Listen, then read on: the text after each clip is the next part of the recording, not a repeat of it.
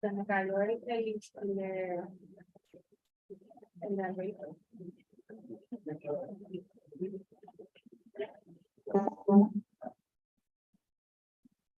Pueden hacer un trabajo de algún momento, porque el punto de ser de la voy a hablar del punto.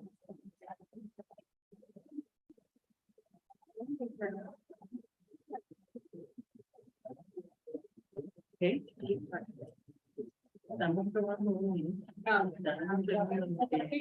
sí, pregunta, pero tú no tienes el de hotel. Buenos días, le habla Híbrida. Para aquellos participantes en Zoom.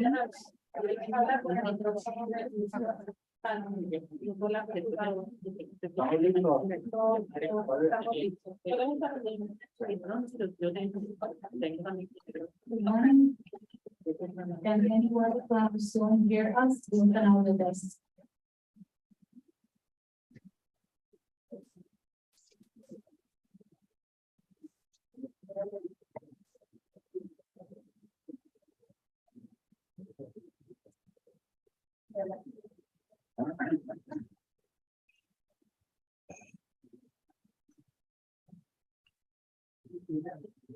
No puedo hablar ahora. No, yo sé que no quiero mirar. Sí, hasta ahí. ¿Te lo mandaste a mano? Un momento, ¿qué? Mandaste la mano. ¿Qué? La mano, la que tengo. Se la mano.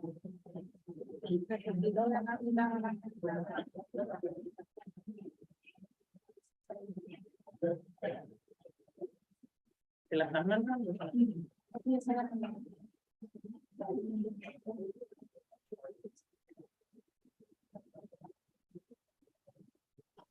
Sí.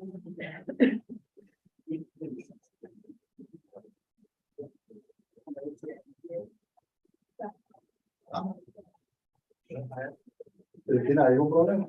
La gente que está no. Good morning again. This is an audio test. Anybody in the Zoom can hear us? Please answer. Anybody or through the chat? Thank you. Sí, se escucha. Yes, we can hear you. Gracias. Thank you. Okay, you can start. Okay, so good morning. I'm going to call this council meeting to order, the 182nd Reunión Amendment Council meeting is called to order. It's 9:03 a.m. on August 15, 2023. I'm going to do a roll call. I'm going to start with Cristina on my left. Good morning, Cristina Olan, council staff. Buenos días, Rivera García, council staff. Hey, Good morning, Kevin McCarthy, Southeast Fisheries Science Center. Good morning, Jean-Pierre Oriol, U.S. Virgin Islands. Call for Shetty, Vice Chair, Council. yeah, no council staff. John Garver, no fisheries. Kate Zamboni, Dallas Office of General Counsel. Vanessa Ramirez, council member, commercial fisherman, Puerto Rico.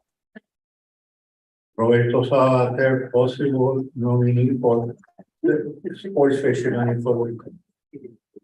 Good morning, Maria Lopez, North Fisheries. Buenos días, Graciela García Moliner, council staff.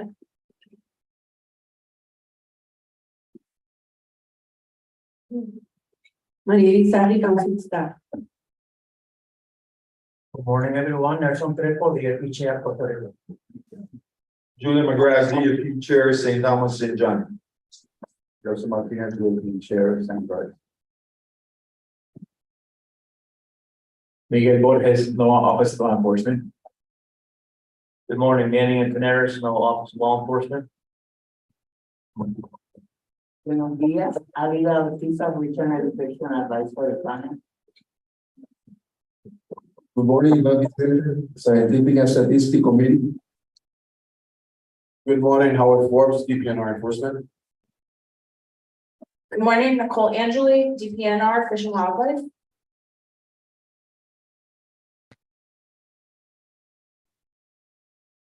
Buenas, Leandri de la Cruz, Forest Sampler, DPNR, DSW. Good morning, Nicole Rio, Fisheries Liaison for St. Thomas, St. John. Ruth Gomez, St. Thomas Fishermen's Association.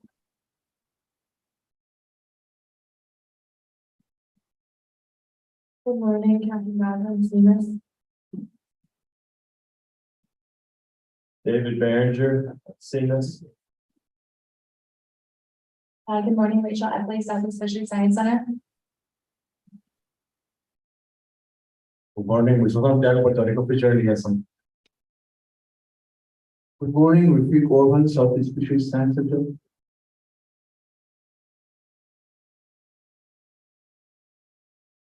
Cristina, ¿puedes leer los nombres de las personas que están en Zoom? Sí.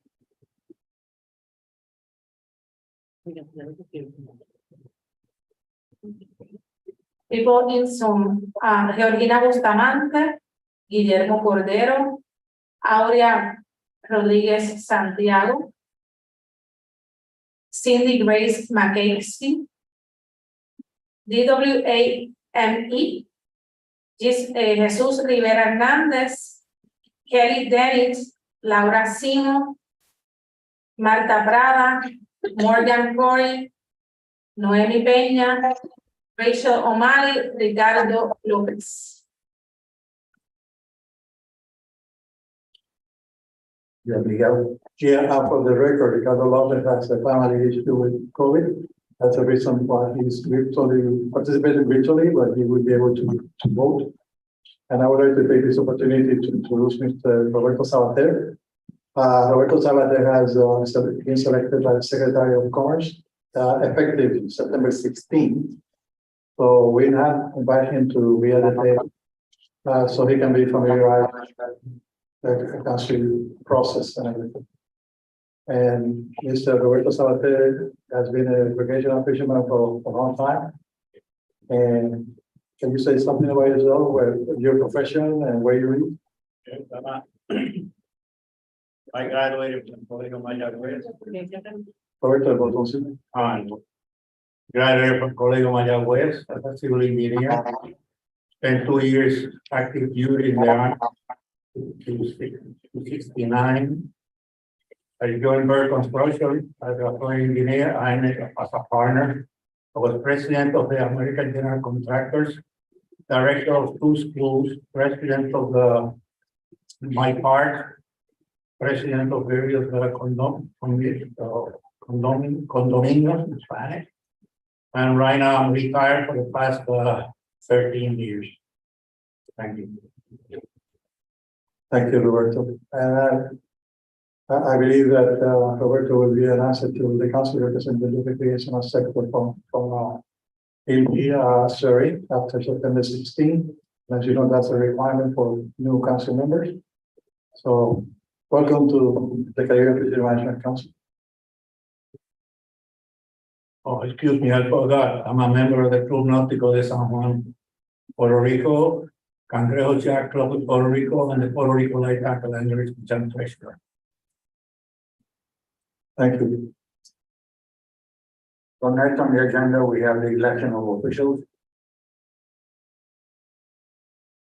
So I'd like to make a motion. I'd like to move that I'd like to nominate Carlos Fischetti to serve as chair and Vanessa Ramirez to serve as vice chair for the council. And so on.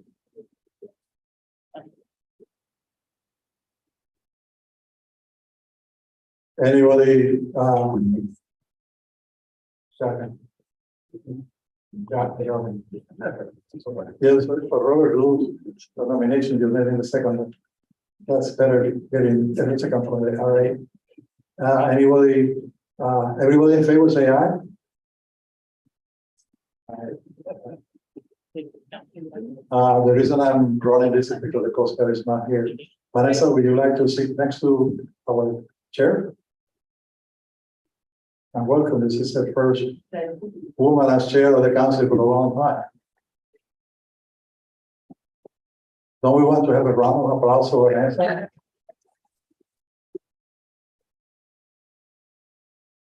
Not for Carlos, you know this guy for a long time. So. Yeah. So go ahead, Carlos.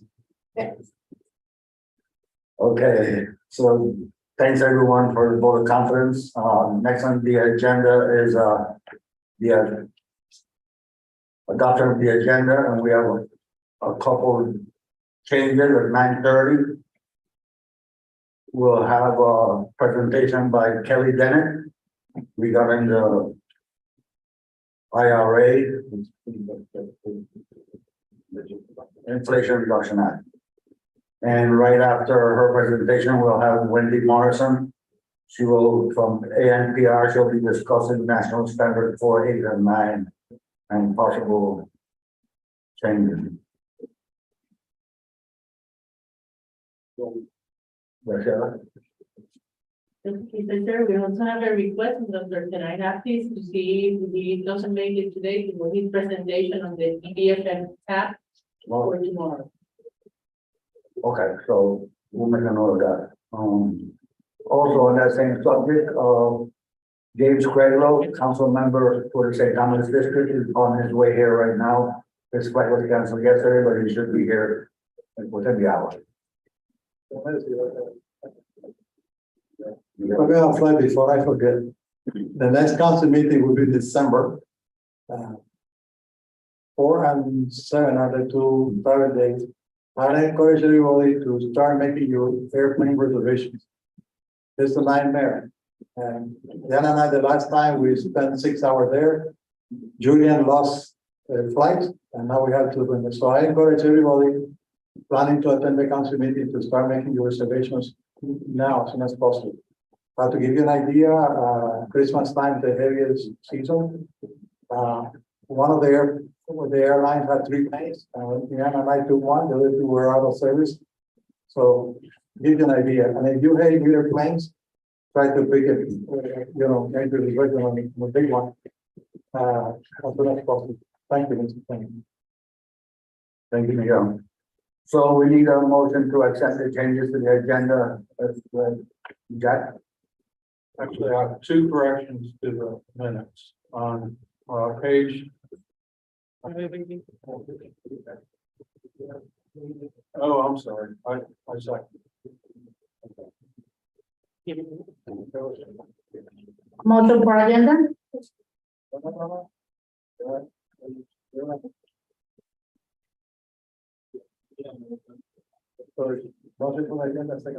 Motion to adopt the amended agenda. And it was second by John McGovern, second. All in favor, say aye. Aye. So now we go to Tina, dile a Ricardo que tiene que votar.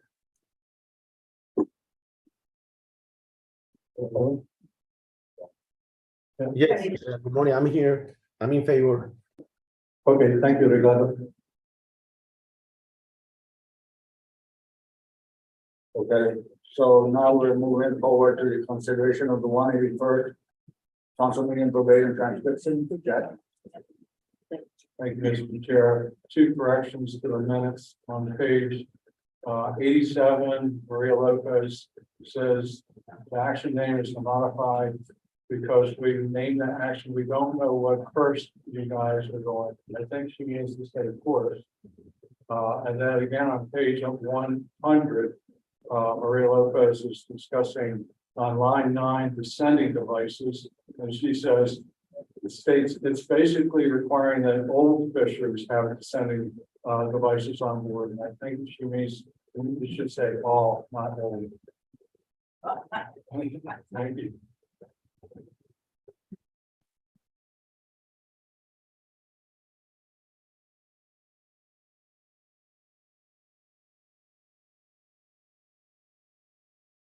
So thank you for that, Jack. I have those same corrections on my notes, and I'd like to have a couple more. Page 31, the arrow describing the difference between ACL and ACP. Line 29, delete the word bunny. When she's referring to stop pelagic, reed fish, bunny, lobster, so delete bunny. Page 69, line 27, where Pedro was talking about his lobster experience. He put, I lived lobster. I think that should be, I died lobster. And then page 71, line 20, change St. Croix, Sun Croix to St. Croix. And I have Jackson, and I have one more. Down in page 141, where Adiel Connolly used the word C, he meant SEA for C, and they're both line 33 and 34 have CSEE, so we want to change that. Delete SEE and put SEA on both lines. Thank you.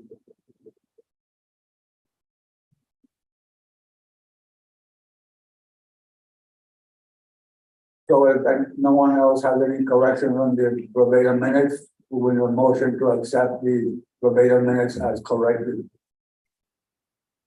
So moved. Jack McGovern, second. Moved by John Pierre Oriol and seconded by Jack McGovern. Any nays, abstentions? Or all in favor? Say aye. Aye. Aye. Nays? And abstentions? Hearing none, motion carried. So, following that on the agenda is Executive Director's report and Miguel. Thank you, Mr. Chairman.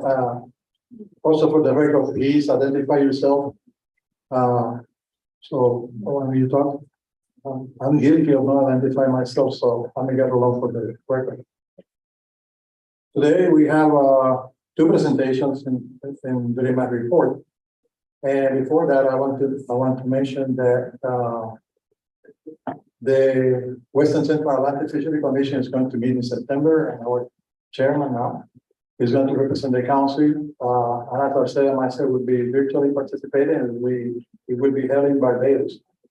And the CFMC has been active participant on the all the WCAPC projects since the beginning of the 80s, when the council was created in 1976.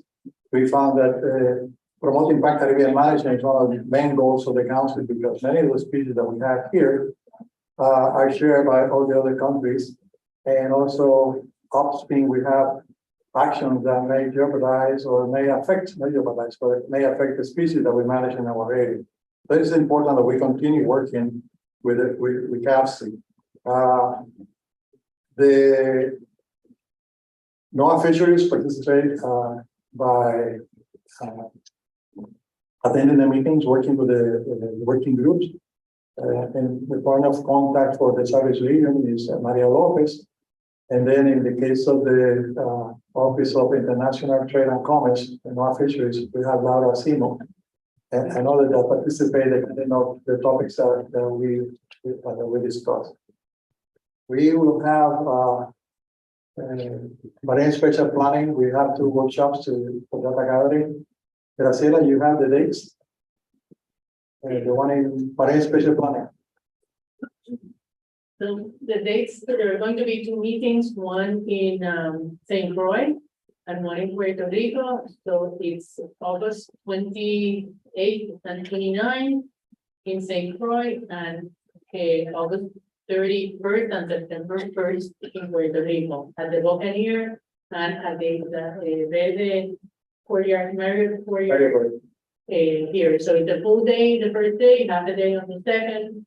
It's a meeting by invitation by the NSP group, but it has been announced, and we're looking forward to receiving information on data that are missing, data gaps that have been identified for marine spatial plan. Thank you. Thank you, Graciela. we were asked, people to include their fisheries, so the 3 chairs will participate in those meetings. The other announcement is that we have the highly migratory species, as you know, they have an event today, it's a COVID meeting.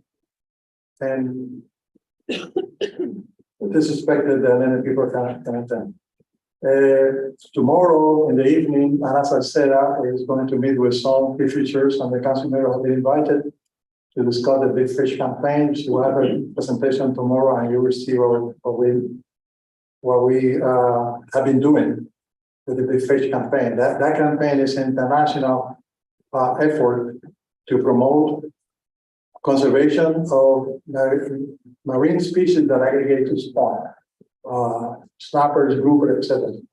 And it's an activity under the WCAPC, the Western Texas Fishery Commission, with the participation of the Caribbean Regional Mechanism, CFMC, Pesca, who is an organization that encompasses the Central America countries, and of course the United States, and in this case the Council and the US Caribbean. Mr. Chairman, I have a minute to fill until 9:30, but I believe if you're ready and Kenny is ready, we can have that presentation now. Kelly Bennett is the director of the Sustainable Fishery Office in National Fishery Service, NOAA Fisheries in Washington.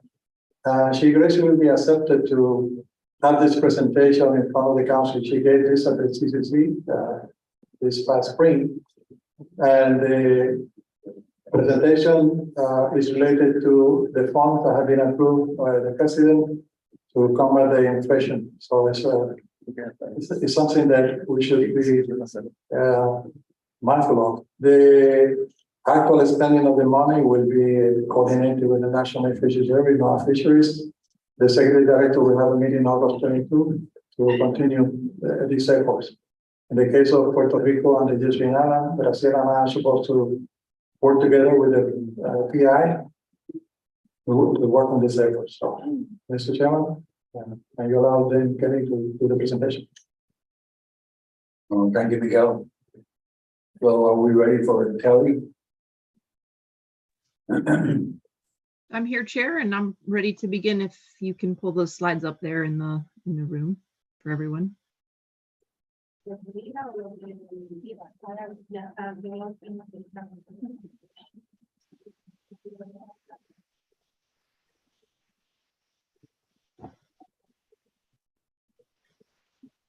Okay, great. Good morning. Thank you for that introduction, Miguel. This morning, I'm going to talk with you about the Inflation Reduction Act funding that's been made available to NOAA Fisheries. And there are 3 buckets of funding. NOAA Fisheries has equities in all 3. The first is the coastal communities and climate resilience. The second is related to forecasting. And the third is related to our facilities. Also, please let me know if I start going too quickly for the interpretation. I will try to make sure that I speak slowly so there's opportunity for that. Okay, great, thank you. Okay, so our main focus is in bucket 1, the coastal communities and climate resilience. So please go ahead to the next slide. What I will do this morning is walk you through the breakdown of all of those funds so you have a sense of how it's distributed across the different areas within the National Marine Fisheries Service. And then I'll spend a little specific time on the funding for the regional fishery management councils. So first, let me step through overall. NOAA received $3.3 billion. Approximately 1.2 of that is coming to NOAA Fisheries for work. And you see the boxes along the bottom there. The one with the arrows pointed to it is the climate ready fisheries, which is where we'll spend most of our time this morning in the presentation, talking through the components of that specifically. But there is also funding specific to tribal priorities. That's the yellow box. Funding for habitat restoration and conservation, which is the green box. The purple box is our facilities needs, specifically in the Mid-Atlantic and Northwest.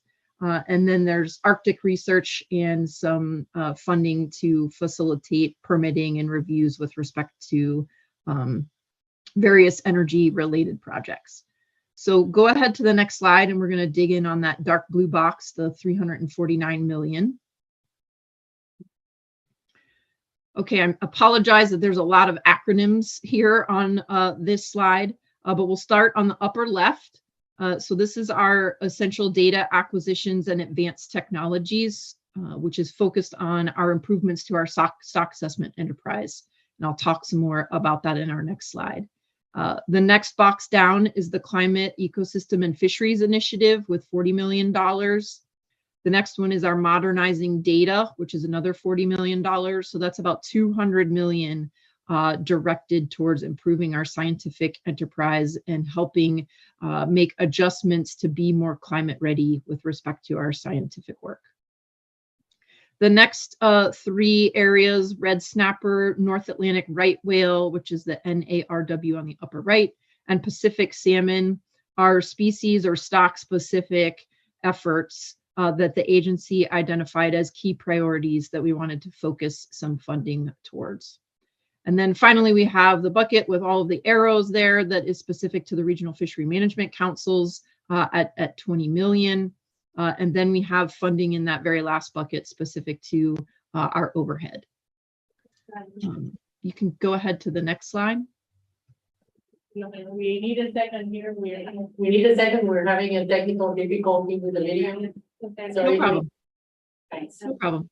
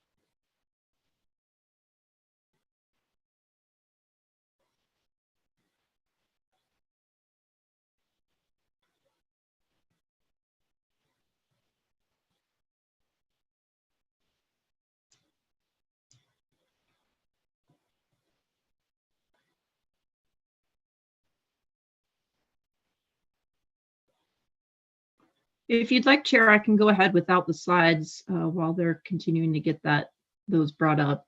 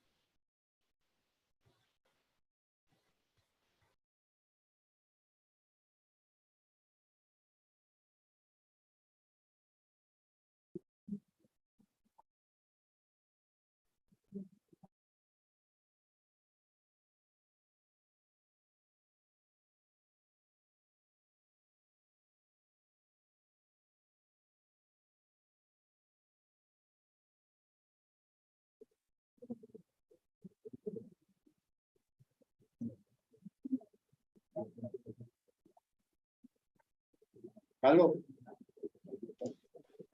Excellent. Ready?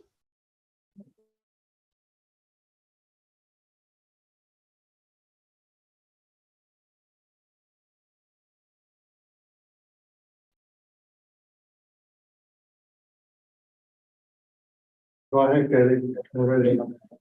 Okay. Please go to the next slide.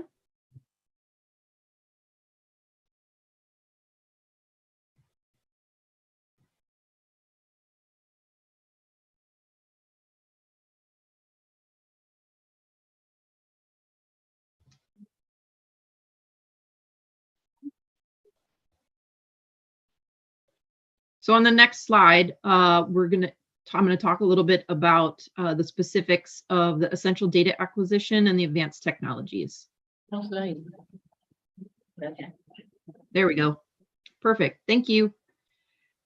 So the focus of this funding, which is $105 million, is supporting our efforts to expand and modernize stock assessments. We recognize that as the climate is changing across the country, we're going to need to be able to expand our survey coverage in the coming years in order to manage our fisheries and protected species. So this funding is focused in looking at our ability to continue to have ship-based surveys, but also look at the application and use of advanced technologies in order to increase our ability and improve our ability for coverage in areas where we might not otherwise be able to get to with ship-based examples. And so here we're talking specifically about potential opportunities to use camera technology or survey coverage to get into areas that we currently can't, but where fish may be moving. And that includes our protected species as well. With respect to the bucket on the upper right, our modernizing data, As we all know, electronic technology is everywhere, and the agency needs to invest in our ability to not only take advantage of that technology, but also make our data more accessible both internally and externally. So this funding will be focused on establishing clear data standards, moving more of our systems to cloud-based technologies in order to facilitate that access, which connects to those bottom two bullets of enabling open science and looking at an operating model that is more modernized than what we have currently. And then this final bucket is the Climate Ecosystems and Fisheries Initiative, which hopefully you have heard about and is a cross-wide NOAA effort to advance our ocean ecosystem prediction capabilities. So the focus here is to try to take many of the more global ocean modeling and bring it down to the scales, both in time and space, that are useful for fisheries managers. And we recognize that that will look very different across our different regions because of the data availability in each region. But the point is to try to get towards more ability to forecast and provide projections on potential climate impacts to both our fisheries and protected species. Go ahead to the next slide. So here we have some species-specific examples. I won't spend a ton of time here since I don't think we're going to see any Pacific salmon showing up in the Caribbean, despite climate change. So North Atlantic right whale, the focus here is on modeling and monitoring, and also two main threats to that species: vessel strikes and also fishery gear interactions. And so trying to move towards ropeless gear. With respect to red snapper, the main focus is threefold.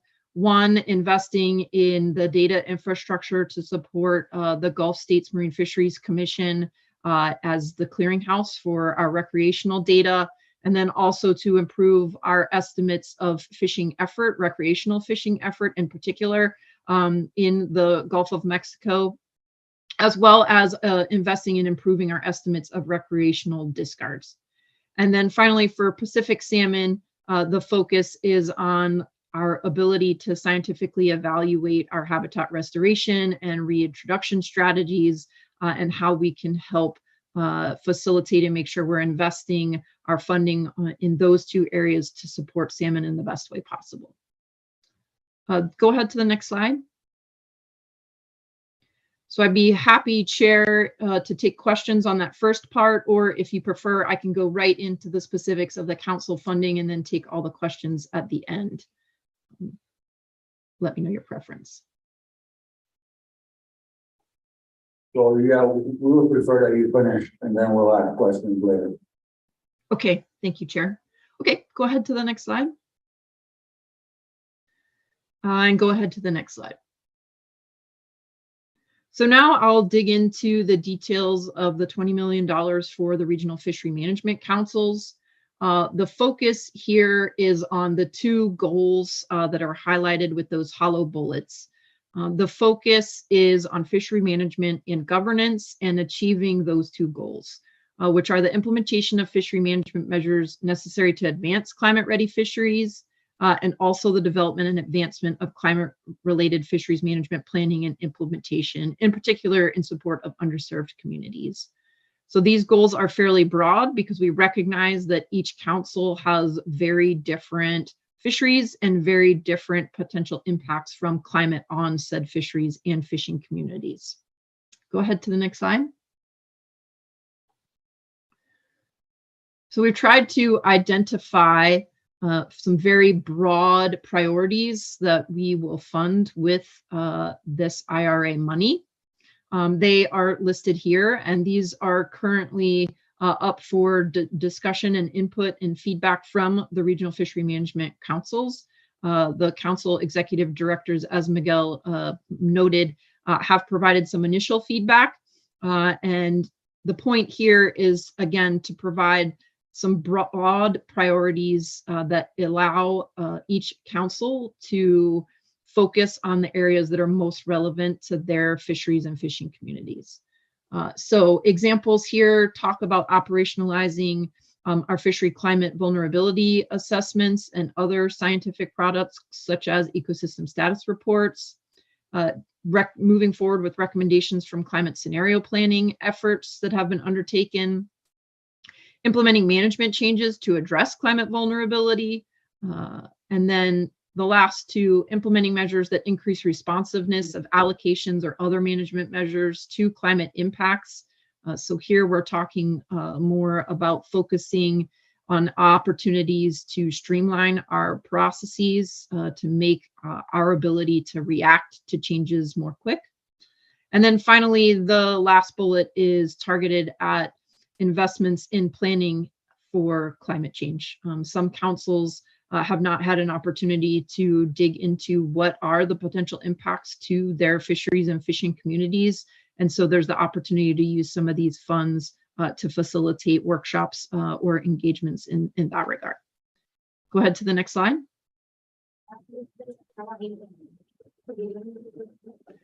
So overall, our plan is to create specific grants for each regional fishery management council, and each council will provide proposals to the agency for our review.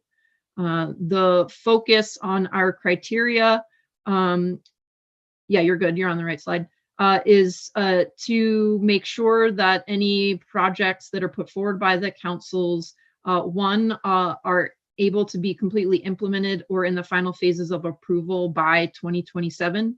The reason for that is the Inflation Reduction Act funds have an end date. We cannot provide funds beyond 2020 FY26, so the federal fiscal year 26. And the other main point is that actions that we implement using the IRA funds have to be able to be sustained with no additional funding after the IRA funds. So we will need to, this is essentially a pulse of funding. We will need to be able to continue whatever it is that we invest in, recognizing that we'll be back to our baseline funding. So we've identified some areas that we will give high priority to, and those are actions that leverage existing tools, such as ecosystem status reports or other products that are being produced by the agency already, actions that will be completed within 3 years, and any cross-council projects and initiatives where that's relevant. That may not be relevant for all of the council areas. Go ahead to the next slide. And there's just 2 more slides here. So the process is focused on establishing specific grants for each council, and we are in the process of getting that kicked off. As Miguel noted, we have a meeting with the council executive directors next week to discuss the specific mechanics of that. And then our plan in out years is to run a proposal process where the councils will put forward the key projects that they want to prioritize for this funding, and the agency will review those to ensure that we have the capacity to match that, since we are key partners with the councils in getting any projects fully implemented. And then go ahead to the last slide, which is essentially just a recap of what I've noted. So we currently will be refining our priorities and criteria based on feedback from the councils. Our next steps here in the fall will be to get those IRA specific grants to each council established. And then later here in 2023, we will initiate that proposal process so that the councils can submit those and then complete our review and selection process here by hopefully early 2024. So each of the councils can have the funding to begin executing their work. And with that, I'd be happy to take any questions, Mr. Chair.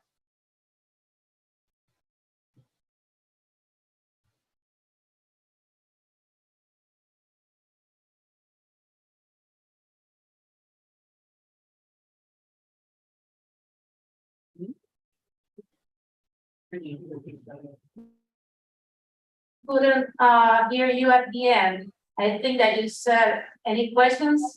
Is this correct? Correct. Okay, thank you, Kelly. The floor is open for questions. Is that any?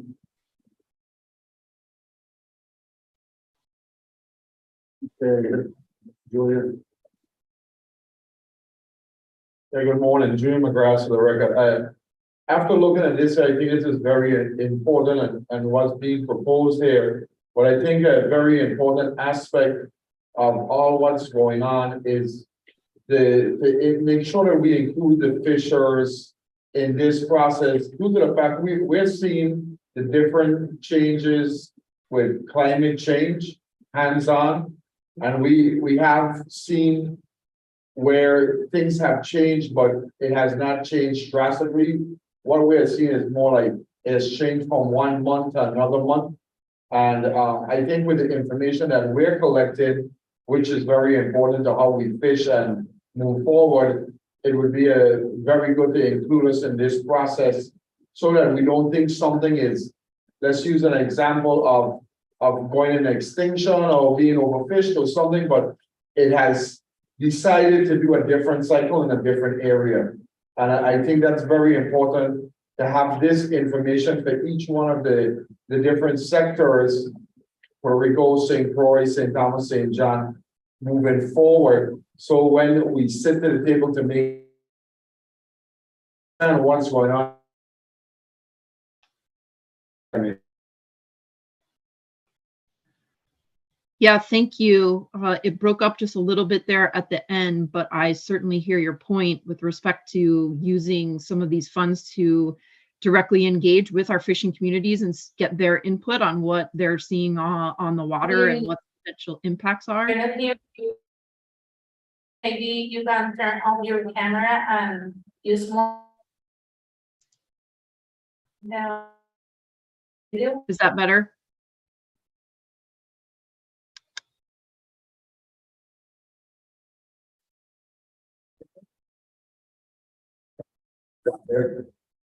Thank you, Mr. Chair. Jean here, Oriole. So I guess this question is for Miguel and council staff.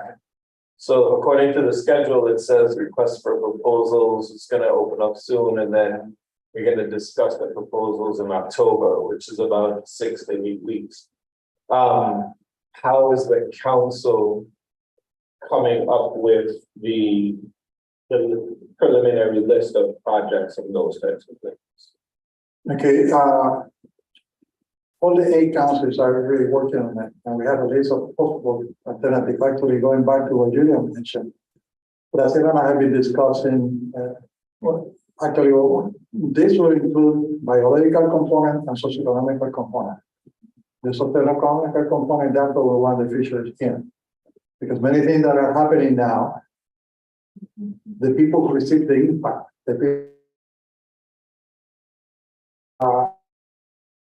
so any proposal that we have, we intend to include the science, the socioeconomic science, economic science, and the biological science, and of course, included in that will be representation of the fisheries.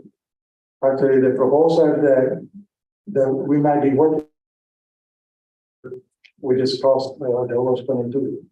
Like Kelly is saying, the important, those high priorities include the tools that we have for fishery management and the ecosystem. So, what we need to do before September 30 is to have a list of topics that we want to address.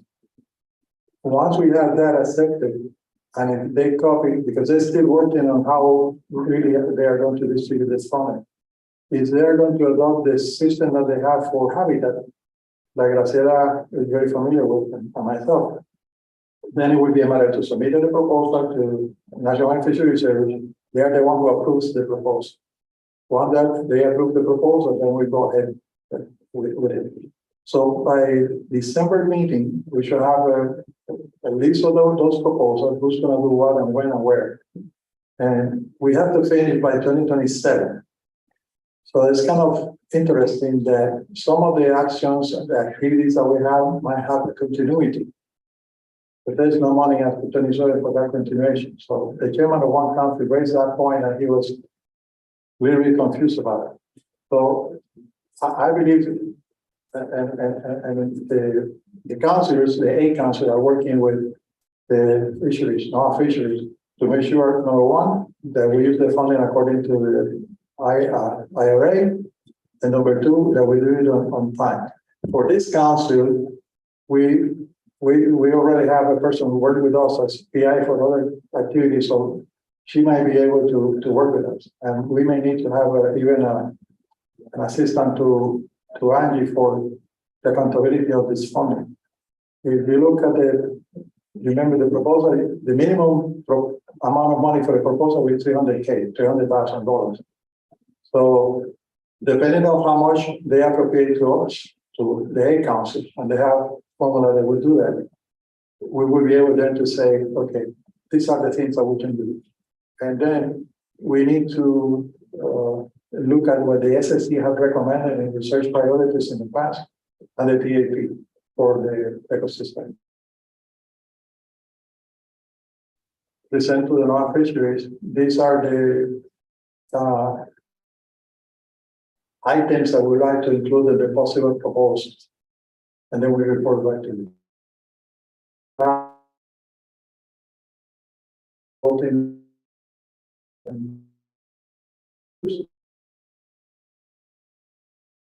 Know where we are with this. We can receive the comment, especially what William mentioned. So we have a solid proposal for the use of this funding. We would like to, as much as possible, use the local funds from universities and agencies. So we do the work, but also we will enhance the capacity of the agencies and the scientists in this area. You know, it's a game of Baran, so I don't want to do that. Any other comment or question for Terry now that she's here? Kelly David wrote in the chat. To clarify, in October, we will discuss the process, not the proposals themselves. The proposals will be submitted by the end of 2023. And to the first question, engagement with the fishing community are activities that can be supported with this funding.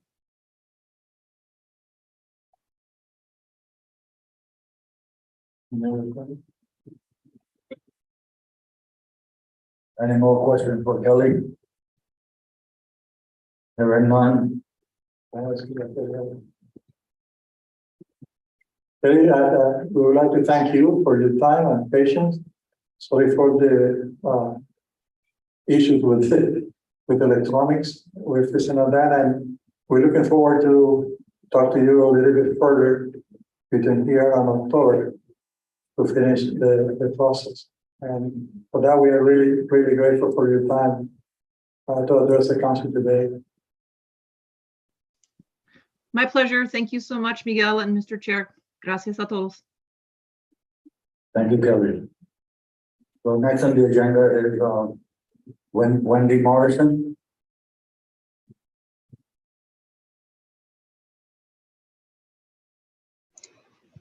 Good morning. Can you hear me okay? Yep. Awesome. Would you like me to leave my camera off, given some of the challenges you're having right now with the internet? Okay. Okay. And then are you going to pull up the presentation or shall I?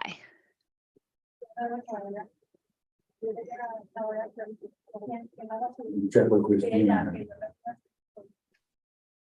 Hi, Wendy. We're going to make you co-host so you can share your presentation from your side. Okay, good. Because I don't see where the share button is, so I'm glad.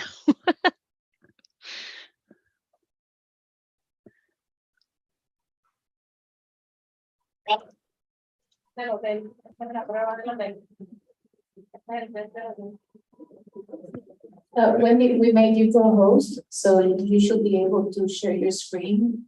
Down there is a green button that says share screen.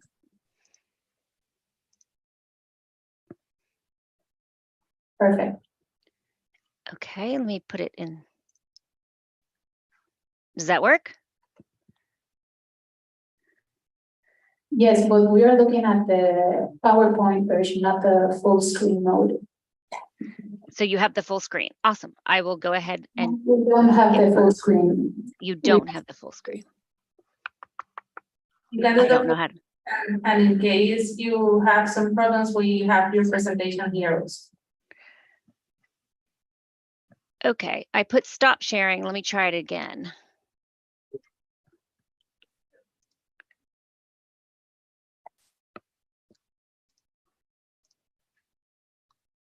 Is that better? Yes. Awesome. Okay, so thank you. I really appreciate you putting me on the schedule today. What I'm going to talk about is we have out an advance notice of proposed rulemaking. We're considering if we want to update our guidelines for national standards 4, 8, and 9. So I'll walk you through a little bit of what we're thinking right now. So the objective of this project is to determine if updates to the guidelines are needed, and we are focusing just on 3 of the national standards right now. So national standards 4, 8, and 9. A little background, I'm sure you know this, but Magnuson-Stevens Act is our main law for fisheries management, and there are 10 national standards within that law that all fishery management measures must agree to, must follow. And NOAA has been given the task of writing guidelines on how we implement those national standards. And so those are the guidelines we're talking about today. So right now we are going out and we're soliciting public input on the current guidelines and areas that may benefit from revisions. So a little background on the 3 national standards we're considering. The first one is National Standard 4, and the shorthand for this is allocations. So this is dealing with any fishery management measures that choose and give out allocations. And what it says is allocations shall be fair and equitable, should promote conservation, and do not result in excessive shares. The second one is National Standard 8, and this one considers impacts to communities. So you can see I've highlighted the shorthand for each of these.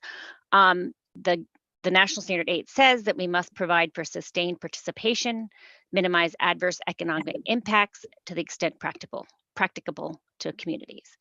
The final one is National Standard 9, which is dealing with bycatch, and it says we need to minimize bycatch and bycatch mortality to the extent practicable. So the advance notice of proposed rulemaking, we identified 2 current challenges that we are going to pay attention to and determine if due to these challenges, we need to make some updates to the guidelines. The first one is related to climate change. And the second, please resume normal activities. Thank you for your cooperation. I'll keep going. The second one is related to promoting equity and environmental justice.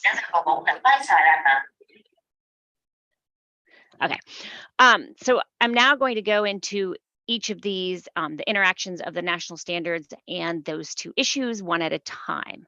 The first one is National Standard 4, which is on allocation and how it interacts with some of the challenges we've had with climate. So as you know, changing ocean conditions are affecting the location and the productivity of fish stocks. I just heard some of the discussion with Kelly Dennett, and so your fishermen are seeing some of these changes on the water. So this does affect our ability to manage those stocks. Those changes also can cause social, economic, and other impacts to the fisheries and the fishing dependent communities. And so we want to look at these climate issues and determine if there's updates to the guidelines needed. So we're asking specifically for input on whether we need to look at approaches for balancing access for the historical users, for any marginalized individuals who may have been excluded historically, and for new users. We do have from 2016 an allocation policy related to any allocation that exists in regulations needs to identify a trigger. In the Caribbean, there aren't any allocations that require a trigger, so that's less relevant to your council. And then we're also asking if there's types of documentation analyses or alternative approaches that could be considered for allocations. When you're looking at National Standard 8, which is the standard related to communities, or National Standard 9, which deals with bycatch, same thing, same climate issues, changes in distribution and productivity of the stocks does affect, the communities and bycatch. So we're asking for if we need to update our guidelines to improve the ability of communities to adapt to the shifting stocks and shifting productivities? Or do we need to update our guidelines to better account for when target stocks bycatch interact, especially when it's with protected resources? Okay, moving on to challenges related to equity and environmental justice. Under National Standard 4, which is again the allocation national standard, we're asking for similar to what we said under climate change, but approaches to improve the consideration of underserved and underrepresented communities, previously excluded entrants or new entrants. And then the same question about, are there documentation or analyses that you think are needed that would improve the allocation process? So under National Standard 8, which is the one for communities and the intersection with equity and environmental justice, we have a couple slides on this. The current National Standard 8 guidelines have a definition of fishing community, and we're considering if we need to update that definition within our guidelines. So the current definition defines community as place-based, and we're wondering if we want to extend that definition to allow communities to be not place-based, but instead maybe communities of interest. So are there advantages to allowing communities to be defined on interest that is not focused on a place? With that same definition, the National Standard 8 deals with dependence of communities and engagement of communities in fishing. And we're pondering if we want to update that definition to shift the balance between dependence and engagement. And our thoughts here are, as the stocks shift their distributions or adjust their productivities, the communities that are dependent on historical stocks may do better if they are less dependent on some of those stocks as those stocks, move or change. And so maybe we want to focus more on engagement in fishing in general. And so it's just we're putting these ideas out there and want to hear from you on if you have any thoughts on this aspect. And finally, this is my final slide on National Standard 8 with EEJ. Again, we're really trying to understand how to balance the requirements of sustained participation of fishing communities, but also understand that at some point we're going to need new entrants. We need to look at these underserved, underrepresented communities, maybe people who were excluded in the past, and communities with high levels of social or climate vulnerabilities. So are there revisions to the guidelines that would improve our ability to do this? So we also have looking at bycatch and equity environmental justice. There are some challenges in some other fishery management councils where the shifting of stocks and productivities has impacted when there's a target fishery, a target for a stock that stock is also bycatch in another fishery. How do we balance the needs of those two groups? And so that's something we're looking at in the guidelines. Is there some revisions that are needed to help balance the needs of if a stock is target and bycatch in different fisheries, especially if a community is underserved. And then finally, we have two other challenges we mentioned in the ANPR that are outside of climate and EEJ issues. And so the first one is National Standard 9 requires us to minimize bycatch to the extent practicable. And so we want to mention that practicability standard. We would like to assert that the current discussion of practicability within our guidelines appropriately balances the complexities of fisheries management, given how different they are around the different regions. But we would like some input if there's some thoughts on how that discussion of practicability could be updated within the guidelines. And then in some regions, less so in the Caribbean, there are fishery management measures that create required discardings. And so that creates a little bit of waste if fishermen catch fish and then are required to discard them. And so we're looking to see if there's any revisions we could do that would incentivize reducing that waste. So reducing the regulatory discards. our timeline. So we published in the Federal Register the advance notice of proposed rulemaking on May 15th. We have given presentations to the Council Coordination Committee, and then this is the last council. We've given presentations to all councils between June and August. We have given 2 tribal and 1 national webinar, and the public comment period closes September 12th.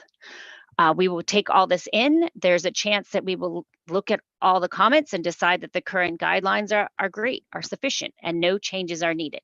But we also may decide that some changes might be a good idea. And so if so, we will begin drafting a proposed rule in the fall of 2023.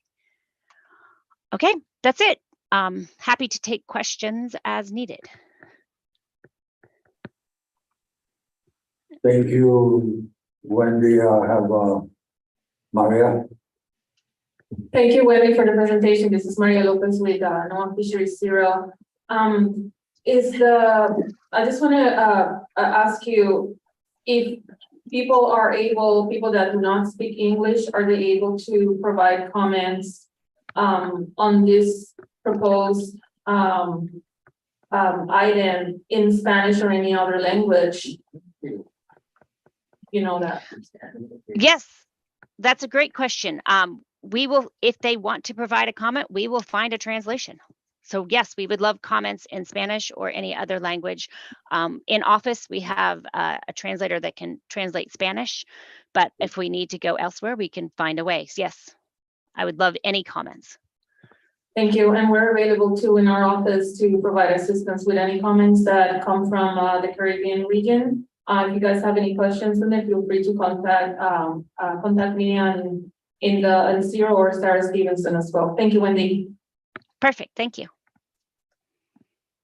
Thank you. Any more questions for Wendy? Or comment?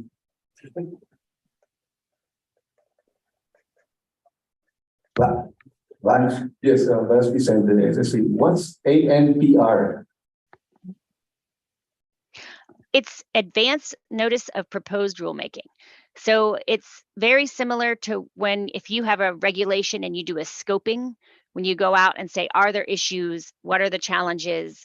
What do we need to potentially fix? So it's a step before we put out a proposed rule. So we're just kind of going out and doing scoping. Thank you.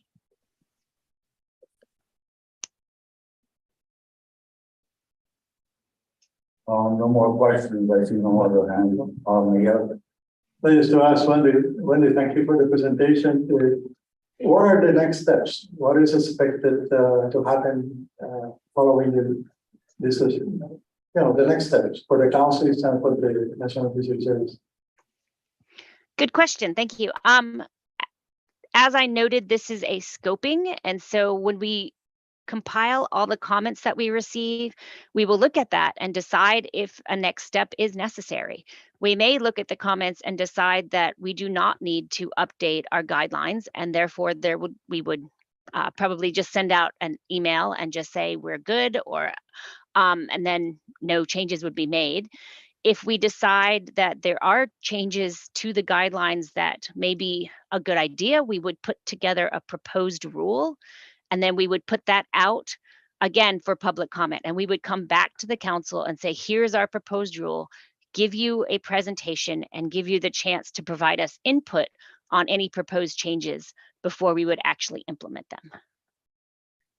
Thank you, Wendy. Because one of the topics that she addresses the definition of community, fishing community. St. Croix had been appointed or declared a fishing community a long time ago. If we change this to expand it to a fishing group, we don't know whether that would be good or bad for the proposals that you receive on your fishing community and the consideration of your fishing community by the NGOs, other agencies, etc. So, and therefore the things regarding what she presented that the group may be interested in. If you have any questions, as Maria said, we can help you question and answer. So within the scoping process, you will be able to have a better grasp of what is intended. So you don't have to wait until the proposed regulation is in place to react to it. Thank you, Miguel. So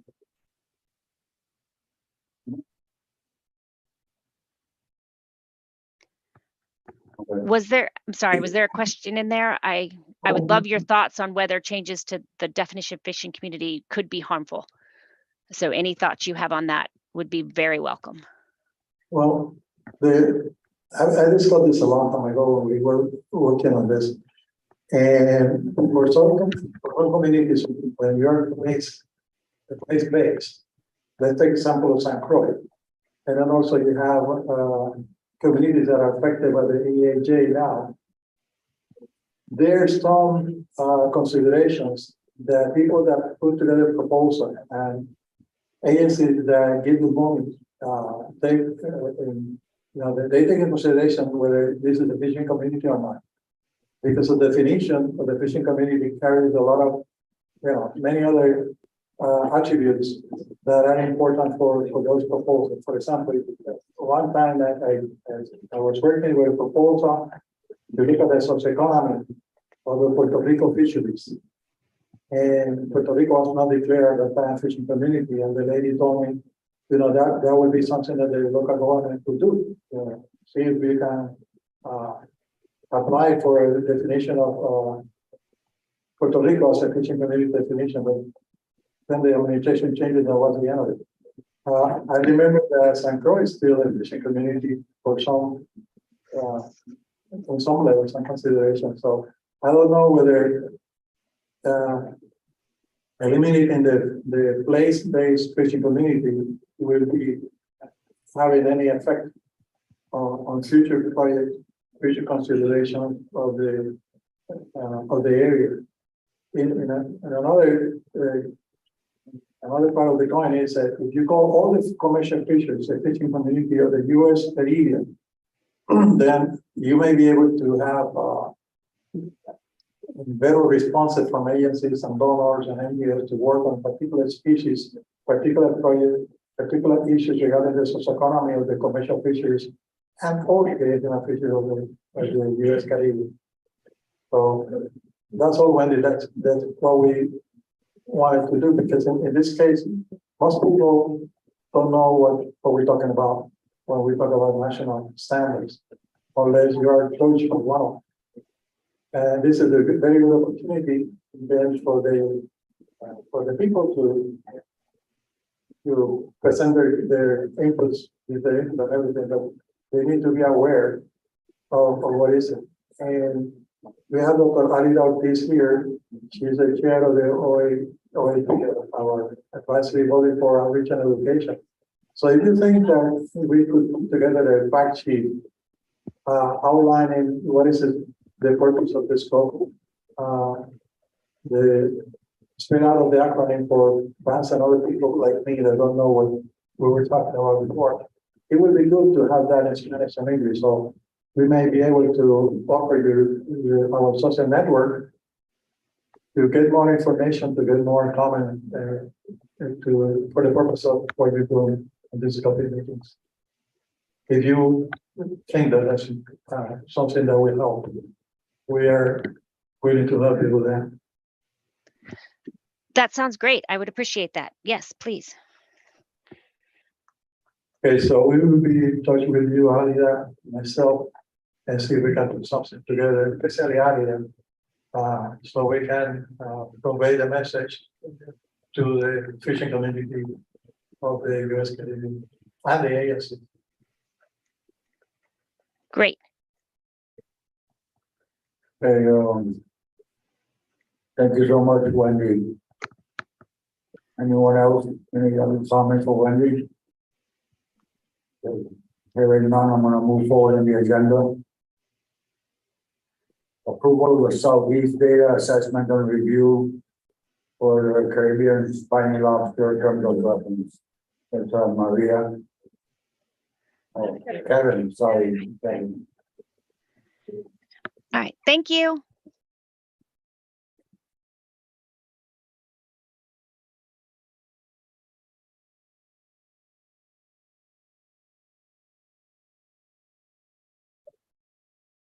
Thanks, Mr. Chair. I'm Kevin McCarthy. I'm with the Southeast Fisheries Science Center. And I'm going to present to you an overview of the terms of reference for CDR 91, which will be spiny lobster. So CDR, for those of you who have been through the process but don't really know what that acronym means, is the Southeast Data Assessment and Review. And so it is a process, and this is CDR 91. I think I started on CDR 4. Every time I do one of these, I learn something new, and it's always got a surprise or two. That doesn't mean it's a bad thing. Next slide, please. So just some milestones that we need to think about. This process is really in 3 steps. So there'll be a data workshop, which will be in person. There'll be an assessment workshop, which will be a series of webinars. And there'll be a review workshop, which again will be in person. Just a couple of important marks that we need to hit. So workshop appointments will be finalized at your meeting next April. So I'll need to be working with council staff and the Julie here at CDR to get those appointments made. There are appointments that CDR pays for. There are appointments that the Science Center pays for. Those are usually Science Center staff. And the council can appoint people and pay for them to attend. These are public meetings, so people can go on their own dime if they so choose. But we certainly have workshop appointments for people that are expected to be active participants and add information to the process. So we'll then have a data scoping call in June. We just had one for CDR 84. And basically, that's a webinar where we discuss those data sets that are available. We don't get into the gory details, but we thank you for fixing this. But we do want to be made available of potential data sets. There are some data submission deadlines in September and October of next year. The data workshop right now is penciled in for November of 2024. There are some assessment webinars from January to April. And then the review workshop is scheduled for August. So it's a long process. We've got to have time for the analysts to do their jobs. But these workshops in particular are when we get a lot of input from all of the stakeholders involved in the process. So next slide, please. So these are the terms of reference. There are terms of reference for each of those steps: the data step, the assessment step, and the review step.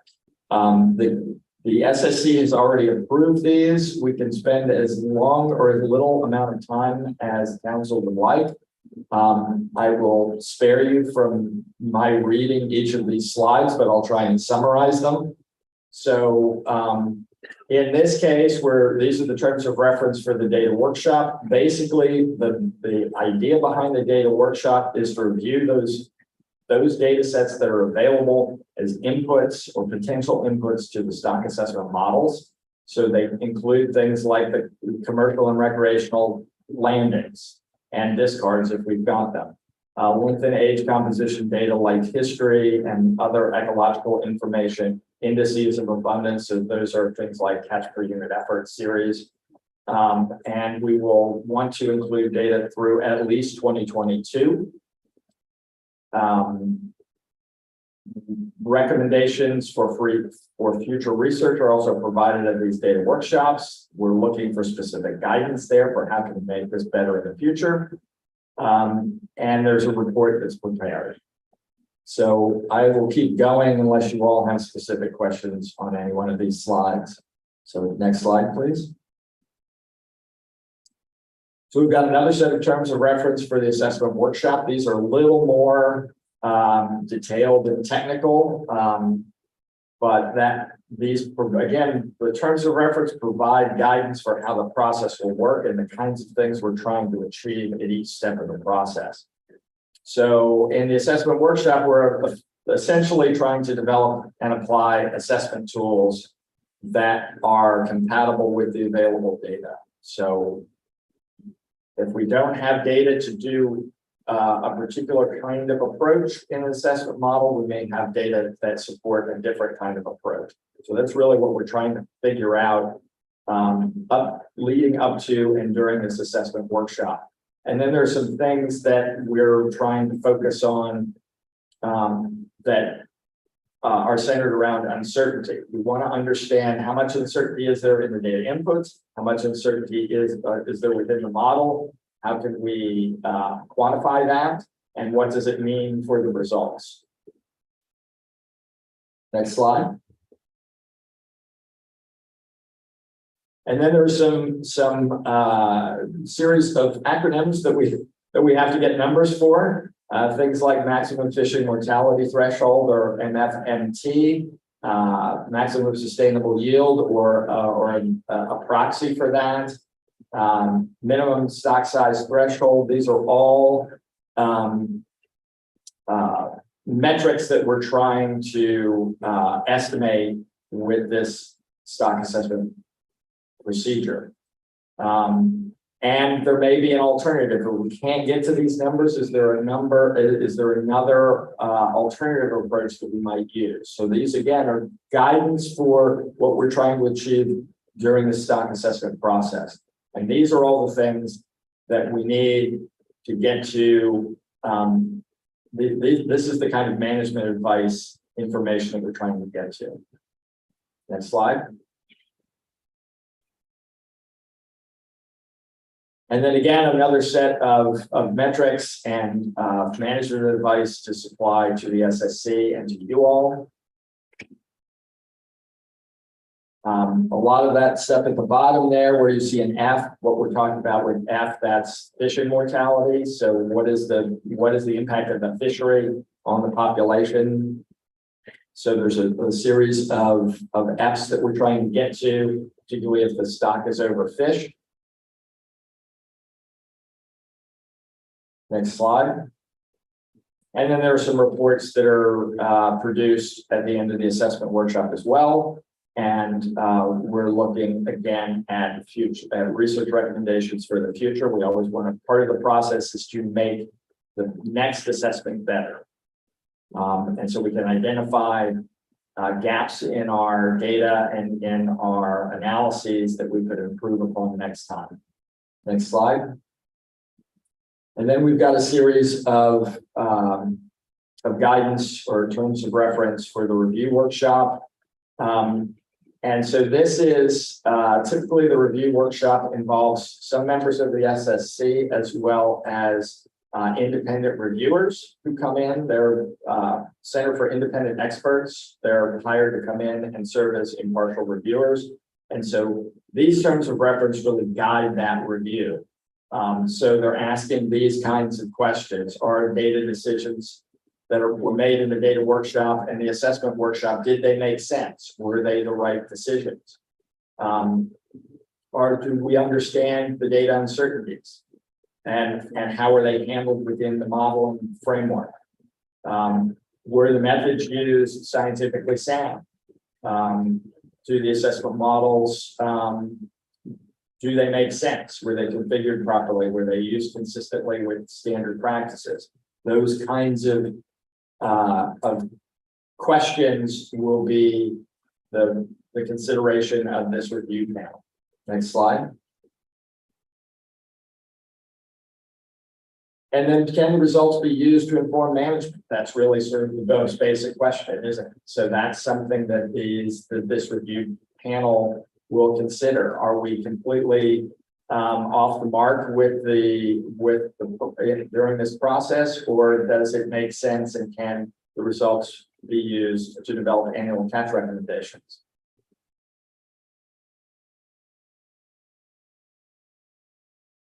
Just going to give you a moment to sort of scan these things.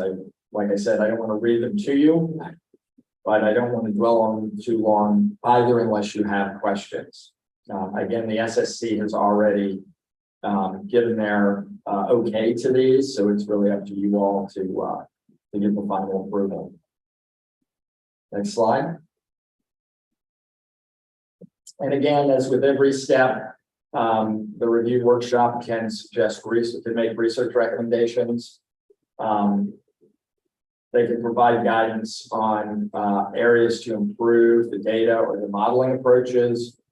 They can provide recommendations on possible ways to improve the entire process. Maybe the way the CDR process is working isn't the best fit for this particular kind of data and the kinds of things we need to be doing here in the region. And of course, they provide a summary of their conclusions and recommendations. Next slide. Oh, I think that's it. So any questions? I know that was quick and there were a lot of words and a lot of concepts on all of those. But I'm happy to take any questions or back up and review anything you'd like to see again. Thank you, Kevin. Mayor.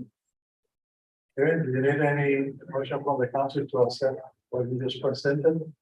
I think so, yes. I think we need to make that. Judge. Yeah, thank you, Mr. Chair. Just one question. I assume this applies to all three island-based FMPs, and we can wind up separate EDC, so just like a previous. Correct. So yeah, there'll be 3 assessments. They'll all have the same terms of reference. These are pretty general and pretty standard.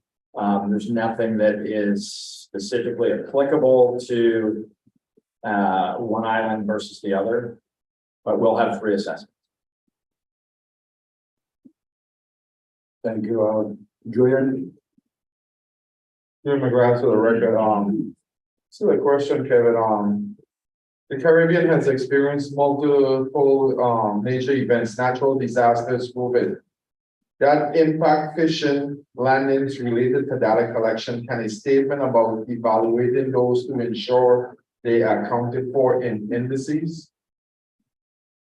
Yeah, thanks, Julian.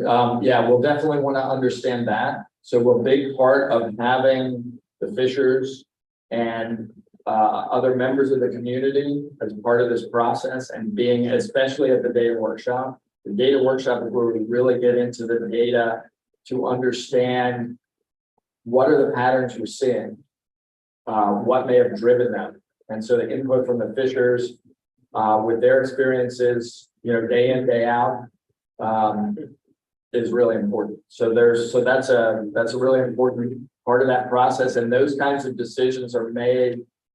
All the decisions that are made during the CDR process are a consensus decision, especially during the data phase. So we'll make those kinds of decisions about how to approach those very questions during that process. One more question, Julian again for the record. Also, I have this other question that I don't know if it applies to this.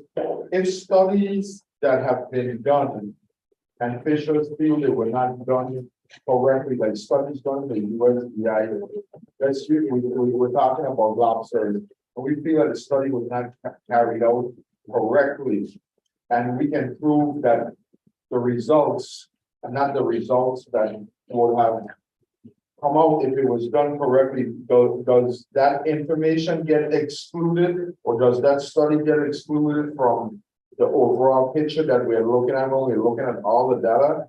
Or it's just that note will be made that fishers feel that that study was done incorrectly? How would that work?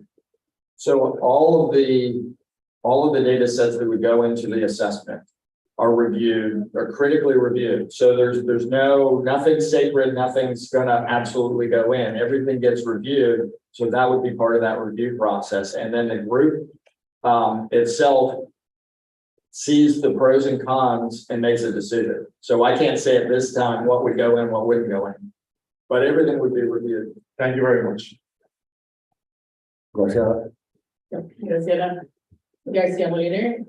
So Kevin, one of the issues that it's always raised is the gap that we have in the recreational landings, and that applies specifically to the invertebrates. So spiny lobster in this case. That's something that I just want the council to be aware of, because it's going to be I don't think we'll have any new data from the recreational sector in 2024. Right, thanks, Graciela. Yeah, we likely won't, we certainly won't have a time series. But what we may have is snapshots between now and then as to the magnitude of recreational landings versus commercial landings. And again, it won't be a lot of data, but it may inform a little bit. The tricky part, of course, is what did that look like 20 years ago? Was it relatively the same? Was it not? So again, this is a conversation during this whole process that what do we do about these data gaps, whether it's recreational or you know, subsistence fishing in the case of some species, maybe not lobster, maybe so. You know, how do we account for that? Is that caught up in the uncertainty part or what exactly? So it's part of the process, but yeah, that's a conversation that we've got to have. So the last thing is that we do quite a bit of outreach in terms of gathering or getting people to collaborate with this process. And in that case, you know, the recreational sector will be the one that will be least represented in most cases. So we're starting the process now and making that call for data from the recreational sector.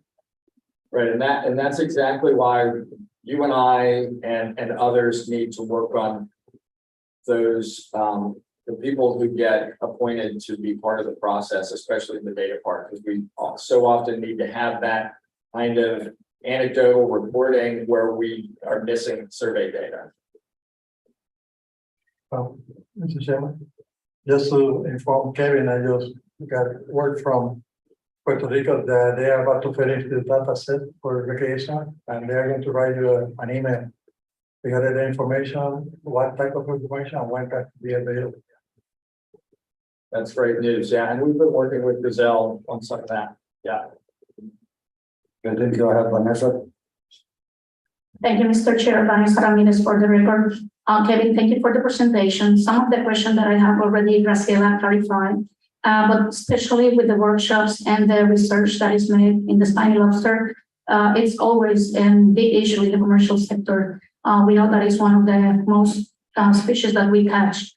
And from my experience during the past year and research, the participation of the divers have been practically lost because usually the people that we receive are focused in traps or are focused in other areas that are not in the area where the biggest catch is made, like the West and the East Coast. So just to be sure and for the record that try to, when the people is selected to make this research and especially when the workshop starts, that we have that participation from the sectors and the areas in Puerto Rico. I think it's the same also for the Icelands. Thanks. Yeah, thank you.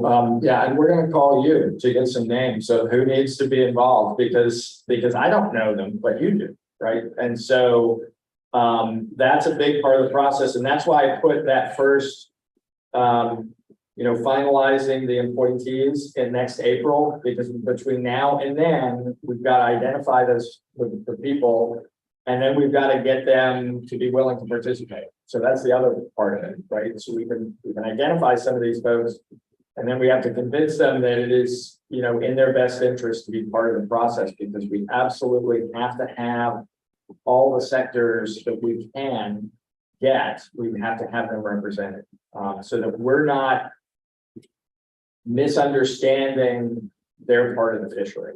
Right? We need to get the information from them so that we're characterizing it well. And one of the big things that we didn't have last time for the stock assessment is an index of abundance. And so that will probably come from the fishery itself. And so that's a tricky kind of analysis to do if you don't understand the fishery, because you'll see patterns that have nothing to do with abundance, but have everything to do with the way the fishery works. And if we don't understand that, we're going to misinterpret it. So it's critical that they're involved. So thanks for that comment. Vance.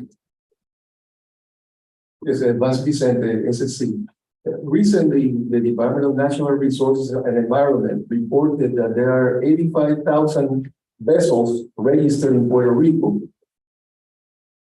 out of which maybe what, 2,000 are commercial, the rest are recreational. That just points out a very serious menace to the marine environment in various ways, not only fisheries wise, but recreational party ways, like has been reported in the newspaper. That's my comment. Thank you, Rand. So we're gonna put up a motion.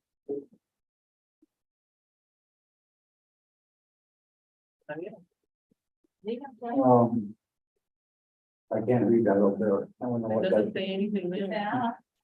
But, so I just read that. Yeah.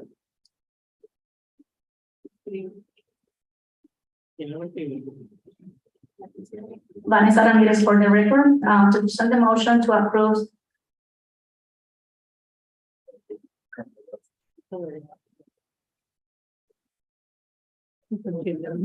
the reference and proceed with the Cedar 91 for spiny lobster for all islands.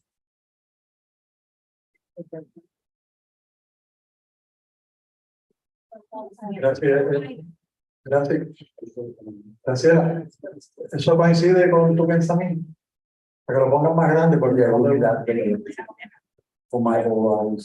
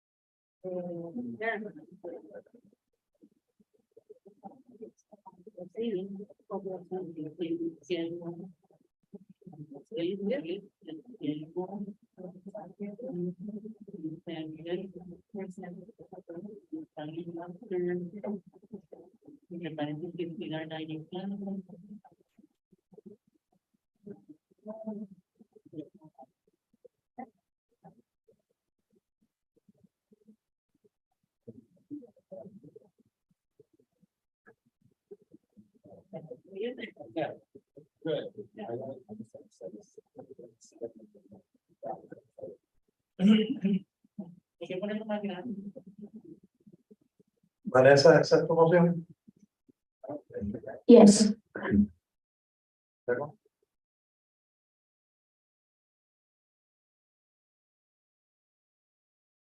Jean-Pierre Oriol, second. So the motion reads, to motion to approve the terms of reference and propose and proceed with the schedule presented for spiny lobster, Cedar 91 for all islands. Motion by Vanessa and seconded by Jean-Pierre Oriol. All in favor, say aye. Aye. Any nays? Any abstention? Hearing none, motion carries. Ricardo. Regina. Yes, I agree. I'm Ricardo Lopez for the record, I agree. Yes, okay, thank you, Ricardo. Oh. We're gonna go for a quick break, but requesting that everybody just take a short 4 to 5 minutes because we're lagging a little behind. Thank you.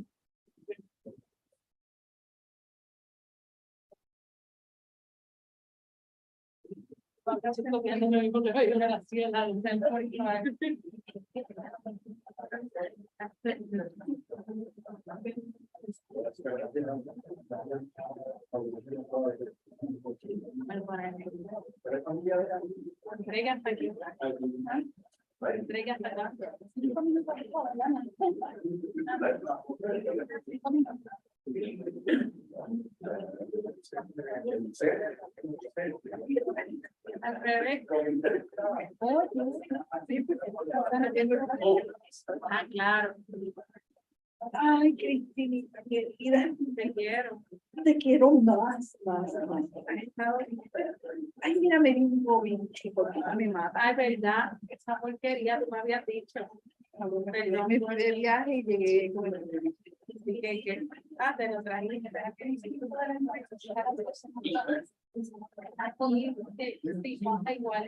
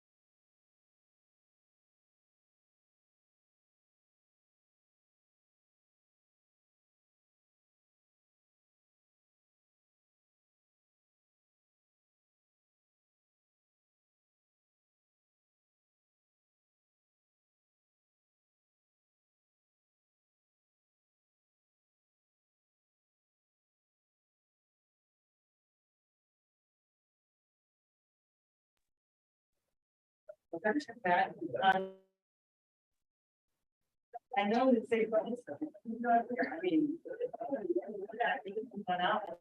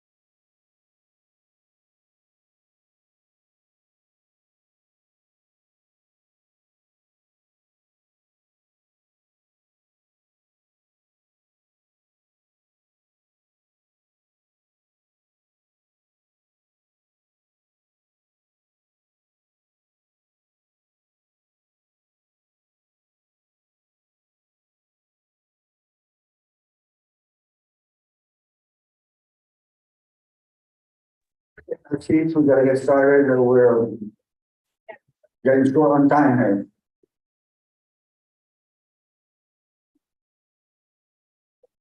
You ready? Okay. So, okay. So,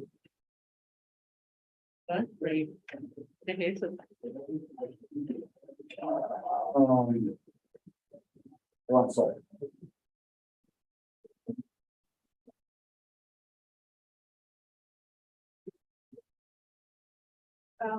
this development la presentación.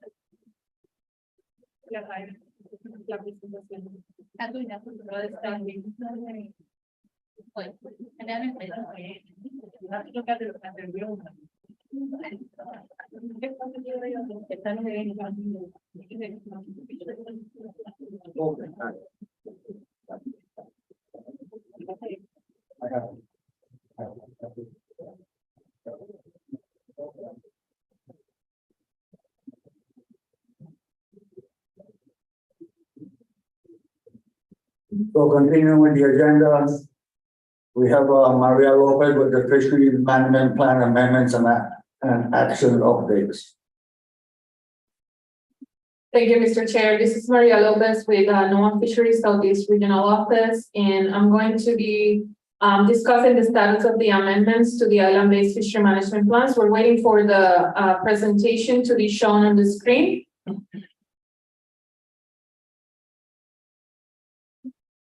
So in the meantime, these are the slides that we normally present at the beginning of each meeting, where we give the council an update on all of the actions that the council is currently discussing and some of the pending items, so that the council can decide how to move forward and prioritize actions. It's not that one. The amendments.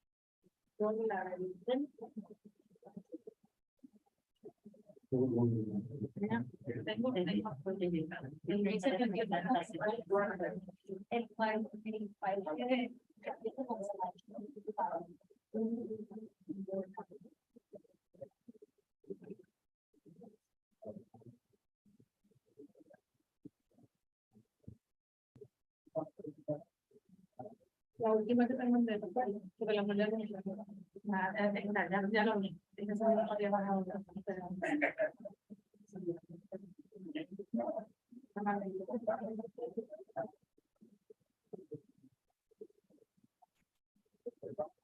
Okay, the presentation is gonna be set soon, but in the meantime, and I don't think we need the slide for this. So we all know that since October 13, 2022, we are operating under the Puerto Rico FMP, the St. Croix FMP, and the St. Thomas and St. John FMP, and these are the for the benefit of our new council member.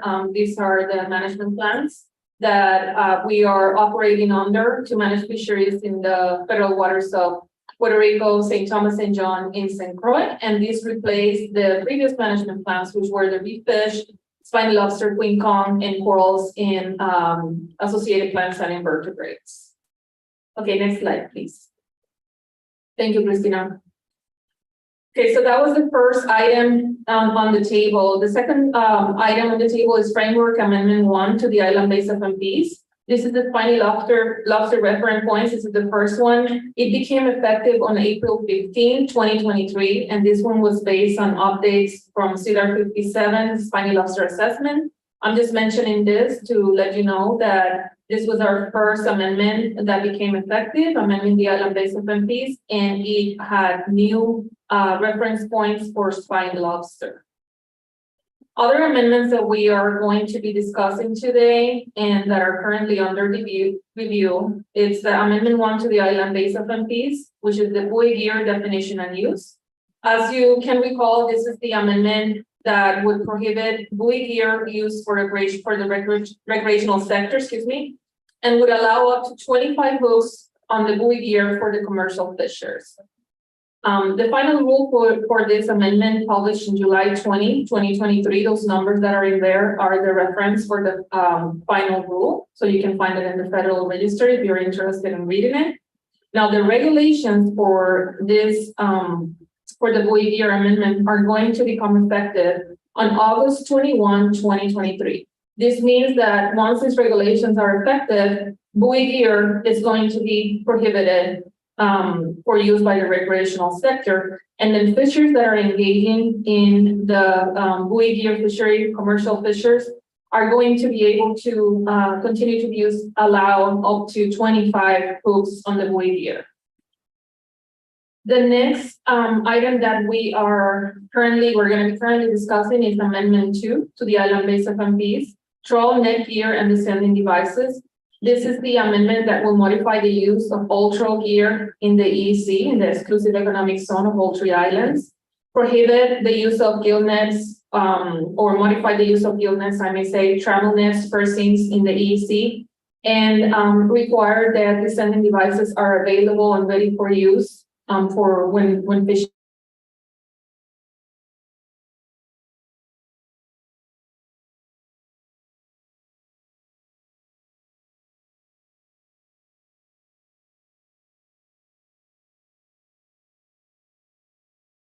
Has been developing this amendment. Would like the council to clarify some items with respect to the gill net action before moving forward with final action for this item. So that means that the final action, after this is all discussed later this morning, may be postponed to December 2023.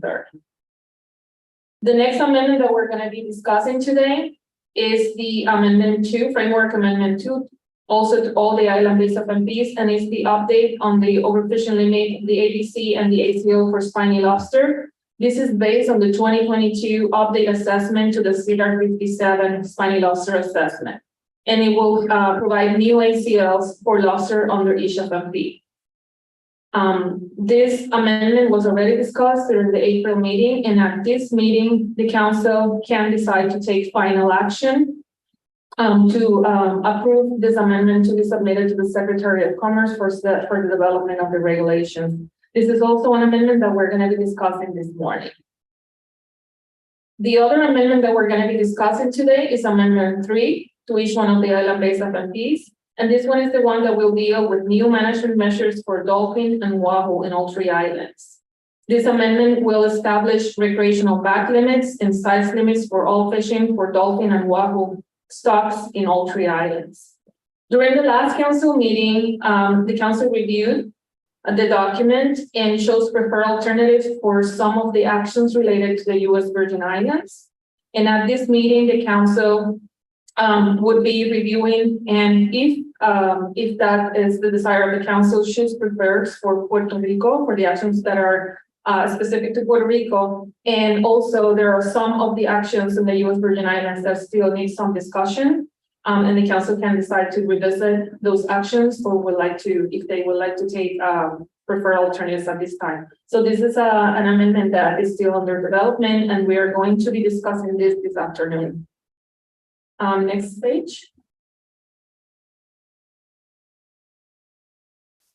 Okay, so all of the actions that are on this slide, and this is almost my last slide, are actions that are not currently being developed as an amendment. Okay, these are actions that the council has discussed and they wanted to discuss and put into consideration for creating an amendment in the future or have a little bit more discussion. So I'm going to go through each one of them, and at the end, I'm going to go back to 3 of those actions that we may need to take the council may need to make some decisions before we move forward. There's an action to develop federal permit system for the EEC for the US Virgin Islands and for Puerto Rico. And this would evaluate general permits, limited permits, or any other actions that the council would like to take. We will be discussing this at the December 2023 council meeting instead of during this meeting. So we're requesting the council to be able to staff is able to discuss that instead of December.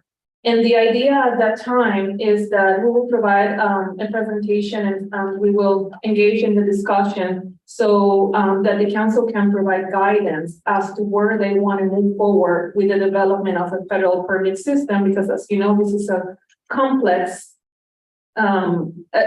complex action, and the more guidance the council can provide to staff in terms of what they would like to see happening with this permit system, the better it will be, so we can focus this. So I would encourage everybody to think a little bit about that. Another action that we have, the council has had some interest in the past, is the trap reduction plan for US Virgin Islands. There's no updates from this one at this point. This one is the one that would evaluate compatibility with USVI trap reduction program.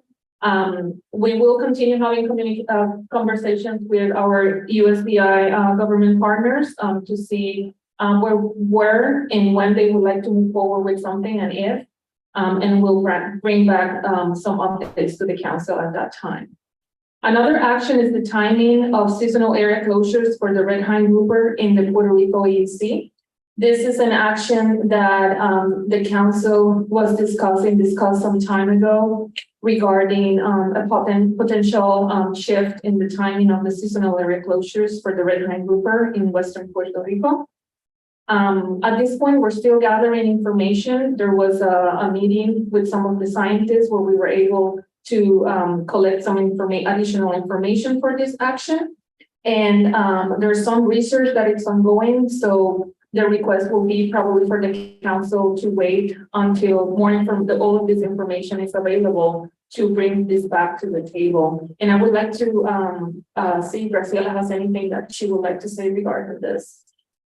So Graciela, for the record, the council participates in the Columbia Conservation Program grants.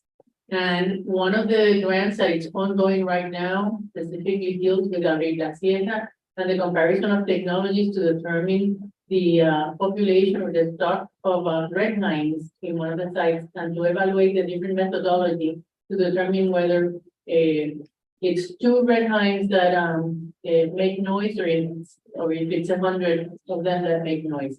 And the reason for that is because the acoustic has given us quite a bit of information regarding the presence of individuals at the spawning sites, but we still don't know how many. So currently we are in the 2nd year of that comparison. In the 3rd year, we'll move that comparison to land bank. So in the next 2 years, we'll have information on the abundance of the red hind at the spawning site in two of the protected areas, one in Puerto Rico, the other one in St. Croix, and a determination of which methodology to apply to all of the other MPAs that the council has in the EEC. So having said that, the red hind is being discussed, but the data will not come in until the next 1.5 to 2 years. Thank you, Graciela. Okay, so I think with that said, I mean, unless the council has anything else to comment on that right line, I think it should be something that perhaps, you know, the guidance and staff could be just to wait a little bit until that information is available. If you all agree. There's another action that has to do with the red line, but this time is the seasonal closures in the St. Croix AC, the land bank seasonal closure. And this was a request that was made to the council to evaluate modifying the land bank closure during the 3 months that it's closed to allow fishing for pelagic species during the closure and other species, because right now during the closure, there's no fishing.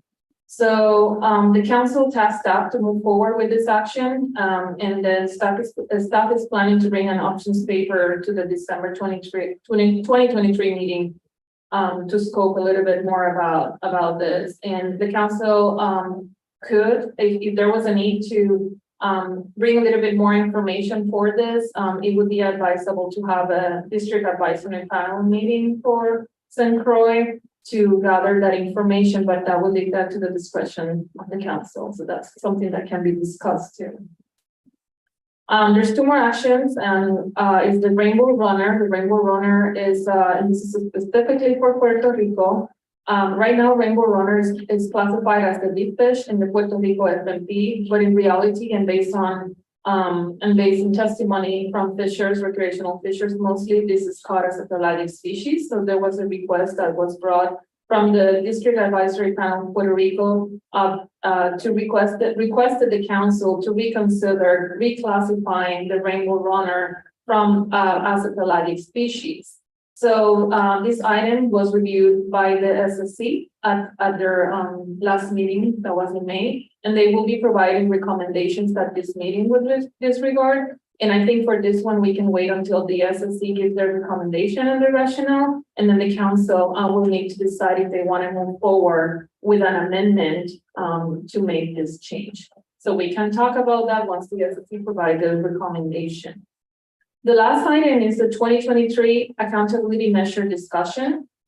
This was a discussion that we had at the past meeting regarding stocks that may continue to exceed their ACLs due to enhanced reporting, because there have been changes, obviously, when we moved from the old FMPs to the new FMPs, and then there was changes in the way that the stocks were grouped. So there will be stocks that they exceed their ACL. However, it was determined by the Science Center that it was due to the enhanced reporting. So to prevent this from continue to occur in the future, the council needs to take action to revise those stocks so the ACLs can be revisited. So the council will be tasking the SSC to looking into this. So there's a need for further guidance, and at this time, what we will probably like to request is the council perhaps commits into tasking the SSC at a not too late meeting. You know, obviously there's an agenda that the SSC has and some things that they need to be done too. So just to set it up as a priority and just to set a date as to when the SSC should be discussing this. Okay, last slide.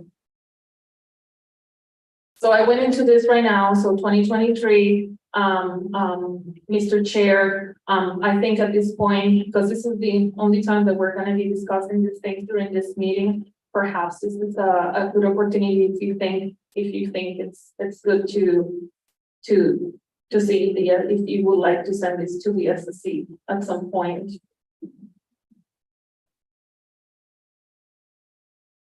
Yeah, you're talking about the AM discussion? I'm talking about, I'm sorry, the 2023 AM discussion, the first one. So, sorry, just to rephrase. So, do you think the council is interested in sending this to the SSC for further guidance? And do you think this is something that can be completed within a certain time frame? Graciela, we may need to look into you too, and or maybe Vance is here too. This is something that could be taken care of during the next, perhaps the next couple of meetings. Graciela. So actually, it would be the involvement of the science center in terms of allowing for new data to be considered as not being detrimental to the fisheries.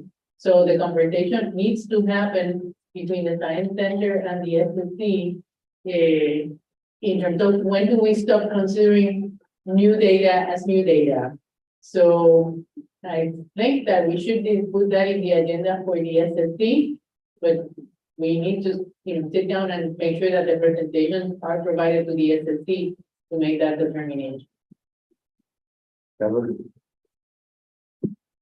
Yeah, Graciela, that's a great idea. In terms of the new data, I mean, this applies to CEDAR process as well. At some point, you have to go with what you have, right? You can always revisit in the future as new data comes in. I mean, that's sort of the way science works. But if you wait until all the data are in, you'll never make a decision about anything. Now, this is not a comment about this issue in particular, just more in general, that sometimes you have to go with the best available information at the time, because next year there may be something new, and which time you can revisit. But if you continue to wait on everything, we never get a stock assessment done, for example. So the information that you have is likely better than what you used to make the decision 5 years ago or 10 years ago. So I would caution that inactivity, waiting for the ultimate data set, you're going to wait a long time because there'll always be an improvement. But I agree with you on your earlier point of that work, the Science Center working with the SSC.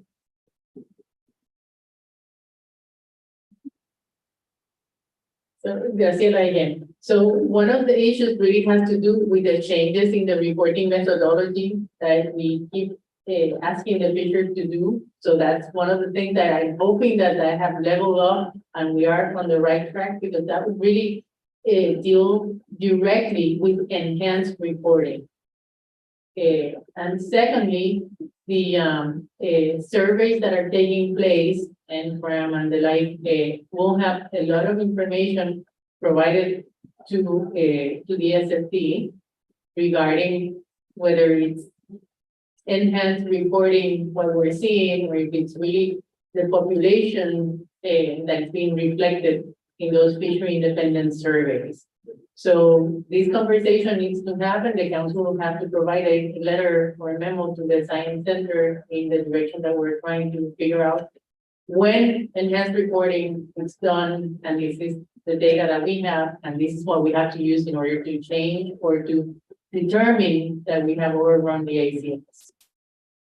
But again, it's a collaborative effort between the science center and the regional office and the council, etc. Kevin? Yeah, and Graciela, this is Kevin McCarthy. As you know, maybe as everybody in the room knows, we if there's an overage, that there's usually a request to the science center to investigate that very issue, and it's a difficult question. Sometimes it's straightforward, but not always. It can be very difficult. So, as with any data collection program, when you have changes in methodology, you really have to understand how that impacts your data time series. So it's very true that as the forms change, it changes the pattern in the data, and it may not mean that there are fewer fish or more fish.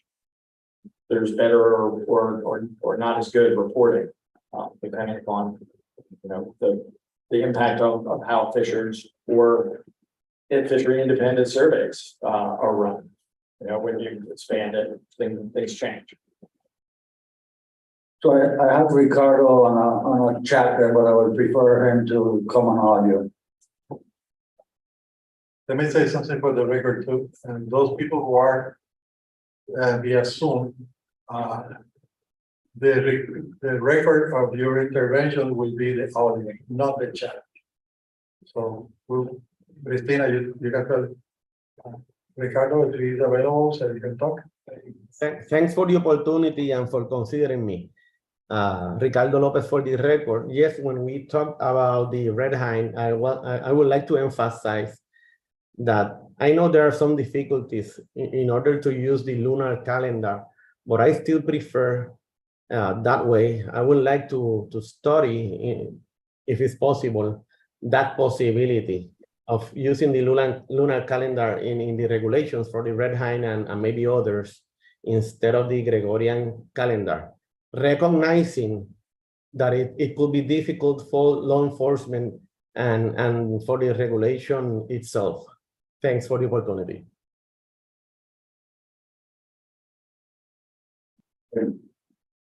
Thank you, Ricardo.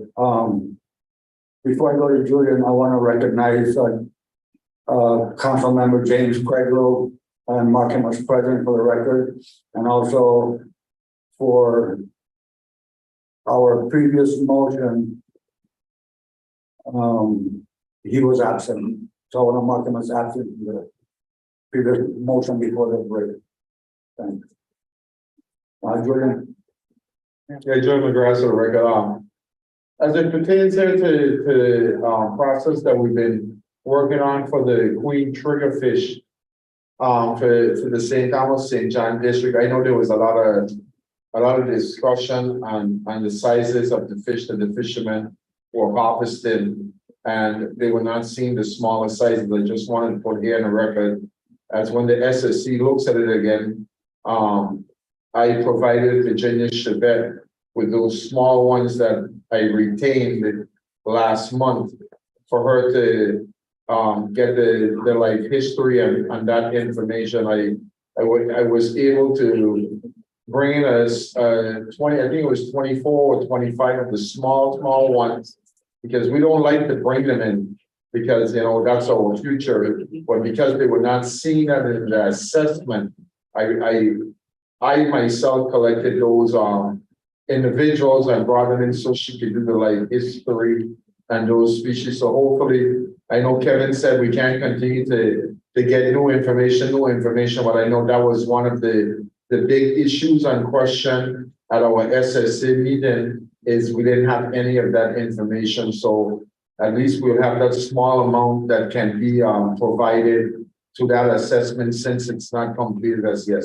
Thank you. Kevin. So this is Kevin McCarthy. Just to be clear, Julian, we always want new information. We just can't always delay a decision until we have all that we will ever have. So, because we'll never have all we'll ever have. I have. So I think we're in agreement. Nelson Crespo. Thank you, Mr. Chair. I'm curious. Maybe Daniel Matos or Ricardo can answer this question. What is the status between the new data collection, electronic reporting versus the street ticket, the paper one? What is the percentage? The electronic data reporting increase, or is more or less, you know, level 50-50? Because I know that's, you know, improve the data collection. Yeah. Daniel Matos Carvalho for the record. And the answer for this question is, right now, the paper trip ticket is around 60% of the data collection, and the e-reporting, the electronic trip ticket is 40%. So it is increasing the electronic reporting. Thank you for the question. Thank you, Daniel. I still want to, Maria, to go back to your request about the SSC. I don't, Council. For this one, for the, you know, because we're talking about different topics here. So just real quick, back to the 23 AM discussion, I think everybody has the guidance that they need. I mean, there's gonna be a request for information, and then the Southeast Regional Office will work with the Science Center and the council to gather all the information that is needed to pursue this. So, I think at the next council meeting, we can probably make a decision as to if this is ready for SSC review or something like that.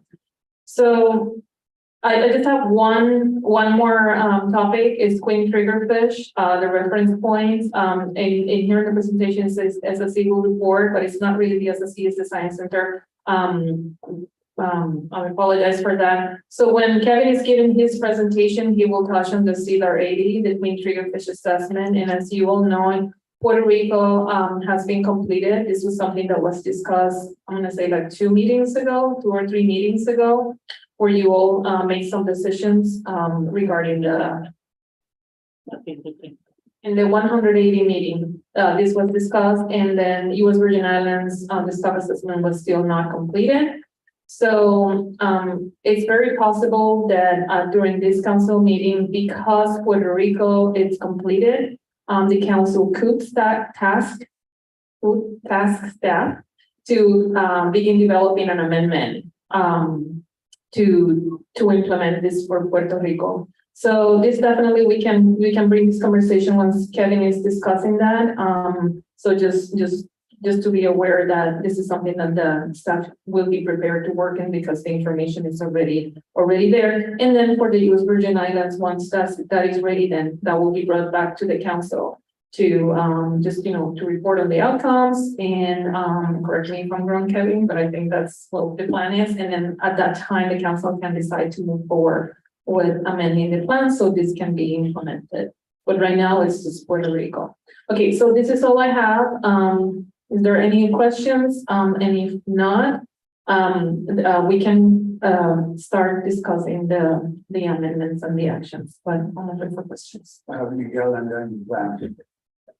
Okay, thank you, Mr. Chairman. This is one to get out of the way we'll be following Kevin and Maria intervention. Puerto Rico amendment is we can move it forward. We can have a motion to move that forward so we get the ball rolling on that one. The other consideration that we have is that to allow Graciela, Maria, and Kevin to put together the question that we need for the SSC to answer. So if anything, then the chair will work with Graciela to put together that meeting for anything that you can. But I understand, Mr. Chairman, probably a motion that would be in order for the Puerto Rico amendment to move forward. Okay, Lance, real quickly, because I'm going to be discussing this in my presentation this afternoon. Nelson, one of our research priorities is to specifically, statistically, and scientifically compare the landing data reported electronically versus the written report. So that's one of our research priorities. And second, regarding the rainbow runner, I remember that you requested in the last meeting for me to include it as part of the discussion, even though it wasn't in the agenda. And as you may remember, we did discuss it, and the Southeast Fisheries Science Center person, I can't remember her name, I'm sorry. She said that she had to look back into this pelagic versus benefit reef behavior of the rainbow runner. But from what I remember, I think that she agreed that it was more pelagic than benefit reef associated. I don't know. Do you remember, Nelson? That's as far as I thought that the SSC says that move forward to move the rainbow runner to a pelagic species. Thank you. Okay, so we need to do a motion here. So we want to go up on the screen, put up the screen for a motion. You need language?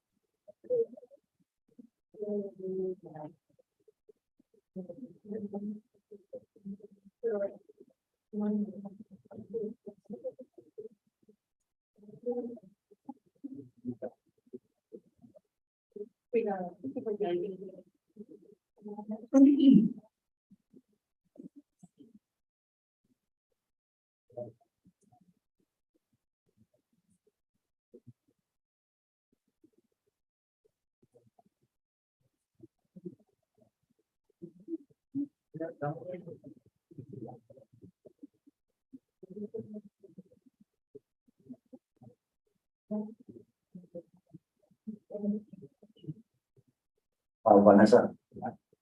Yes, Vanessa Ramirez for the record, thank you with the help with the language. For present the motion to move forward with the clean figure fish amendment to the EBFMP for Puerto Rico. We need a second. Second. Jean-Pierre Ordo, second. Okay, so we have a motion by Vanessa to move forward with the Green Trigger Fish Amendment to the IBFMP for Puerto Rico. Seconded by JP O'Leary. All in favor? Discussion, sorry, Jack. Yeah, thank you, Mr. Chair, Jack McGovern for the record. Just want to, the council discussed that assessment back in December. They have an ABC recommendation from the SSD. I think what was discussed there that we needed to update the ABCs, the OFL, and the ACLs, and that there may also be a need to update the accountability measures, and that amendment is as well. And we'll, the IPT will have recommendations for the council, and maybe other things that they want us to look at as well. So I just want to have that on the record.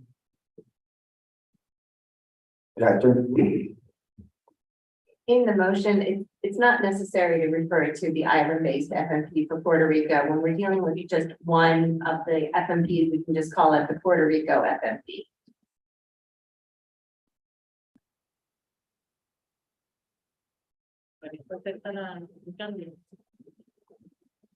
Vanessa Ramirez for the record, yes, accept the language. The second,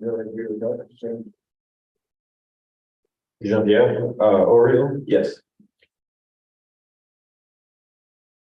any further discussion?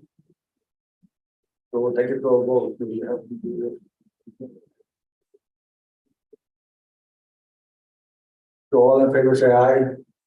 Aye. Aye.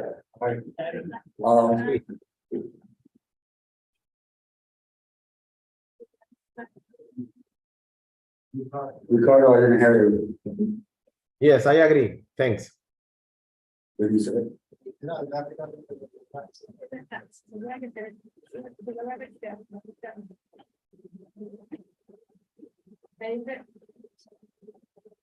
He's providing to me that it is. He agreed with the motion and he's having Okay, problems with the audio. okay. Don't know if you agree.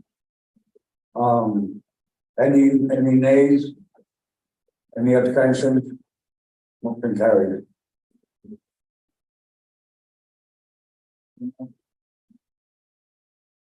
Now we have, next on the agenda, final action for framework amendment 2 to the island-based FMP update to the spiny lobster overfishing limit. Acceptable biological catch and annual catch limits by Sarah Stevenson. Hi, this is Sarah Stevenson. Can you hear me okay? Yeah. Okay. Thank you, Christina, for driving. I'm going to give a quick update on Framework Amendment 2, which is going to update the overfishing limit, acceptable biological catch, and annual catch limit for each island for spiny lobster. And that was based on the 2022 update assessment that was done for the 2019 CDAR 57 spiny lobster stock assessments. And there was a stock assessment for each island. So the update updated each island's values. Next slide, please. So at the last meeting that we had, the council selected preferred alternatives for each island, which set the ACL for spiny lobster equal to 95% of the acceptable biological catch that was recommended by the council's SSC stemming from that 2022 update. So the final draft of the amendment was prepared between the April meeting and now, and is ready for your review and final action at this meeting. If you approve the amendment as it is, you could submit the amendment for review by the Secretary of Commerce, and then we would begin the rulemaking process. Next slide. So Framework Amendment 2, which is available in the briefing book for this meeting, would update those 3 values for spiny lobster for each island. It's based on best scientific information available because it's based on that 2022 update assessment to the stock assessment.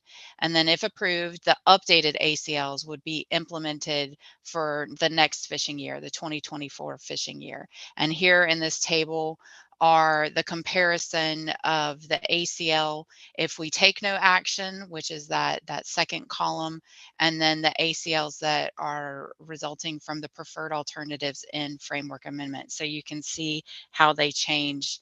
And next slide.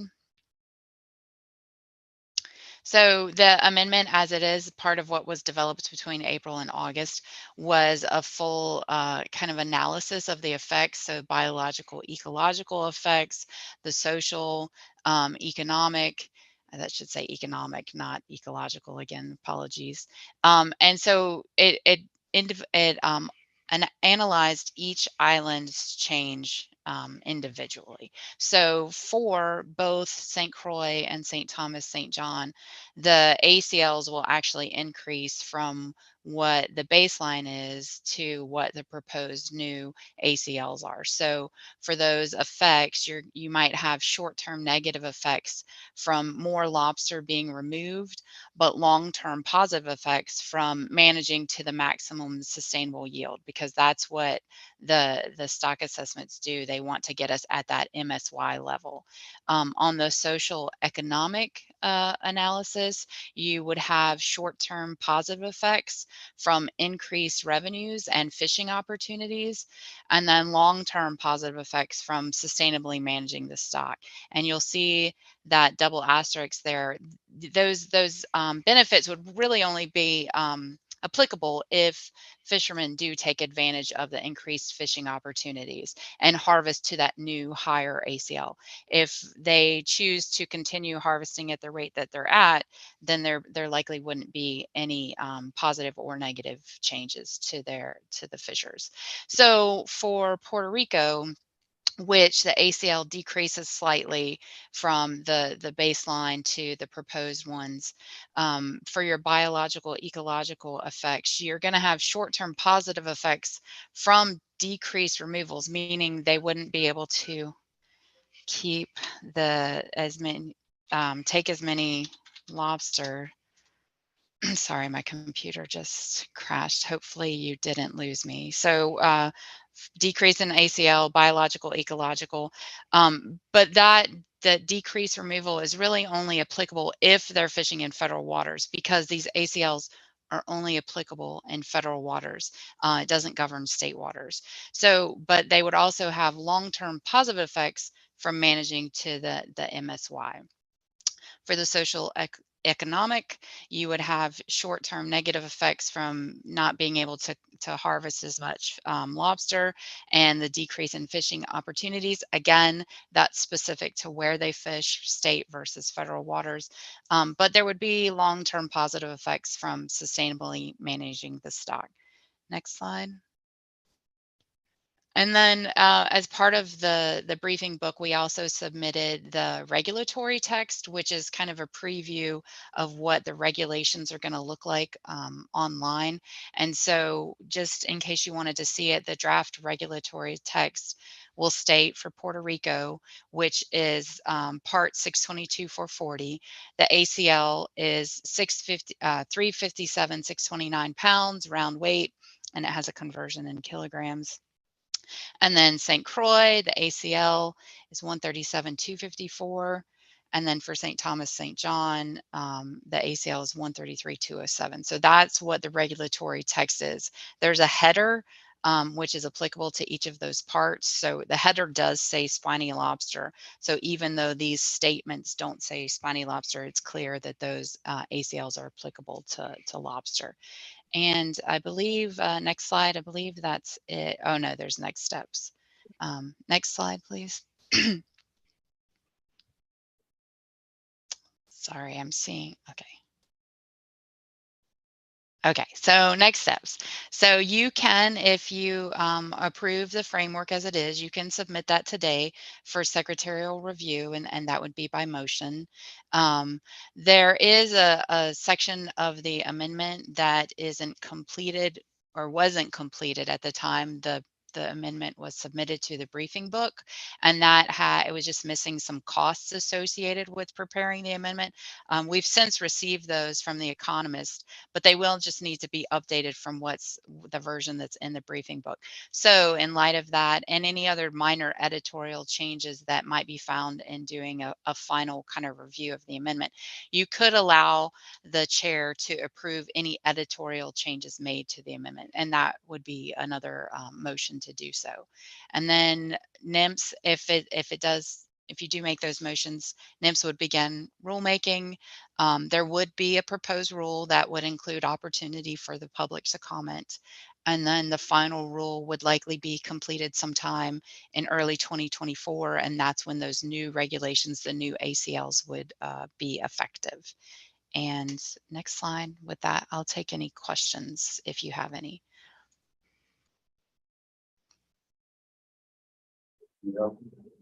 Another question, but Cristina, ¿puedo ir a la, can you go back to the next steps? Okay, Sarah, for the next step, Council submit framework amendment 2 for secretary review. So that would be the motion at this time during this day. Right. So I believe the motion would say something along the lines of that the council approves the framework amendment 2 to each of the FMPs, the Puerto Rico FMP, the St. Croix FMP, and the St. Thomas St. John FMP, with alternative 3 selected. So that's stating that you would like to set the ACL at 95% of the ABC.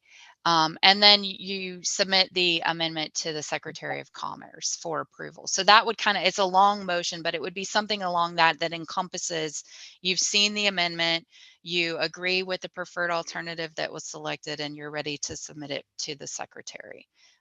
So that would be kind of the language you would want for that first motion.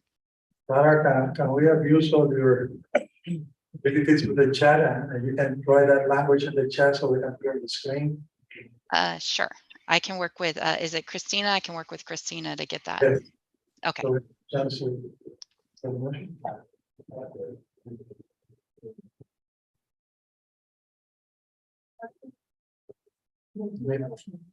Mr. Chairman? Well, we read the motion. Does anybody have a question regarding the presentation of Sarah this time? Vanessa? Yes, Vanessa Ramirez for the record. I have a question in the case of Puerto Rico about the numbers. If we already know that for the past 2 years we have get closures because the best data available, and we already know that the data is increasing. We also know that we have more fishermen now, and that these numbers are going up. Why the data and the ACL is going down? So thank you, Vanessa, for that question. The numbers are kind of resultant directly from the update assessment. And so this wasn't a full, CDR assessment with new data streams, new information like what you just suggested. It was just strictly an update based on the data that was used in that original one. So it's kind of limited in what it can consider, in my opinion. And sorry, this is just my opinion. So if the Science Center wants to weigh in with additional information, I would love that. But it was just a straight kind of like, let's take the numbers that were used for the CDR and let's refresh them with more recent years of data, but not necessarily new types, new information like what you just suggested about, we have more fishers and that kind of information. So that information, what you just suggested or explained, would be used in the next full CDR assessment for spiny lobster, which is what we were just discussing earlier with the terms of reference. So for now, even though it is still considered best scientific information because it was an update to an assessment, it like I said, it can only handle what was put into it. And so I do, we are aware that we had an accountability measure triggered and applied for last year for lobster. And a lot of that is as I mentioned in the presentation, where Sarah, we are not hearing you. Oh, sorry. Do you hear us? I can hear you. You can't hear me? No. Sarah, do you hear us now? I can hear you. Can you hear me? Yes. Okay. I see that they can hear me. Sorry about that. Did you hear any of my kind of response or none of it? Yeah, a little bit. A little bit. Okay. Very little bit. Okay. So Vanessa, from what you did hear, does that answer your question or no? Would you like me to keep explaining? Well, I just want to ask you, is there any possibility that we stay in the case of Puerto Rico with no action? I don't believe so because this is based on an update to a stock assessment. And so it kind of, we're required to kind of, when new information like that comes in that's been deemed best scientific information, we're required to use it. Okay, thanks. Okay, thank you. Yeah. So Sarah, the language for the motion, I would read it for the regular motion to approve the framework amendment 2. To update the fishing limit acceptable by the catch and another catch limit for spiny lobster. Is that correct? Or do we need to add something else? I'm going to add something real to the tail end of that real quick for spiny lobster.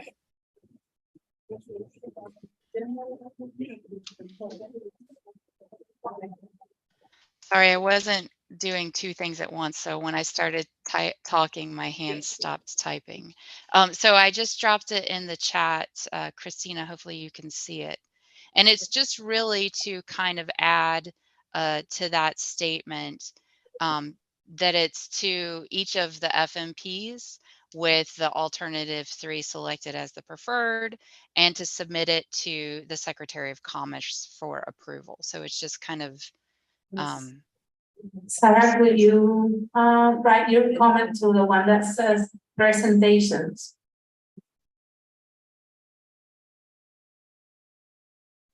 Yes. Okay.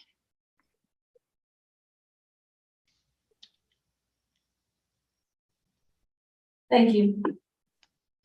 So you could probably just copy all of that and put it right after the word spiny lobster, and then just put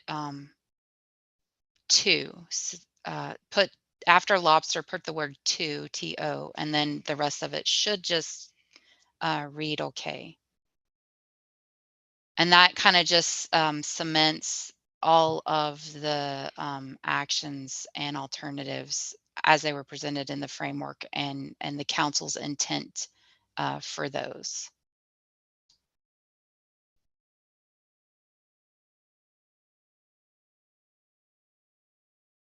Jack? I think you could add to the, thank you, Mr. Chair, that going correctly. I think you could add to that the council knows to approve framework amendment to them.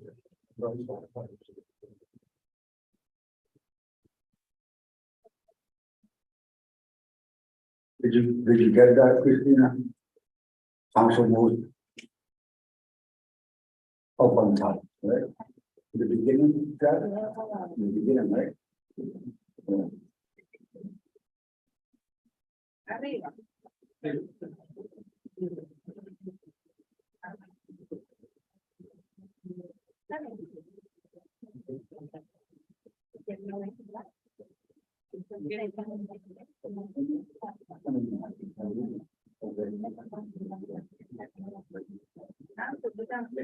James, you want to read that up? You have a motion?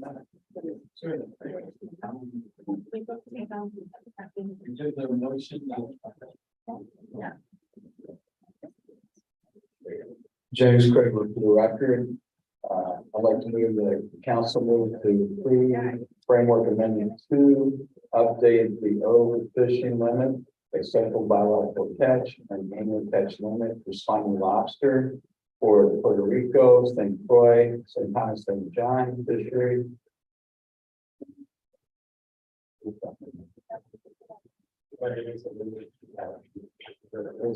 Alternative 3 is selected as preferred alternative for each action and submit the amendment to the Secretary of Commerce for approval. Jean-Pierre Oriole, second. Any discussion?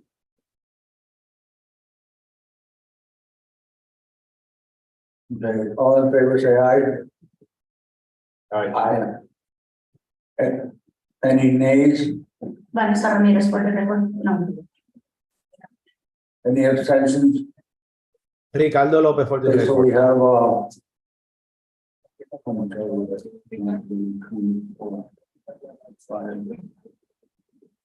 five yes and 1 no. 1, 2, 3, 4, no. Ricardo Lopez for the record. I do not agree. Oh, Ricardo, right, Ricardo.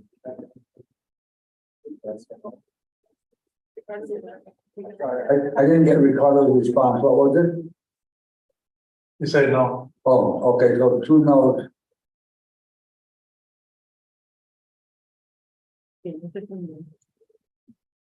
Four and 2. Cristina, son 4 y los 4 yes, 2 no.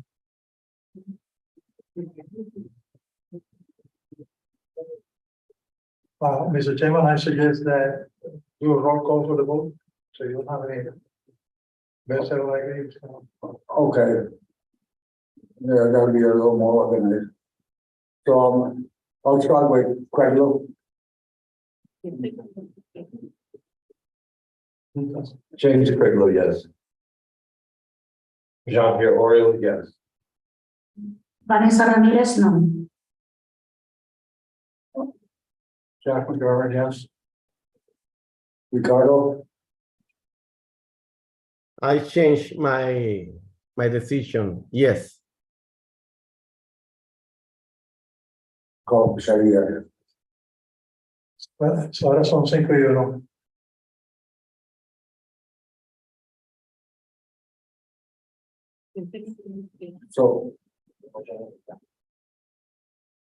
So the motion is the council moves to approve framework amendment 2, update the overfishing limit, acceptable biological catch and annual catch limit for spiny lobster to the Puerto Rico, St. Croix, St. Thomas, St. John fishery management plan with alternative 3 selected as the preferred alternative for each action and submit the amendment to the Secretary of Commerce for approval.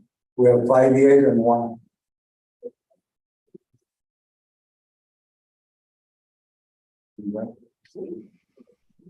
Yeah, Mr. Chairman, Graciela and I were talking, and rather than cutting the next presentation on the discussion, Diana is gonna check lunch, so we can have lunch, but instead of going back at 1:30, we propose to come back at 1 o'clock. So we'll do this one on time. Maria? We have not finished with this action. There's still some things that need to be taken care of before we move forward. I would allow Sarah to continue. They can use, if you do that in 10 minutes, they can Oh, yeah. come back at 1 o'clock. Just that. Thank you. Go ahead, Sarah. Yes, and thank you, Maria. It's really just to make those other two small motions to allow the chair to review any editorial changes, and then also for the council to approve the regulatory text. So I did put both of those in the chat. The first one, the council moves to allow staff to make editorial non-substantive changes to Framework Amendment 2. Any changes will be reviewed by the council chair. So that's the first motion. And then the motion to redeem the regulations. The council moves to deem the regulations presented as necessary and appropriate for implementing Framework Amendment 2, and to give the council chair the authority to deem any modifications made to the proposed rule as necessary and appropriate for implementing Framework Amendment 2. So it's very wordy, but there they have it. And so feel free to change the language if you like, but that will help us just walk away from this meeting with everything that we know we need to do and start rulemaking for you.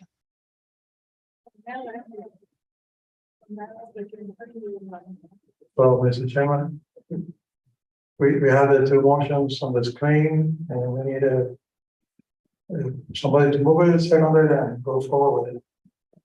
Motion.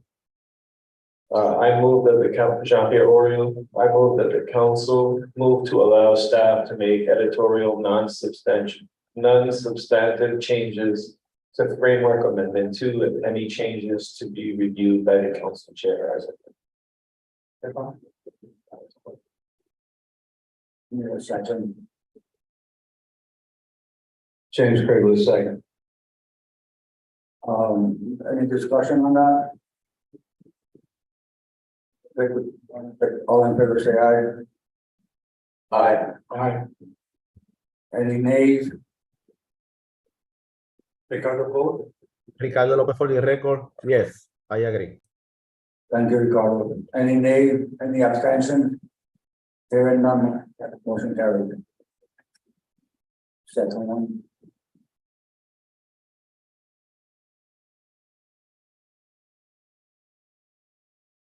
So again, we need a mover for this one. So, Jean-Pierre Oriol, I move that the council move to deem the regulations presented by staff as necessary and appropriate for implementing Framework Amendment 2, and to give the council chair the authority to deem any modifications made to the proposed rule as necessary and appropriate for implementing Framework Amendment 2 be approved as a. Need a second. James Curtis, second. James. Any discussion? Hearing none, all in favor say aye. Aye. Aye. Aye. Ricardo? Ricardo Lopez for the record, yes. Thank you, Ricardo. Any nays? Any abstention? Hearing none, motion carried. Maria? Ya terminamos. So, Mr. Chairman, then, eso tiene que ser yo, no fuera. So, if you all agree, the lunch is across the door, and then we can go back at 1 o'clock to take time. You will all do that? Okay, yes, so we're breaking for lunch. We'll reset. We'll be back at 1.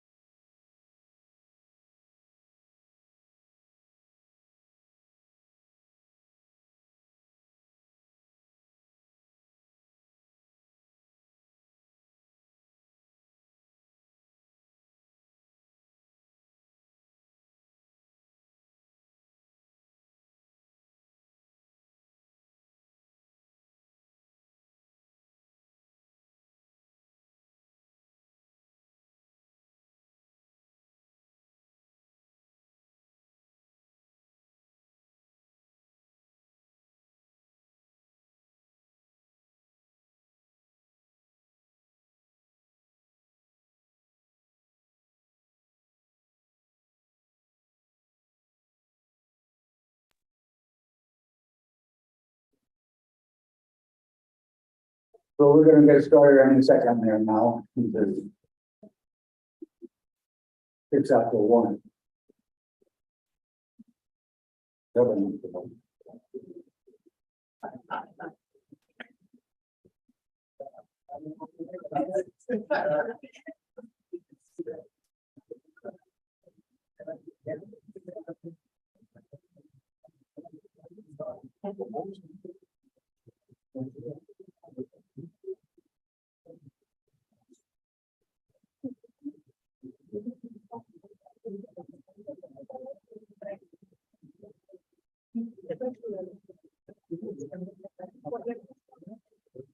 Para leer esto, por favor, doctora de administración impresa, era profesor que daba favor y no lo mandaba por me dan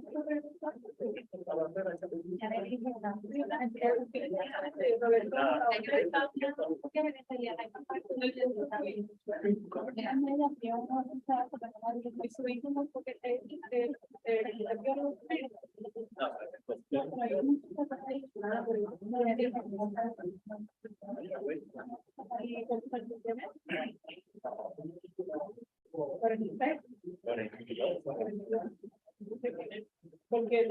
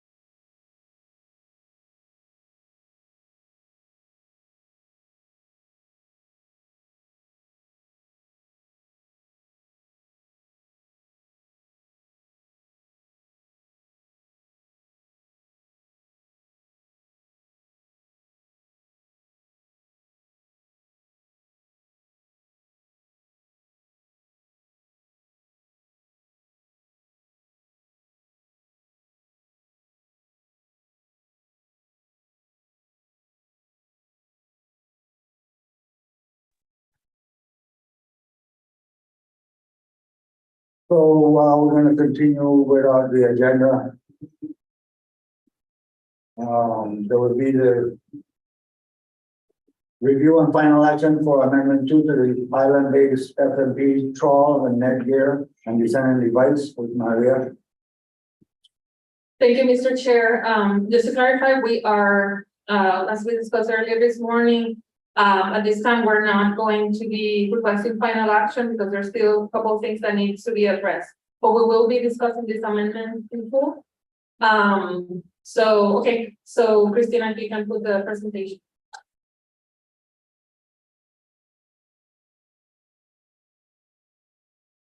So this is an amendment, to each one of the fishery management plans. This one deals with trawl gear, other types of net gear such as gill net, travel net, purse-strings, and also the use of descending devices for reducing fish mortality. This is an amendment that you have all seen and discussed several meetings. During the last council meeting, next slide.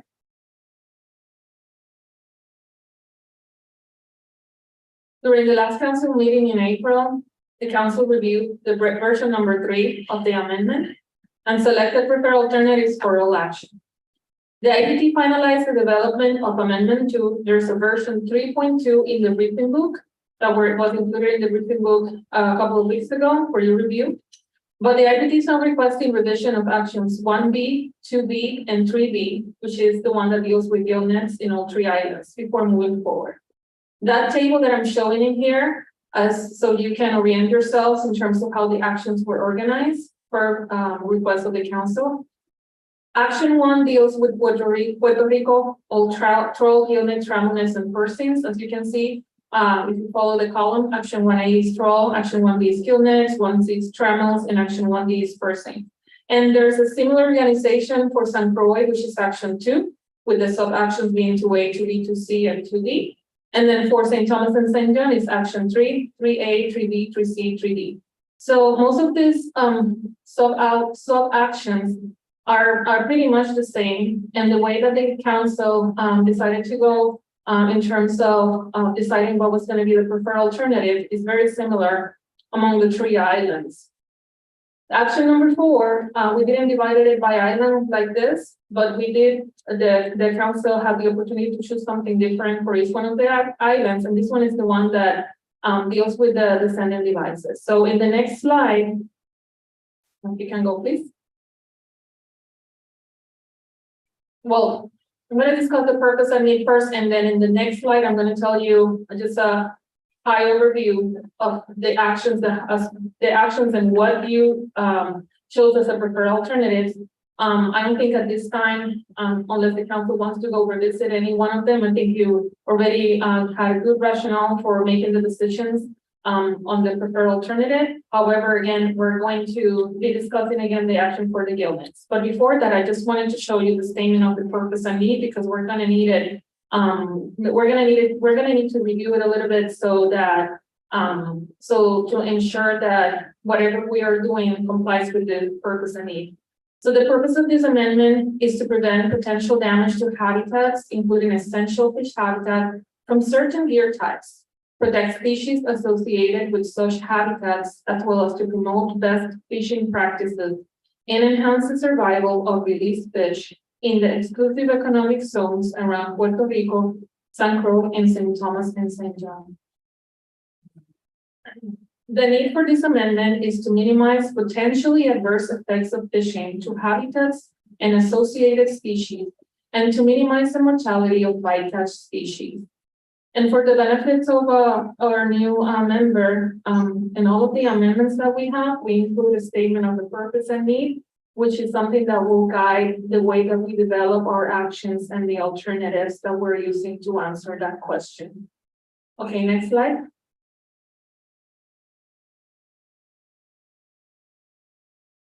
Okay, here, this is the summary of the actions with their preferred alternative as included in the draft amendment in the document that was included in your briefing book.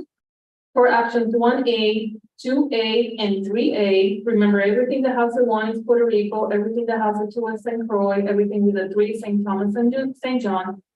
These actions will modify the use of troll gear in federal waters around each one of the islands. You all chose prefer alternative 3 for each one of the islands, which is prohibit the use of troll gear for all fishing in the EC around Puerto Rico, or St. Croix, or St. Thomas and St. John.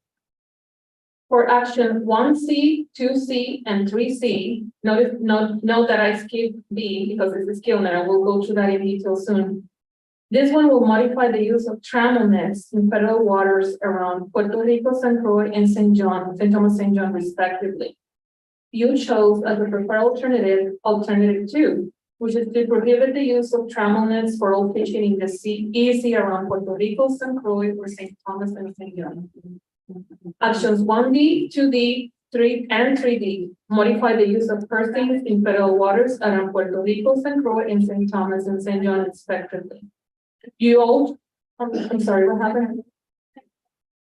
I think we're having some issues with the internet. Give us a moment, please. There you go. Thank you. So I was in persons. So you all chose alternative 2, which is prohibit the use of persons for all fishing in the EC around each one of the islands. The rationale for all of these decisions that you made and an analysis of each one of the alternatives, it's included in the document, and I invite you to review the document in case you have any questions. I will be happy to answer questions about this. The next slide, please.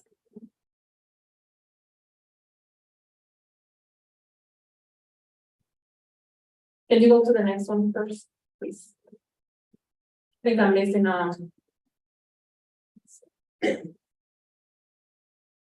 Can you go back two more, please? Maybe skip one. Go back. Back, that one. Okay. One more, yeah, sorry for that. Option 4, no. We're going too fast. The next one. This one, okay. So this is the last action, I apologize for that, is the requirements for the use of descending devices in the reef fish component of the Puerto Rico, San Croix, and St. Thomas, St. John. This is the alternative two that you all chose to prefer, is to require a descending device be on board a commercial or recreational vessel and readily available for use while fishing for or possessing species in the reef fish component of the Puerto Rico, San Croix, and St. Thomas and St. John. And I'm not going to go into detail because we already discussed that during our past meeting, unless there are questions. But these are the definition and the requirements that you all decided to include in the definition of the descendant device. And just for to remind you, it's not the descendant device. This is not a requirement to use the descendant device because, of course, the use of the descendant device will depend on the condition of the fish. The requirements for you to have a descending device, which can be easily made.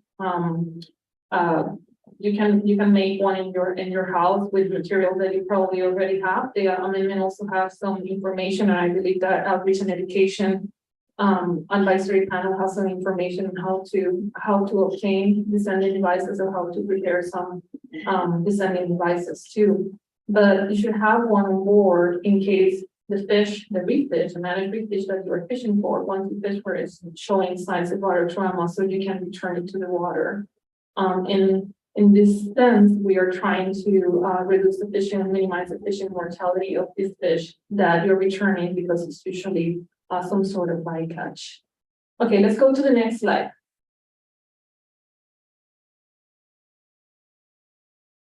Okay, so the way that we decided to do this presentation is take this action by itself. This is the action of the guildness.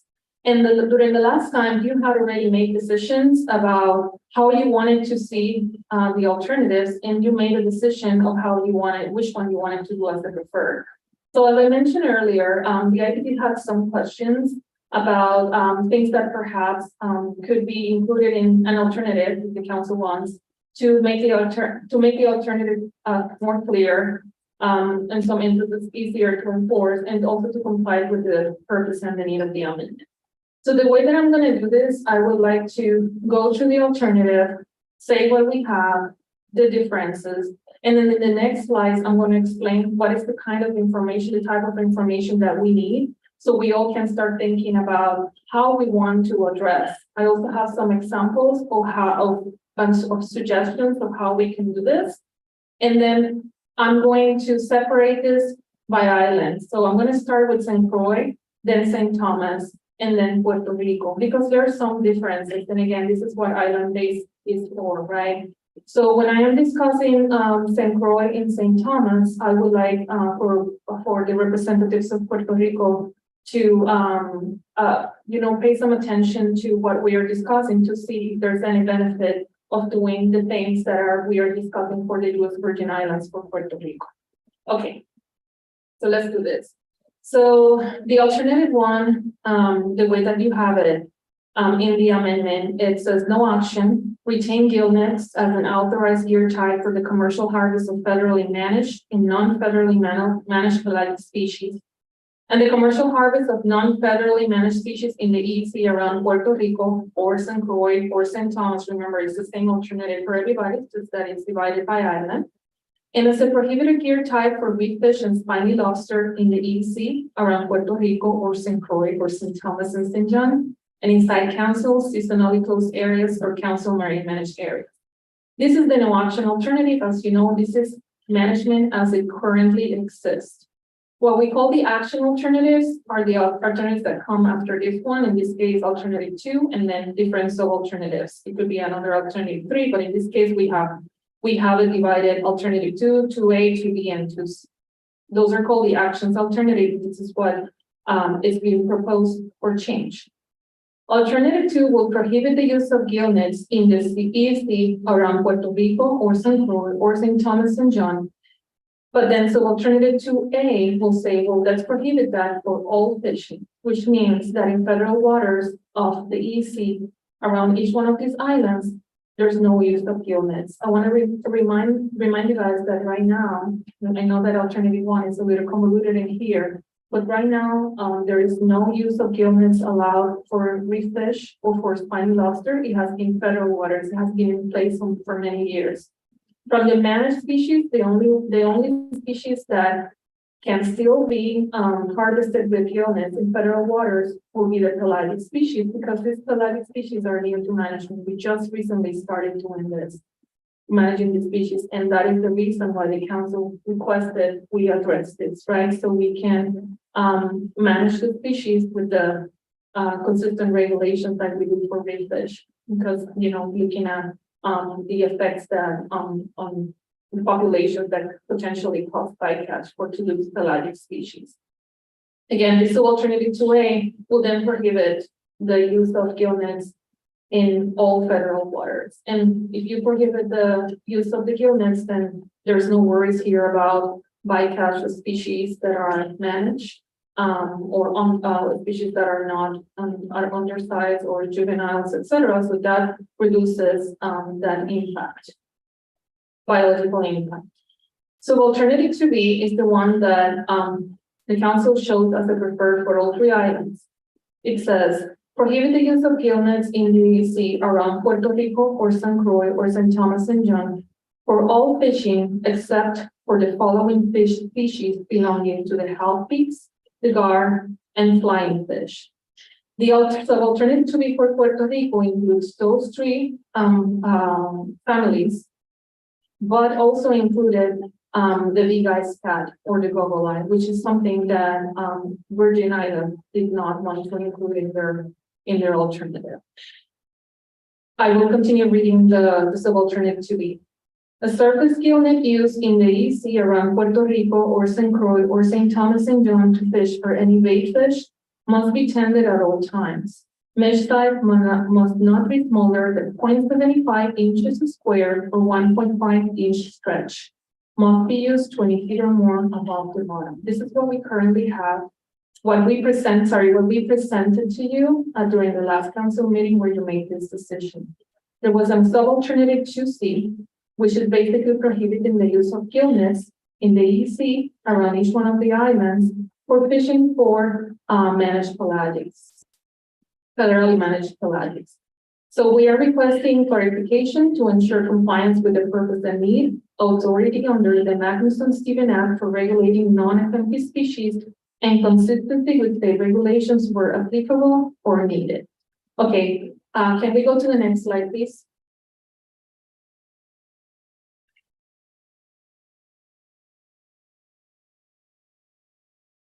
So these are the items that we would like to address. Number 1, the species that are not managed by the council, or what we call in here non-fishing, non-FMP species, and how they relate to the purpose and need of Amendment 2. What this means is that you saw in the alternative 2B in the text above. Can you go to the previous real quick? So I want to show you some, we don't get a little bit lost here. And that's the alternative 2B. Those fish species belonging to the half-peaks, gar, and flying fish, those are species that we do not manage. The council doesn't manage right now. So this is what we call non-FMP species. So it's important for the council to clarify how they want those gill net requirements to apply to those non-FMP species, and we will have some suggestions on how to address this. Because these are species that are obviously not managed by the council. So we have to ensure that what we do with the species is for the benefit of managed species, and these are actions that we can actually take. So so that's one thing. Let's go to the next one, please. I'll provide more details soon. So basically, the second one is that there needs to be more specification on the mesh size for the surface gill net, because we have been talking about the surface gill net in here. and then some other requirements.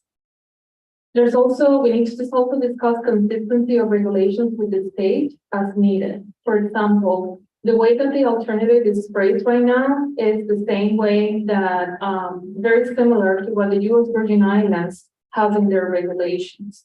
So it will be important for the council to discuss if their interest to have consistency with these regulations or if there's any other changes that are needed. We should probably start thinking about if there are any enforcement issues, if there are differences between what we will allow in federal waters versus what we have in state waters, obviously depending on the need, because we know that there are some fisheries that are conducted at state waters and others that are not, and they're for federal waters. We can talk about landing species and the number of fishes participating in the net fisheries, because if you remember from the last time, there was testimony from the fishers that barely nobody uses gill nets in federal waters. It's very minimal because, of course, it's mostly this type of gill net, surface gill nets, is mostly used for certain species of bait fish. And this is the fishery that mostly occurs in state waters. So we can talk about that and then we'll see what the landings are telling us about it. We can clarify what do we mean with those bait fish species, if there is a need to not call them bait fish species and then just use a different term, right? As long as we are all good with what is the purpose, what we want to accomplish with that sub-alternative. Okay, the last one clarified whether there is a need to distinguish between non-FMP pelagic species and other non-FMP species, and we'll leave that one for the end. So let's go to the next slide. Okay, so for the first one, non-FMP species and how they relate to the purpose and need of Amendment 2. These are some guiding questions. This action includes regulations that pertain to fishing for non-mana species. And as you know, we currently allow gill nets in federal waters for the harvest of non-mana species. So basically this action it's asking to further restrict that usage. So that's something to keep in mind. Does the action provide benefit to federal and managed species? Does it comply with the purpose of reducing bycatch of target on our target species? And this is not meant for you to answer it right now, but just a little bit of thinking about the kind of information that we need. For specifying surface gill net mesh size and other requirements, and this is something that perhaps the council will want to get some clarification, because the way that the alternative is written right now, it says the size of the mesh cannot be less than 0.75 or 1.5 stretch. And one of the things that the IPP was requesting was that that the size of the mesh needs to be specified. It's either that specific size, or is it a different size that have a minimum or a maximum, so that it can be enforced, because otherwise it will be very difficult to enforce. For number 3, consistency of regulation with states and needed enforcement issues. We want to ensure that the council's intent, if that was intent, was that Puerto Rico, San Croix, and St. Thomas and John have consistent gill net regulations among them, because this is the way we kind of said it last time. Because the 3 islands chose the same thing, but we need to see if this is the best route, or if you guys are okay with it, we'll move forward. If not, then this is a good opportunity to have more discussions. Okay, and then so I'm just going to go to the questions. How does the council want to specify the mesh size requirements in a way that makes clear it will reduce the potential for bycatch? For example, can the mesh size in sub-alternative 2B include a specific size or a minimum max size, which is what I just said. Intent, are we wanting to be consistent? Is it okay to have a difference as long as it's enforceable? Is there a need? Because as you have said, there's some species that are caught in state water versus others that are in federal waters. Should the sub-alternative specify the number of surface nets allowed for both? What will be the implication if a fishing vessel possesses a gill net that does not meet this specification? Let's go to the next slide. And I plan to stop at some point so we can start answering these questions and I have this discussion. This is an example from the regulations of the U.S. Virgin Islands. I took this from the commercial fishing guide. And as you can see, it's very similar to what you guys already have in the alternative 2B. But the difference is when it says in the second one, it says surface gillnets must be tended at all times, which we already have, may not be more than 1,800 feet in length as measured by the float line. We don't have that. And may not be used within 20 feet of the bottom. We do have that. Mesh size may not be smaller than 0.75 inch square or 1.5 inch stretch. Only 18 feet bait net is permitted per boat. We do need, it will be advisable for the council to specify how many nets are allowed in a boat. The more conservative you are with these regulations, the better it is for the purpose and need, because we are trying to reduce bycatch of species that we manage. Restricted gill and trammel nets may not be possessed on moored vessels in territorial waters. Again, these are the regulations exactly as I took them from the Fisher's booklet. Okay, we don't have any restrictions right now set for possession, but it's advisable to include that on the text of the regulation. Okay, next slide. Now, I just want to give a little bit of background. None of this information is new. We have discussed this in the past, but this is important and relevant for this topic. Netgear types reported to catch managed and non-managed reef fish and pelagic species and other non-managed species in federal and state waters around St. Croix include gill nets, such as surface gill nets that are used with scuba, cast nets, drop nets, seine net, and beach things. This is strictly from your commercial catch report forms and from some from the literature. Federal regulations allow for the use of gill nets for the commercial harvest of non-federally managed species, for example, ballyhoo or flying fish, pelagics. It doesn't specify which species, right? Because the species we don't manage, except for the pelagics that we're managing now. But this is an example of what these gill nets are used or may be used for in the federal waters at this time.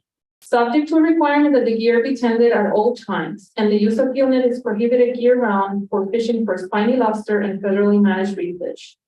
USBI regulations prohibit the use of gill nets in territorial waters, except for surface gill nets for the harvest of certain species of bait fish, which is what you just saw. Most of the gill net landings reported from St. Croix waters are from surface gill nets. Okay, let's go to the next slide. And this is a table that came straight from the amendment that you have in your briefing book. What this is saying is that from landings, from commercial catch report forms, over a 10-year period, the only federally managed species harvested with surface gill nets from federal waters around St. Croix was red-tailed parrotfish, and it was confidential data, which means that 3 or less fishermen reported landing with this gear type. It was very, very little. The 2 non-managed species shown as harvested with surface gill nets from federal waters around St. Croix, and this is from the commercial catch report forms, were ballyhoo and needlefish. Landings from unknown waters include flying fish and big ice cat. Unknown waters means that it wasn't determined, it wasn't marked at the time that the landings would enter. If this fishing occurred in state or in federal waters. Okay.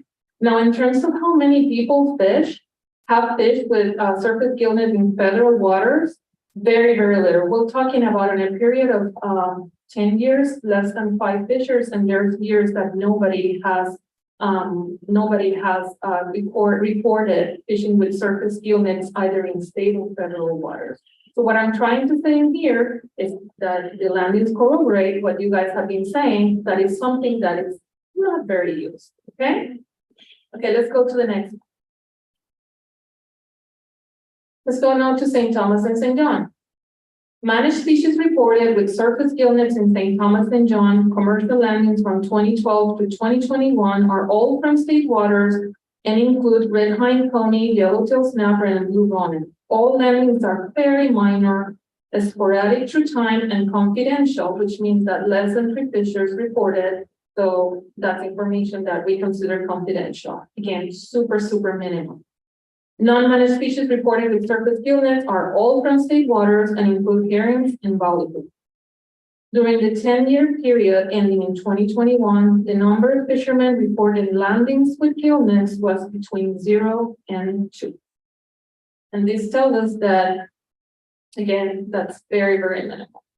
Okay, so let's just start this discussion. Let's go to and again, Puerto Rico, we'll deal with Puerto Rico after we address US Virgin Islands. Can you go to the next slide? Okay, so this is the current text that we have in the draft amendment.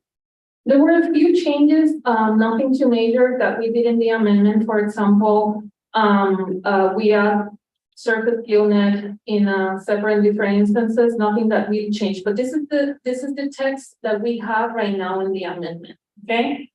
And again, these are the questions that we want to answer in here. Are the species harvested for further waters? And we're talking about this particular species, and you'll see that maybe it's not that important that we specify the species because again, we don't manage the species, but that's the question. Is there any bycatch from these mesh ties? Will this alternative minimize bycatch? Is there a need to continue to allow the use of surface gill nets for bait fish in federal waters if their use is so minimal? And now, what do we want to address? We want to re-specify the mesh ties. These are our findings. So we can get out of here with something more concrete that we can bring to the IPT. We want to specify a length of the net. We want to specify the number of nets allowed per boat. For example, the US Virgin Islands have one per boat. We want to clarify what do we mean with bait fish, okay? And we want to include possession restriction. Okay, so on the next slide, we have some suggested text, but before we go that, I would like to ask the council for if they want to discuss some of these questions. And I think we can go back to the slide before. Like, how do we like, can a discussion be held so we can answer some of these questions? Go ahead, Miguel. Maria, how you because there's a lot of in your presentation that will take council action. You want to start with this one and then guide the discussion, please? Yeah, what I would like to do, what I would suggest the council to do is go to what it says here to address, re-specify mesh size, specify a length of the net, specify the number of nets, etc., and provide rationale of doing so. I don't think this is going to be a huge change to what we already have. It's more just to make it more clear unless the council feels that there's a different way of dealing with this. So, I did quite a bit of homework on this. And I want to start off. Before I go to these questions, I want to start off with what you had on the screen earlier, but don't bring it up about the surface gill nets for red-tailed parrotfish. That's impossible. It's a reef fish, it's a bottom fish. There's no catching of red-tail on the surface with a surface gill net. And speaking with the fishermen that use the bait nets specified here, the 0.75 and 1,800-foot nets are only used in territorial waters. For catching ballyhoo, for catching jacks, which is the big ice scad, which is a different net, and I'm going to talk a little bit about that method of fishing. Because when you fish for big ice scad, it must be done in waters no deeper than 80 or 90 feet. It takes 3 to 4 boats. One boat carries the net because it's very large. And about 8 divers, because that's how they work the net. They work it with divers, and the divers go down below and try and purse it to keep that ball of fish trapped. And when they get it up to the boat, they use what they call, it's a bully net but it's a homemade bully net where they scoop that fish out and put it onto another boat. So that boat brings in just the catch. The divers, it's impossible for the divers to work in deep waters outside the 3 miles because of the currents and the depth of the water and the kind of tiger sharks that come around there when they start to hear that fish fighting in that ball of net. So it's something that really doesn't happen in territorial waters. Now, Sorry, it doesn't happen in federal waters. Now, when it comes to mesh size, the specific mesh size for the Ballyhoo net is 0.75 minimum mesh size. But there is a net that the fisher, and I'm gonna let Gerson speak to that, for flying fish. It's the same mesh size, but it's a very small net. And it's a net that is not just deployed out in the ocean and hope that it's gonna catch flying fish. They have to, the fishers have to attract the flying fish to the boat before they deploy the net. So there is actually zero bycatch of other species, particularly because of the mesh size.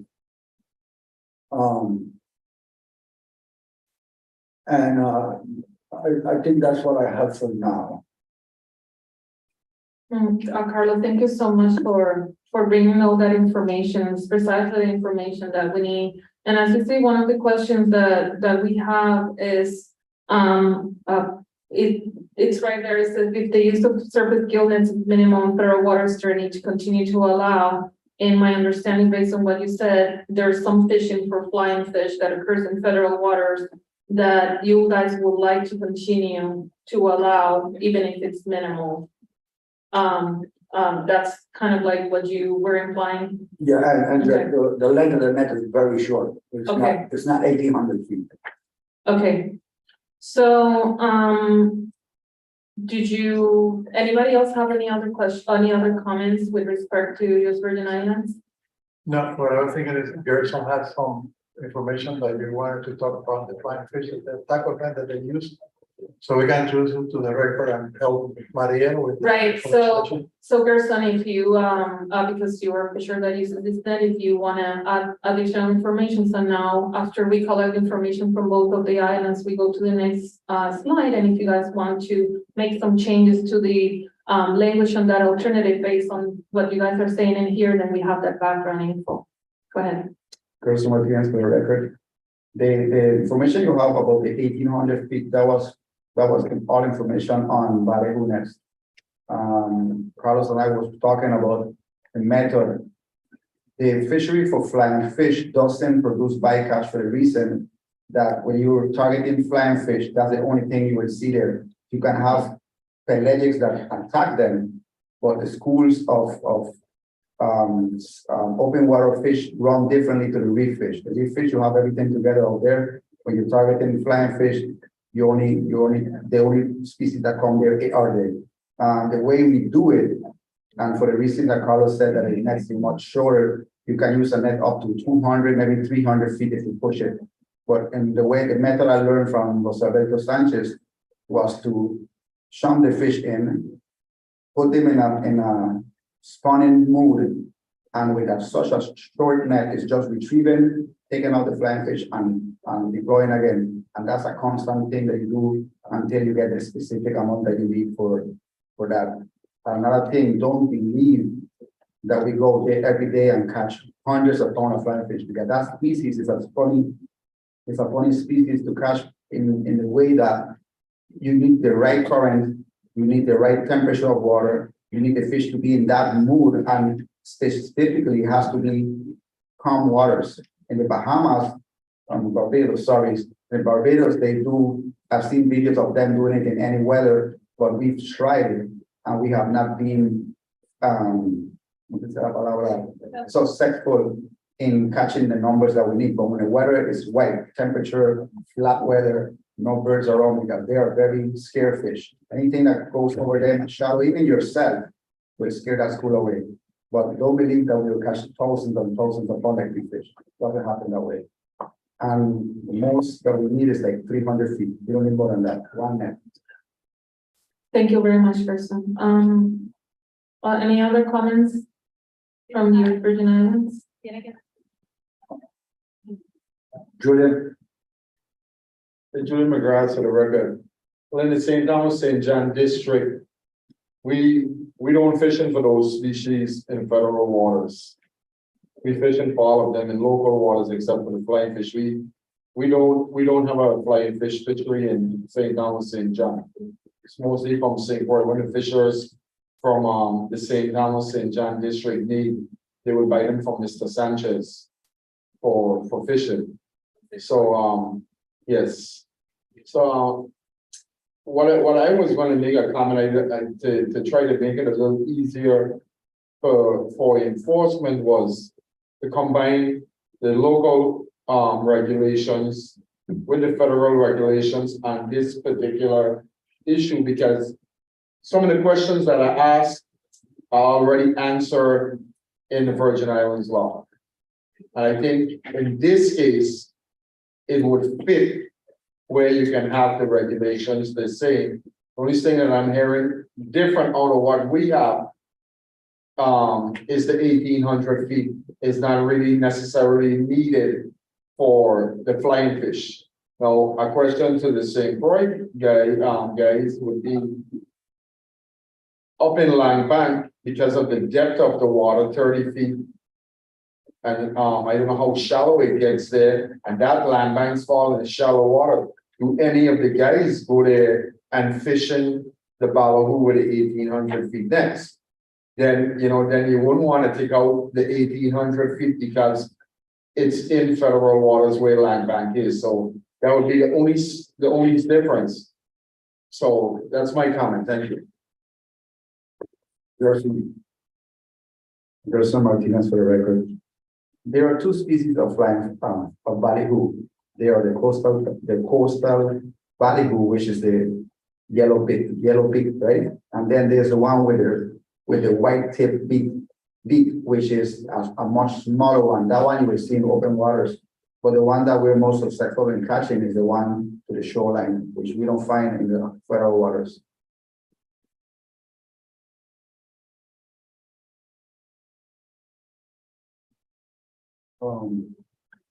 Thank you for those comments. This is very helpful in thinking a little bit about the things that the council has put on like in their strategic plan in terms of describing how the fisheries operate, the gear types that are used.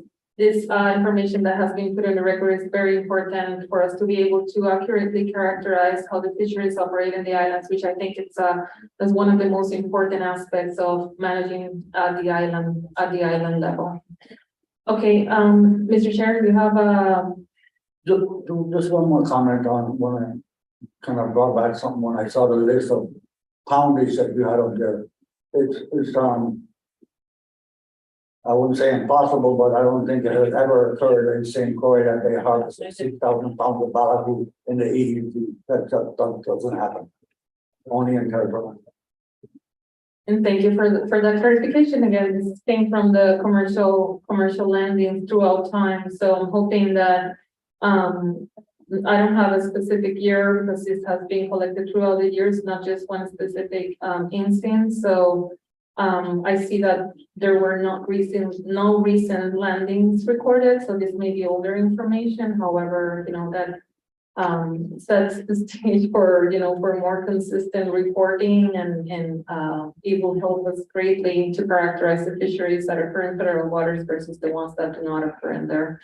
Okay, so my suggestion right now would be to move to the next slide, which is some suggestions and example, this one that we have right here. So, and again, this is just an example, something that we can based on the conversation that we knew we were going to have in today. Alternative one is not really changed, it's what we already have. And again, we're talking about here, not Puerto Rico, just St. Croix or St. Thomas and John and St. Croix and St. Thomas and John, they can both choose something different if they want. Of course, the more similar they're the regulations to what they have in state waters and more similar among each other, I would say that the easier will be to enforce, but that's for you guys to decide. Now for alternative two, prohibit the use of gillnets in federal waters around, same thing. Alternative 2A for all fishing, it doesn't change. What we're dealing right now here is of alternative 2B. So this is some suggested text, but we still have to change some things, okay? Based on your testimony right now. For fishing for all federally managed fish species and limit the use of gillnets in the EEZ around St. Croix or St. Thomas and John, because I will be going in the respective section. To fish for non-federally managed fish species. I think I made a mistake there, but it should say, to fish for non-federally managed species with surface gillnet that meet the following specifications and requirements. Number one, mesh size of the surface gillnet must not be smaller than 0.75 inches square or 1.5 inch stretch. Number two, the surface gillnet must be used 20 feet or more above the bottom. Number three, the surface gillnet must be tended at all times. And in here, we'll probably want to add a number four, which will be the length of the net. Now, if you see here, there's no mention of species. And again, this is because we are not managing the species. So our suggestion, our recommendation to the council here is just to leave it general as non-FMP species, non-federally managed species, and that will take care of that flying fish or whatever other species that are not managed that you may or may not catch in federal waters based on how the fishery is behaving and depending on when you guys want to go out. Okay, so other change in here, Carlos, I think I talked to you a little bit about this, is that the way that this is grading right now, no smaller than 0.35 inches square or 1.5 inches stretch, it doesn't really set a limit of the net, right? So it's either, you have a couple of options here. You can say the net must be that one, right? Because the net that is 0.75 inches, when you stretch it, is 1.5. But if you put that as a different size, one that is 1 inch, when it stretches, it's gonna be bigger, and that's not what you guys want. So, is that what the US Virgin Islands regulations have? Is that what it was supposed to? Is that what we're supposed to infer from that? And if that's the case, then we have to have some suggested language and have to fix that. Carlos. Yeah, I agree with you in that 0.75 to 1.5 stretch, and that stretch, in case people don't know, is that when they fish hit it, and their head might stretch the net to that 1.5. It's not that the net stretches on its own. So it's a 0.75 and when it hit, yeah, you can, for the record, the net is a square, but when you put it together, it measures 1.5 from end to end. Okay, so from my understanding is that that is the net. It's no bigger, no smaller, Right. That's the one. Okay, so that is clarified. Is that what the council would like to leave in this alternative then? Okay, so is there any way that we can put that in the text of the alternative so that it's more clear?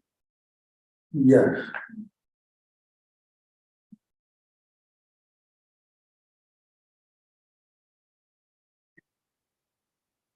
Any suggestions on how to do that, or we can do that, we can also do that in-house too. Yeah, we should leave here with that language so the staff can We have have better it, guidance. So Maria, si don't put it that way. yeah, I give it to Lehigh, she's gonna put it so we can make changes right there. Okay.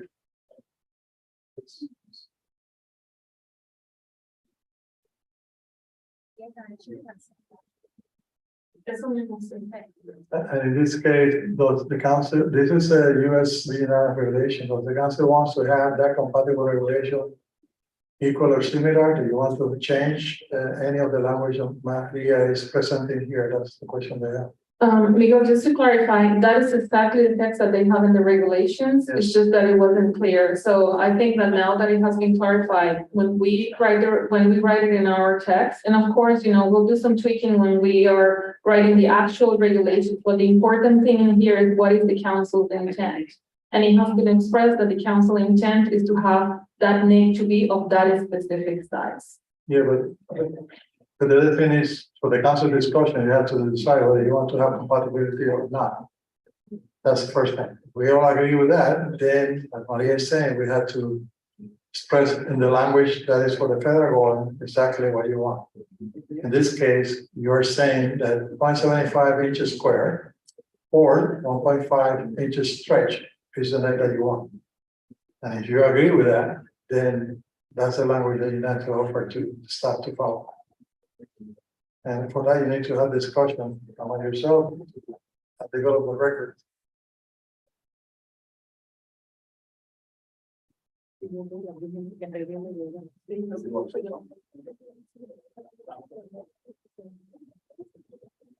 James Craig, looking the record. I just wanted to, I was looking at the BI regulations, so that's what we're discussing before.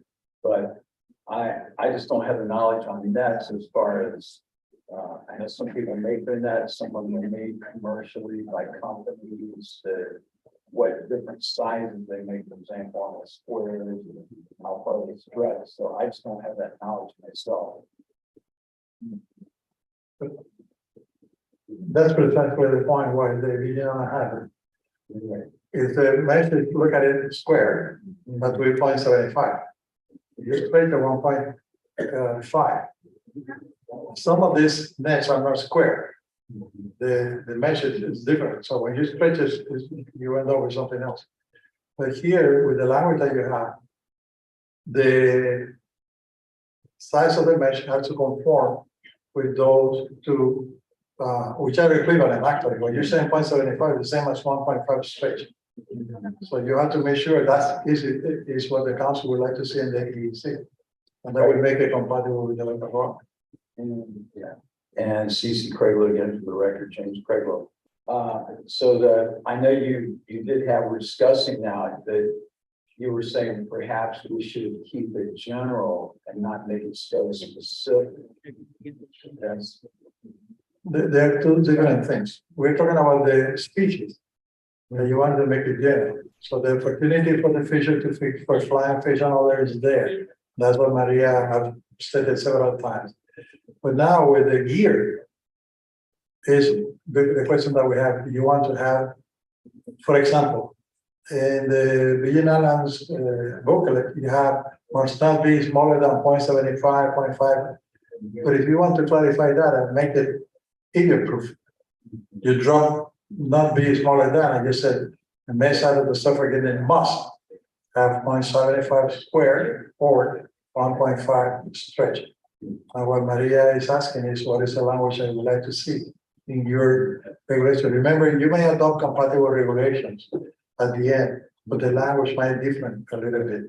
Once you have to conform with the regulations applicable to federal government, the way that we write regulation, and then the one with the Virgin Islands, the way that they do it.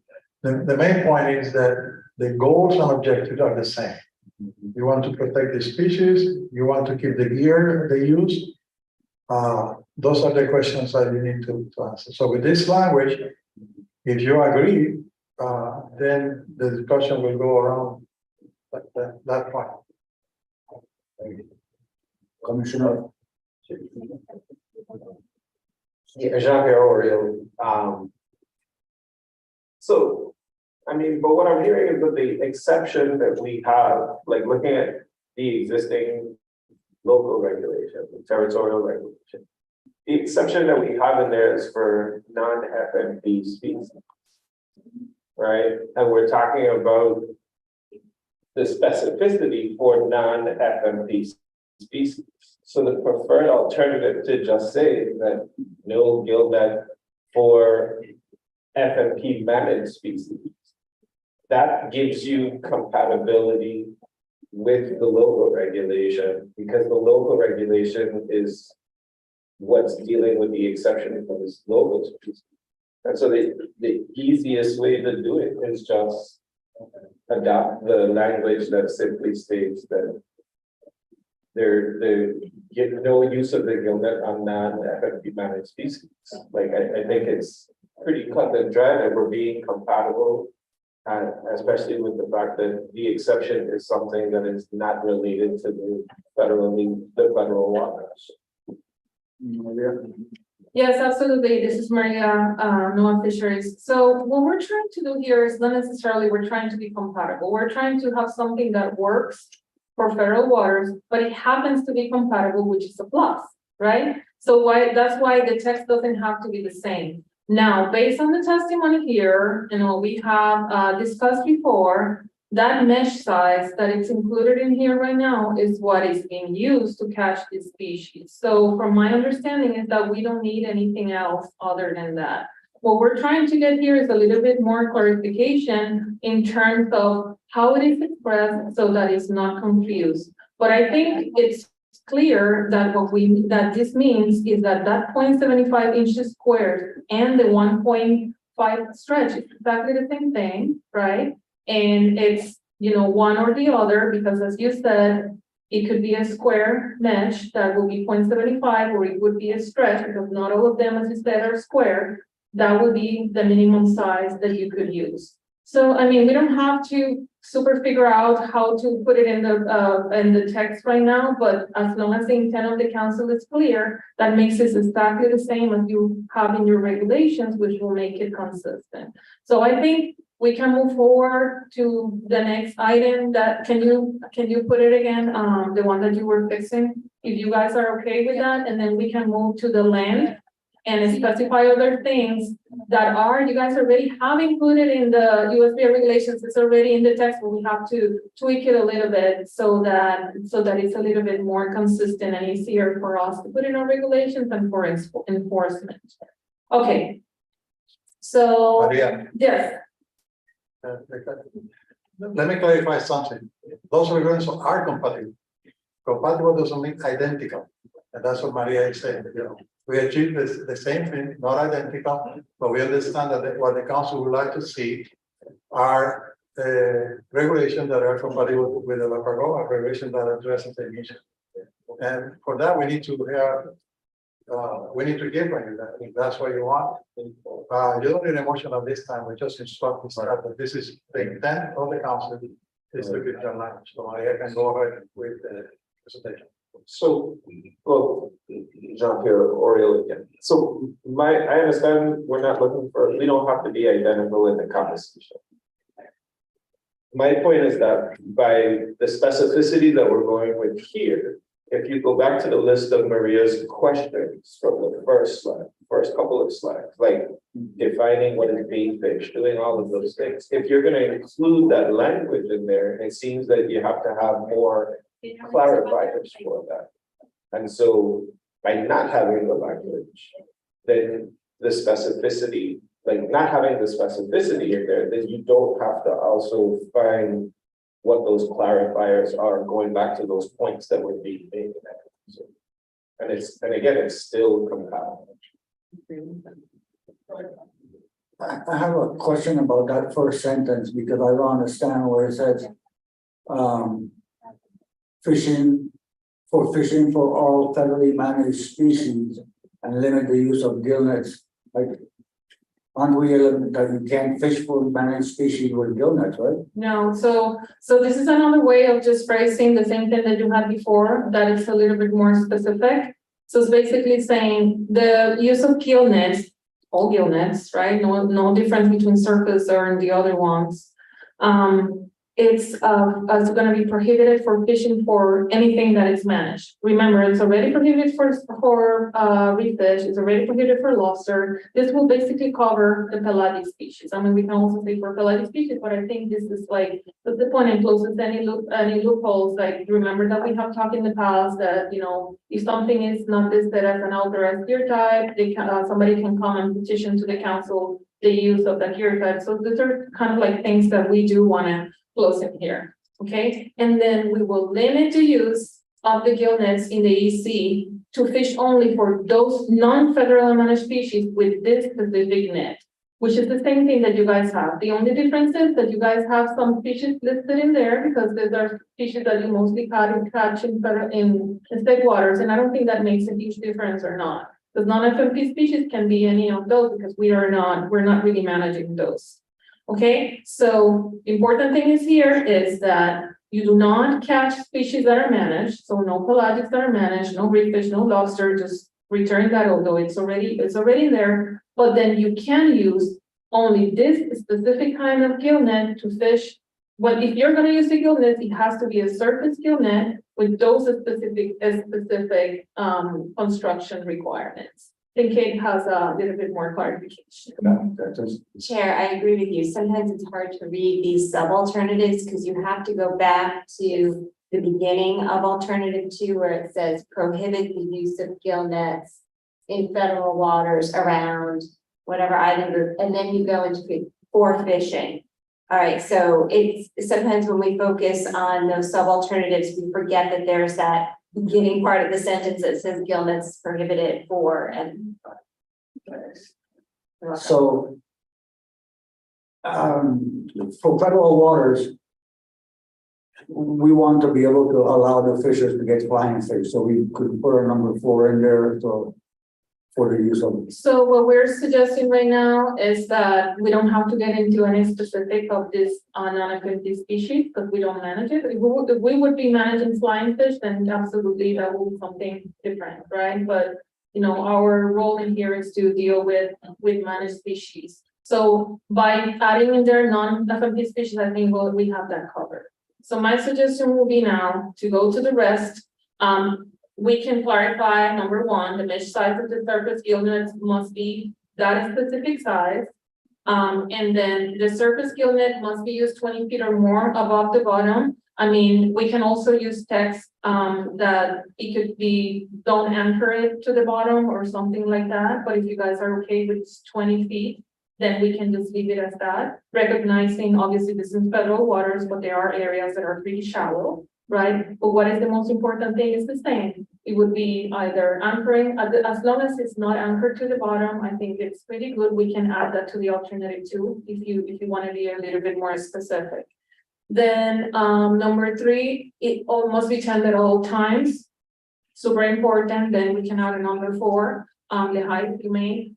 We can add, well, the U.S. Virgin Islands have 1 net per fisher per boat, so we can add that to the alternative if you can add that in there, and then we'll tweak it a little bit. And I wouldn't worry too much about the specific wording of the alternative at this point, because we do have other options that we want to discuss. As long as the council's intent is clear, what you want to do, we'll bring it back to the IPP and we can clean it a little bit more. But it's very important for you to tell us, we want only 1 allowed, right, per boat. And then what is the length, which is the next question. Next question we have.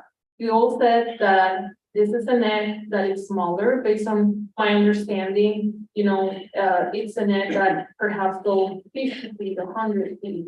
What is the maximum that is reasonable to use? I mean, of course, we can say 700 feet just in case, but is that real? Is that realistic? Because what we are hearing in here is that you will probably be fishing or want to pursue flying fish, which we do not manage, in federal waters. What is the type of, and that this net that you're allowing in here would allow you to do that. So what is the length that we need to add to this regulation that it's gonna be fine for you to use it for whatever you want, that is not 1,800 feet, because that's not what is used in federal water. But yeah, what will happen if you drop the maximum length? I'm sorry, what did you say?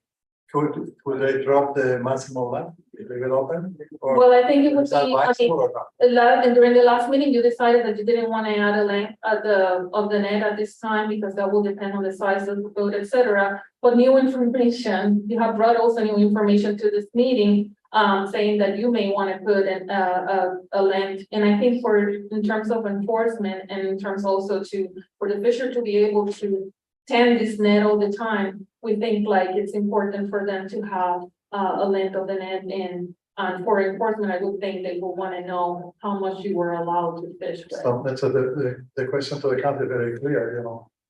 What is the length? Yeah. Would be most I'm gonna go with, say. I thought you said 2. Wait. Grosso Martinez for the record.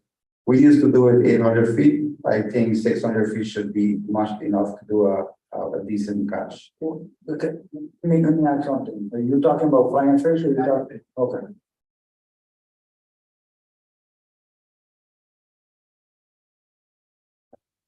Sorry, goes into the record, flying fish.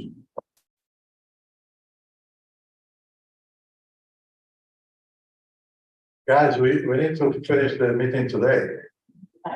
So do you think that we can recommend the staff to write 600 feet there?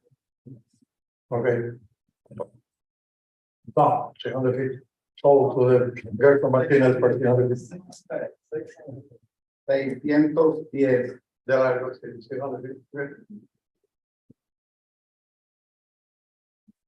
I'm just struggling, and I hear you, I'm just struggling a little bit understanding how exactly we are, so if this is something that we do not manage and one of the purposes of that we're trying to have in here is to reduce bycatch, the potential for bycatch, et cetera, and we're not just talking about fish, we're also talking about sea turtles and things like that. Is that something that, and this is for the record, if we do 600 feet, you told us earlier that there's no bycatch on this net, Okay, for the record. Person Martinez for the record, you're confusing a net that only the height is not hundreds of feet. The height can be from 2 feet to 6 feet high. And I'm just covering the basis, for instance, for the future, if anybody wants to use a 600 feet net, I think that's more than enough.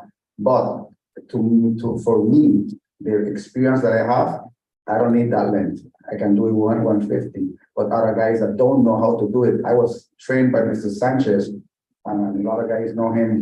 He's one of the greatest fishermen in St. Croix, and he teach me everything he knows. So I know the techniques of how to bring that fish and be successful in catching. And as I said before, don't believe that we're using a tuna wrangler net that has a mile deep and 1 mile long. No, we're not using that. We have 20 to 25 foot boats. We are not fishing in those big vessels. Thank you so much for that information. That's very good for the record. This is Kate Zamboni, just to clarify, because we've been talking about St. Croix, St. Thomas, St. John, kind of together here. And I would just ask the council clarify if the recommendation of 600 feet apply to both FMPs or only St. Croix. McGrath. Yeah, Julie McGrath for the record. Yes, 600 feet would go for St. Thomas, St. John also, if they decide to have that fishery. Okay, so noted, we are going to include that as part of this alternative, and then we will bring it back to the IPT because of course it needs to be reanalyzed because there are changes, okay? So one other thing that I wanted to add to this is that we will suggest adding something regarding possession, the same way that the US Virgin Islands has. For example, if you are possessing of a gill net, and you have a species for which the gill net is prohibited, for example, a redfish or spiny lobster, then that means that it will create a rebuttable presumption of a violation. So that's the same thing that it's in the regulations, kind of like the same thing that we have in the regulation for the US Virgin Islands, where it says like if you have a gill net that is not the gill net that is specified in the regulations, that there's a presumption of violation. I'm going to leave Kate explain this one a little bit better, and I believe Carlos person also has a comment, but leave you guys. Kate Zamboni, and what Maria just said. Our regulations currently say if you're in possession of a gill net and a species for which a gill net is not allowed to be used, it creates this rebuttable presumption. One of the benefits of providing some of these specifications is it creates this opportunity where we could word that differently to say if you have a gill net that is not in compliance with these specifications, so that the possession of a surface gill net that meets all these requirements would not create that rebuttable presumption, but a different kind of gill net would. And I think that, I know John Pierre just left, but he was asking that question about, is it really necessary to have these specifications?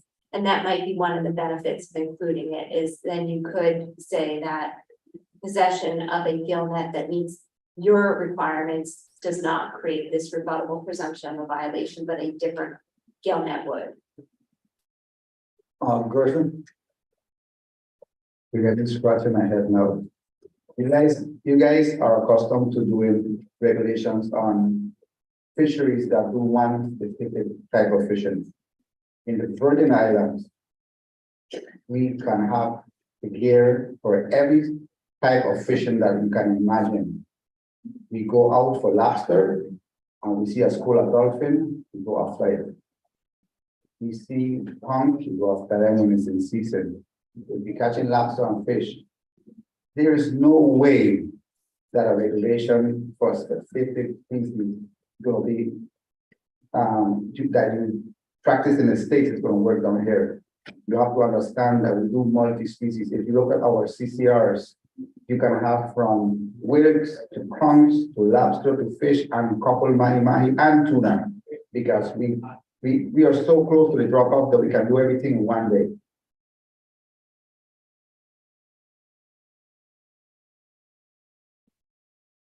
Thank you for that comment. I think in this case, we're just talking about the gill nets. I mean, the gill nets is something that is prohibited. Gill net, we're not talking about surface gill. Gill nets is prohibited in state water. So US Virgin Island fishers do not have gill nets other than the surface gill nets. So the way that we will phrase this, it will be compatible or consistent, not compatible, consistent with the position restrictions that you have in federal waters. I mean, that doesn't mean that that you cannot fish for other species, right? So we'll have to be, Kate, I'm looking at you right now. We'll have to probably, we know the council's intent, and I think this will be something that we can work with our regulations branch, see what will be the best way of phrasing this. And I don't know, Kate, if you agree with that. Yes, I agree. Thank you. Okay, so one more thing. Remember that I asked you if in the text of the regulations, it said must be used 20 feet or more above of the bottom, or did you guys want to change that or unattached to the bottom, or just say 20 feet from the bottom, or unattached or something like that? You guys want to change it? What would you suggest you want to do? We don't have to come up with specific text as long as we have the intention. I think we'll stick with language. You want to stick with this language, okay. All right, so I think at this point, what we can do is we can make a motion for the US Virgin Islands that says that, because we still have to do some tweaking, a motion that will basically say that the council would make changes to sub-alternative 2B as discussed as discussed in the forum, and I think that will cover it. Did you have that text, Lehigh? Before that, Cristina, ¿tú tienes algún comentario de Ricardo que puedas leer? But and just also remember that we're gonna do Puerto Rico real quick after this one. We have several comments written by Ricardo Lopez in the chat.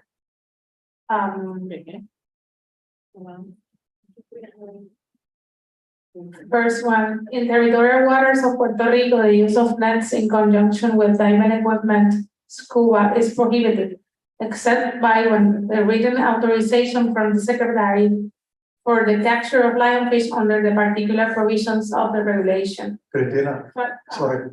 It's just if they have any comment regarding US, because then we are going to talk about. No, I'm reading what he wrote in the chat. Okay, so that's okay. Nothing further. Just No, and the things that he wrote are related to Puerto Rico. Okay. Mr. Chair, I will be discussing Puerto Rico soon, and I have all of that. So I will, is it okay if we wait for that one? And then, so we have a question, in here with regards to the 20 feet. There are some areas in federal waters where you may have less than the 20 feet, right? Is that something, are you guys still okay with that, or is it better just to stay unattached to the water? Yeah, the only area in St. Croix is land bank, so that the shallowest you will find 8 miles away from St. Croix in land bank is about 48 deep.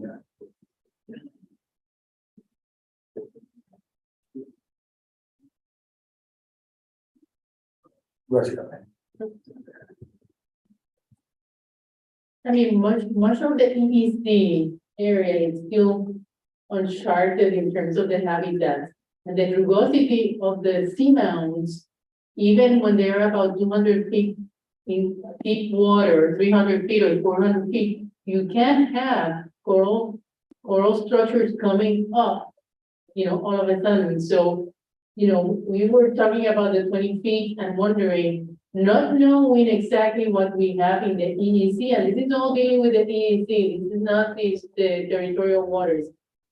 Is 20 feet enough to be off the bottom? Gerson. Gerson Martinez for the record.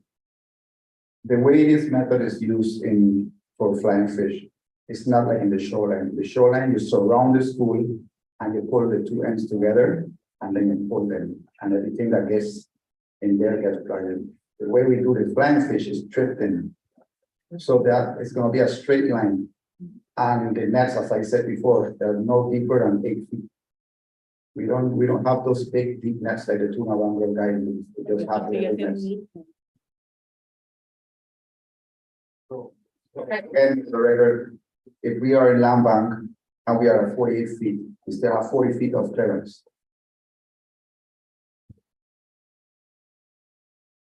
Thank you. Okay, so this is the motion that we kind of put together. If you wanna use it or change it or whatever, at this point, and with the understanding that St. Thomas agreed to have the same thing. Yes. Okay, so We need somebody to read the motion. To make the motion.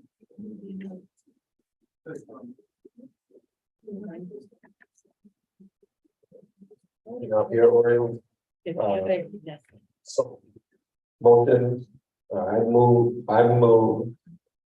that the council to allow the staff to make changes to sub-alternative 2B of actions 2B and 3B for St. Croix and the St. Thomas St. John respectively, as discussed by Council Staff Vice.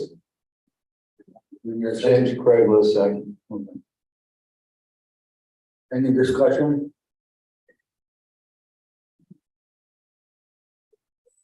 So all in favor say aye. Aye. Aye. Ricardo? I agree. Thank you. Okay. Any nays? Any abstentions? Then none, motion carries. Thank you so much. He was Virgin Islands. This was a little painful, but everything is on the record and this helps a lot, okay? All right, so I'm gonna try to be very quick, but give the same amount of love to Puerto Rico for this same action. Okay, so can we go back to the presentation? I gotta say, it was not painful at all. I think it was fun. This is very interesting stuff, and it's always a good opportunity to learn from our fishers, how they are conducting their fisheries. Okay, so can you go one up, please? More? Okay, gracias. Okay, so in Puerto Rico, and I know that this is where Ricardo was going with his comments in the chat. In Puerto Rico, the fishery uses bottom and surface gill nets. And trammel nets, consisting of the trammel net with 3 net clause, which is we're not dealing with this right now, but we did during the past meeting. The regulations allow the use of gill nets and trammel nets except in inner waters and river mouth, and they prohibit the use of gill nets and trammel nets in conjunction with diving equipment, only for line fish is authorized. Gill nets and trammel nets cannot have a mesh size greater than 6 inches as measured from knot to knot of extension. This is obviously the difference, but in here we're talking about gill nets, not surface gill nets. And then for trammel nets, the outer claws may not have a mesh size larger than 6 inches. And trammel nets used for bait fishing may not be more than a quarter 25 inch. I didn't see any additional information regarding surface gill nets used for bait fish. Okay, next slide.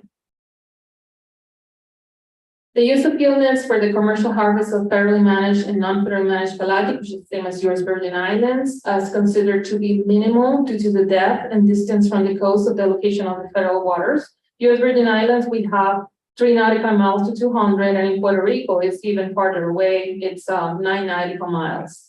Although gill nets and trammel nets are specifically prohibited for harvesting reef fish and spiny lobster in federal waters, there's some landing reported of reef fish species and spiny lobster with these gears from federal waters. As you know, they are allowed to be used in state waters, but there's some landings reported in federal water and AdNet.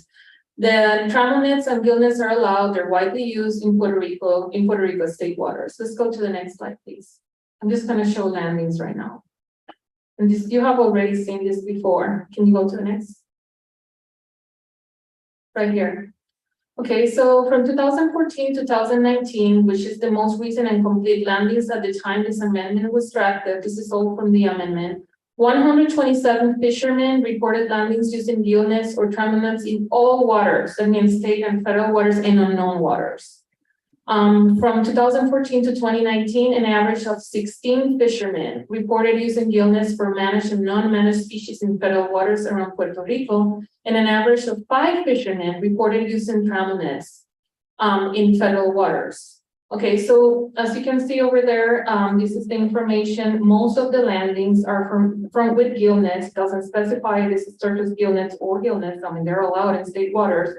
But what we see is that most of these landings comes from state waters. Let's go to the next one. Let's see some of the species. I don't think that's the one, that one. Okay, so the top council managed finfish species reported with gill nets from federal waters from 2014 through 2019 include king and zero mackerels, parrotfish unspecified, which didn't say which species it was, and lane snapper. Note that the total landings reported from federal waters only represent a small percentage of the total landings from state waters. And remember here, we're not making a distinction of surface gill nets versus gill nets. So let's assume that the king and zero mackerels and those other species were harvested with regular gill nets, which have a different mesh size. Next one. The top not managed species, finfish species reported from 2014 to 2019 include ballyhoo, barjack, mullet, herring, and mojarras. And of course, this is staying in federal waters, and it could be like the same issue that we have discussed before, that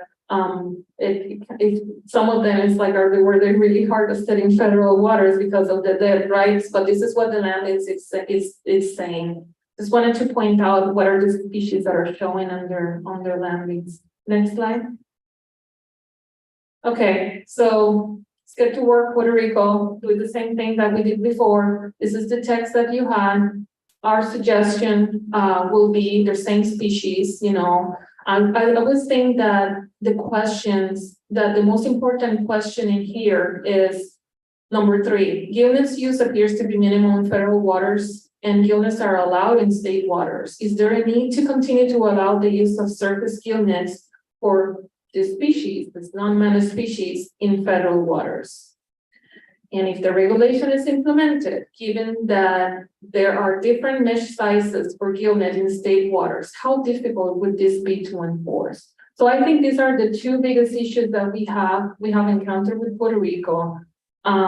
So I would say that let's go to the next slide, and we can go to the text, which is exactly the same thing that we did for the US Virgin Islands. The text that you have on sub-alternative 2B is the one that instead of doing all of those species, we can just say non-federally managed fish, and then have those specifications. So this is the time where we would like to hear what Puerto Rico has to say in terms of the size of the mesh. Are they okay using this size?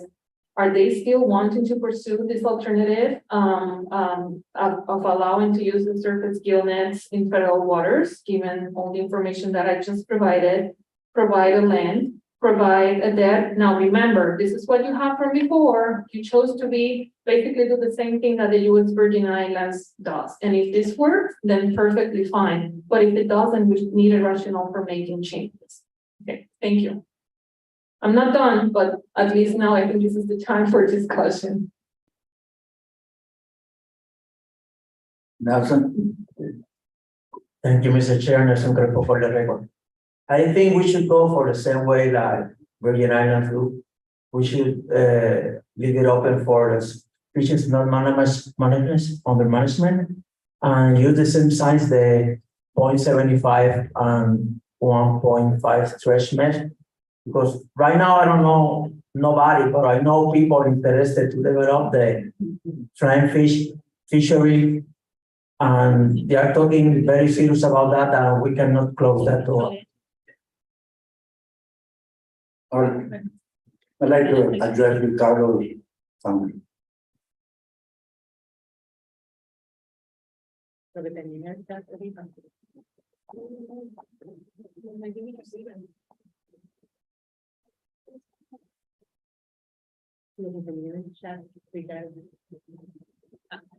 I think they're wanting to hear from Ricardo. I don't know if you guys heard us. I don't know, Ricardo, if you want to read it or if you want to comment or you want us to read it in here.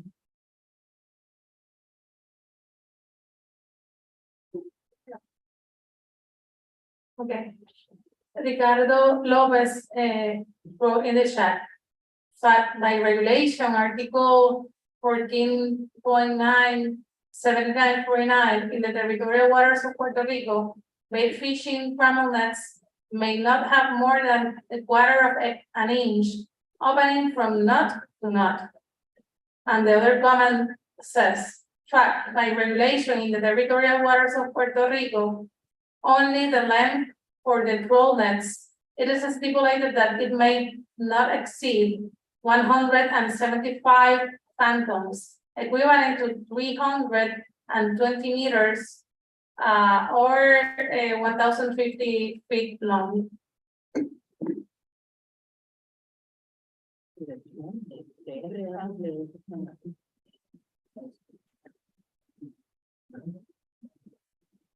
Mr.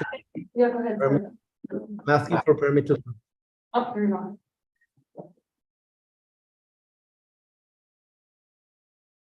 Yes, Mr. Chairman, I'm asking for permit to talk. Oh, yes, go ahead, sorry, go ahead. Okay, thank you. Ricardo Lopez for the record. What I just shared was only facts, were only facts for the colleagues of the USBI, so they can know what we have in our regulation. That was the only purpose. Thank you. Thank you, Charlie. Okay, Oh, I have Vanessa. okay.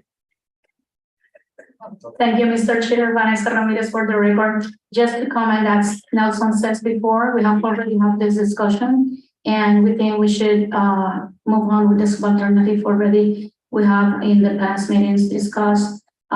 Gill nets is not my expertise area, but for what I have talked with fishermen, usually they are in the state water and maybe only one or two. And for what they use is for the Balahoon. Thanks. Yeah. But, Mr. Chairman, we need from the council, this is something that Maria mentioned before. We have in the AAC, are you happy with the language? And Nelson said that they would like to see the same language that they have in the Virgin Islands about Puerto Rico. So that's the question. Generally, wants to have that, then the staff can go ahead and address it for Puerto Rico. Thank you, Miguel, for that. Okay, so I think based on what we have heard, maybe a motion that has the same text that we have for the US Virgin Islands, we can put it in there as discussed in the, so I think Lehigh, you can just take the same motion and just change that it's action 1B for Puerto Rico as discussed in the council and for the record with the same specifications that that were set for the US Virgin Islands, and I think that will take care of it.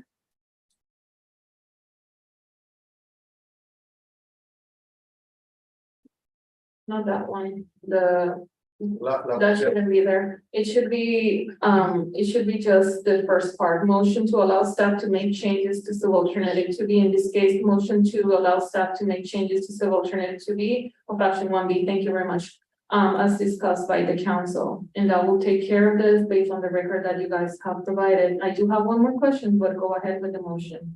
And I think that will. Cristina, la puedo poner más grande para poder cargo más record. ¿Tiene la moción?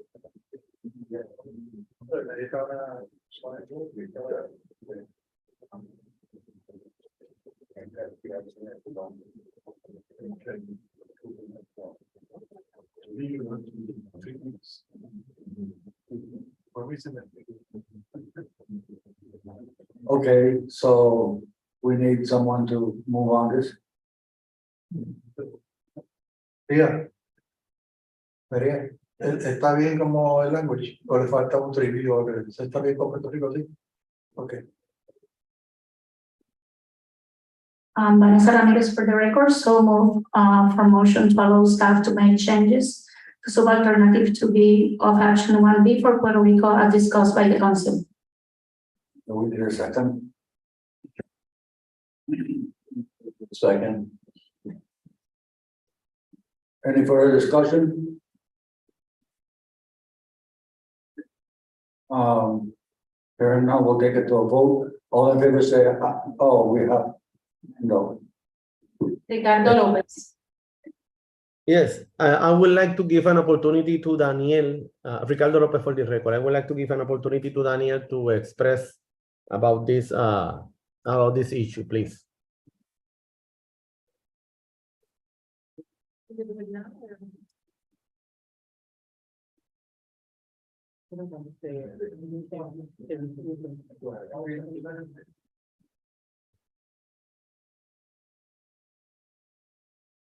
Daniel Matos Carvalho for the record, just a little comment. I think in Puerto Rico, the use of gill nets and travel nets on federal waters, you know, is almost zero. It's very, very, very low. That's all my comment. Thank you. Okay, back to the vote. All in favor say aye. Aye. Aye. I agree. Okay, any nay, thank you, Ricardo. Any nays? Any abstention? Hearing none, motion carried. Thank you very much. I think we can be done with this for now. So for the next, now we have instructions for staff to make changes to the amendment. We will be bringing back, discussing and bringing back the changes and analysis as needed for the upcoming meeting. And hopefully we'll be able to have final action on this one. But thank you very much for a great discussion. Thank you, Maria. So next on the agenda is the Scientific and Statistical Committee, Vance Vicente. 1 second. Excuse me, Mr. Chair, because we're a little behind, unless there is a change in the agenda, we still have 2 amendments to discuss. It's gonna be a fun afternoon. Before more fun with the SSC report. So we have reviewed draft amendment 3 to the island-based FMPs. It's just one more amendment. And this is by Sarah Stevenson, Dolphin and Wahoo.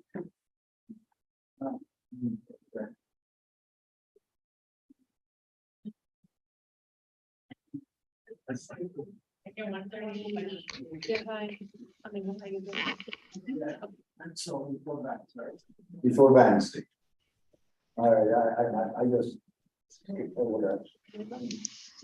All right, so we're gonna go to review draft amendment 3 to the island-based FMP management measures for Dolphin and Wahoo. Sarah Stevenson. Thank you. Can you still hear me okay? Yes. Okay, I'll try to be brief and quick. Next slide, please.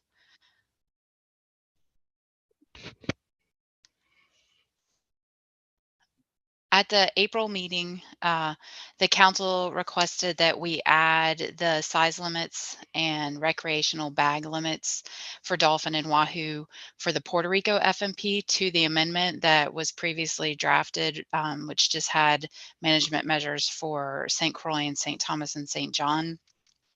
So those, I see that you're fixing it. So I'm going to just keep chatting because it's just background information. So we did add those in at the April meeting. The council did select a 24-inch fork length size limit for Dolphin as the preferred alternative, and that was just for St. Croix and St. Thomas and St. John. You did also select a 40-inch fork length size limit for Wahoo as the preferred alternative for St. Croix and St. Thomas and St. John. And then you selected a recreational bag limit for Dolphin of 10 dolphin per person per day, not to exceed 32 dolphin per person or per vessel per day, whichever is less. And that was the preferred alternative for both St. Croix and St. Thomas and St. John. And that alternative would be consistent with the USVI regulations. I'm on slide 2. whenever you get there. And then lastly, the council did modify alternative 3 of the Wahoo recreational bag limit, that you changed the numbers there to 2 Wahoo per person per day, not to exceed 10. You did not at that time select a preferred alternative for the Wahoo bag limit. So that's on our to-do list for today. Next slide, please. The purpose and needs statement was revised somewhat to include the Puerto Rico FMP. So you'll see there in the purpose statement, it now is amending all 3 fishery management plans. And then the need for the need statement was also slightly modified. And so the need for this amendment is to develop conservation and management measures for dolphin and wahoo to ensure that undersized individuals have adequate time to mature and reproduce, and to take a precautionary approach to management to protect against overfishing for resources with limited management structure. And basically what that means is that for the recreational sector, we weren't able to establish ACLs for the USVI because we didn't have recreational data, and we were able to establish them for Puerto Rico, but now we don't have the actual recreational landings to measure towards those ACLs. So there's kind of a gap there. So that's what that second part of that statement means. Next slide, please. So I'm going to take this in chunks by chunks. So we'll start with dolphin in Puerto Rico, and these are the same alternatives that you saw for the USVI islands, because it's based on biology. So your no action is don't establish a size limit. Your alternative 2 is establish a 20-inch fork length size limit, and this is for all fishing in federal waters and for dolphin. And then alternative 3 is establish a 24-inch fork length size limit for both sectors in federal waters. And the rationale here is in this orange color. It's the same rationale that we used for the USVI, but I just wanted to put it here to review to make sure that the rationale for Puerto Rico would be the same rationale for what you selected as the preferred in St. Croix and St. Thomas, St. John. So these are your 3 alternatives. Next slide, please.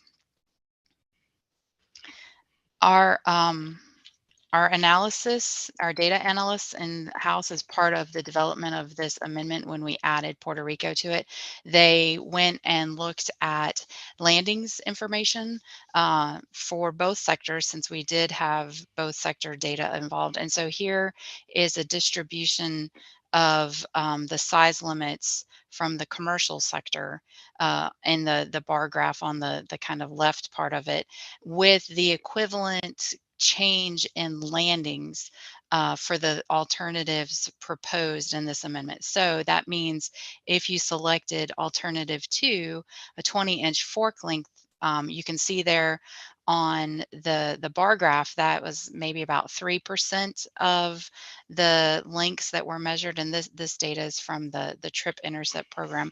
About 3% of those lengths were 20 inches or smaller. So that equates to less than 1% in landings. So the little chart on the right, the table, is telling you what the change in landings would be based on those size limits. And then the graph on the left is showing you what the distribution of those links caught. And this was over for the last 5 years for Puerto Rico. 2017 to 2021. So that's just you're gonna see the same kind of structure for the other islands. And all of this information was included in the amendment, which is in the briefing book. So if you wanted to look into it, and the appendix has the full kind of explanation of how these analyses were conducted and the data used in case you want to get into that a little bit deeper. So next slide, please. Here's a similar layout, but for the recreational information. So this data came from the MRIP, basically the precursor to MRIP. And those links you can see are, it's kind of spread from 12 up to 70, but the majority are right around 26 inches. So they did a similar kind of estimation of if you select the 20-inch fork length, about how much of that recreational harvest would be impacted. It would be a 1.3 reduction, or if you pick the larger size limit, that would equate to about, almost a 15% reduction in the harvest for the recreational sector. Now, again, this data, kind of the last full year of landings information that we have for the recreational sector was in 2016. So we don't have anything more recent than that, but based on that time series here, this is what your changes would be. Next slide.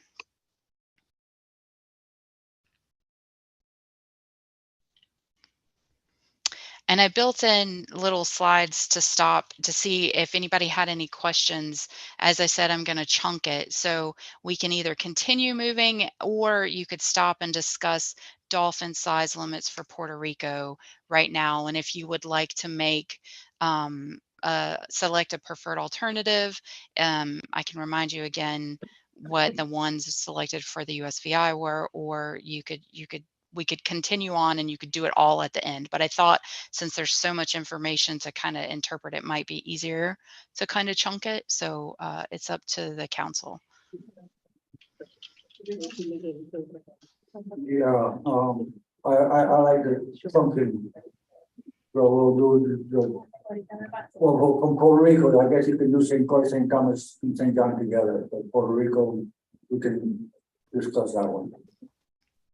Yeah. And just to remind you, yes, thank you. You already did select the preferred alternatives for St. Croix and St. Thomas, St. John. You are welcome to change that preferred if you would like to, but for the dolphin size limit, you selected the larger size to kind of capture, to make sure that 100% of the females that were spawning capable did actually have time to spawn. So that was your reasoning, your rationale for picking that larger size limit for St. Croix and St. Thomas, St. John. So you can discuss if you'd like to do something similar for Puerto Rico or something different, or even if there's a different number that you would like us to consider. So that's the discussion that you can have now for Puerto Rico. Okay. Vanessa? Thank you, Mr. Chair. Vanessa Ramirez for the record. I think we already have this discussion also in past meetings, and especially for the commercial and recreational sector in Puerto Rico. As we know, we don't have enough recent data that is available for the science, but we that work every day in the area, we know that we have to take care of this specifically with the mine. And I think that the 24 is also, as Virgin Island, the size that we should have. Thanks. Crespo? Thank you, Mr. Chair. Nelson Crespo for the record.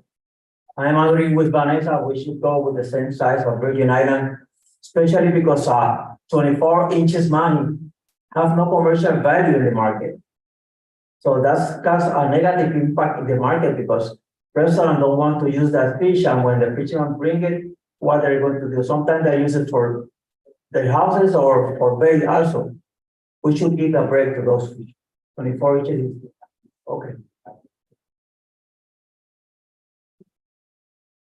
Okay, Sarah. You can go ahead. Okay, thank you for that. Next slide, please. So now we're moving on to the dolphin recreational bag limits. And these numbers are actually going to be slightly different than what we saw for the USVI. And that's because we wanted alternative 2 to be compatible with the Puerto Rico regulations as opposed to compatible with the USVI regulations. So you'll see that the alternative 1 is the no action, that we would not establish a recreational bag limit for dolphin in federal waters. Alternative 2 would establish a recreational bag limit of 10 dolphin per person per day, not to exceed 30 dolphin per person, or sorry, per vessel per day, whichever is less. And that's the one that would be compatible with the current Puerto Rico regulations. And then alternative 3 is a little bit more conservative. It would establish a recreational bag limit in federal waters of 5 dolphin per person per day, or 15 per vessel per day, whichever is less. And again, the rationale here is in the orange color because I want to make sure that it captures your intent. So establishing these recreational bag limits would be the precautionary approach to management to protect against overfishing of dolphins, since there's no recreational data available at this time. And of course, since we don't have the data to measure to those ACLs that were established. So the next slide has some of the analysis.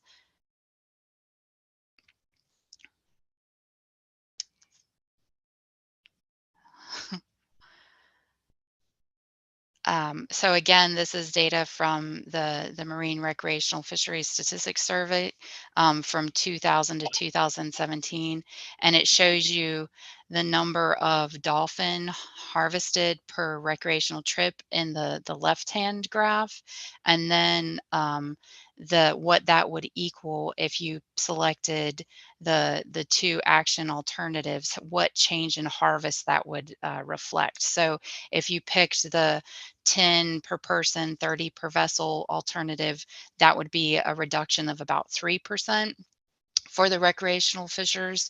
And then if you pick the more conservative one of 5 per person, 15 per vessel, it would be about 15% less dolphin that they would be catching. So that's kind of the analysis. And again, that's all explained further in the amendment if you'd like to dig into that a little bit deeper. And so with that, now, if you'd like, you can go ahead and discuss what might be your preferred intent or for dolphin recreational bag limits. So next slide just is asking for the discussion.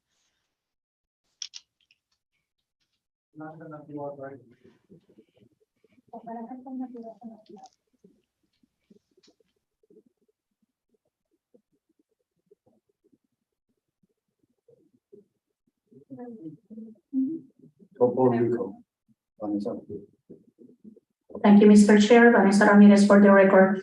In this case, for the discussion, specifically knowing that the recreational data is not available, the only data that we have is the one that came from the tournaments. And of course, what we see every day in the area, in the fishing area, I think, or I will suggest that alternative 3 should be the best in this case, because 15 dolphin per vessel per day for recreational, it's enough fish to have in their freezer or to give to the friends and neighbors. And what we have seen during the past years is that the illegal catch of the recreational is making a direct competition with the commercial sector. And also that we have seen that the recreational prefer the smaller mahi because it's better to handle for them and it's a little fillet. But this is causing the dolphin can get the point that the sustainability will be overfished. So I will suggest alternative 3. I have a curious question to the enforcement here. Would that be enforceable? How can you tell whether the fish was caught in the EEZ or somewhere in the area jurisdiction of Puerto Rico and to that, whether they violate alternative 3 or alternative 2? If we have 2 different quotas. Miguel Borges for the record. Well, we prefer the regulations to be compatible. Always, it'll be more enforceable. To your question, if it's enforceable or not, it would definitely be a lot more difficult if we go with alternative 3.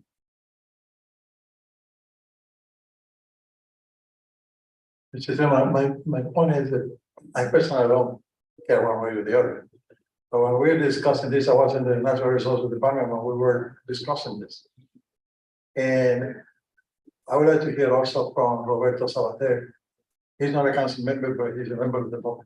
So do you have any experience with the dolphin wow, and what are your thoughts and the group of fishers, the recreational fishers regarding the present quota that we have and the possibility of reducing the quota from 5 to 15 in the EDC. Right now, I believe there is no, with the present quota of 230 per vote, there is no problem. The problem will be if we combine alternative number 3 with the 24-inch fork length, then you create a problem to the recreation.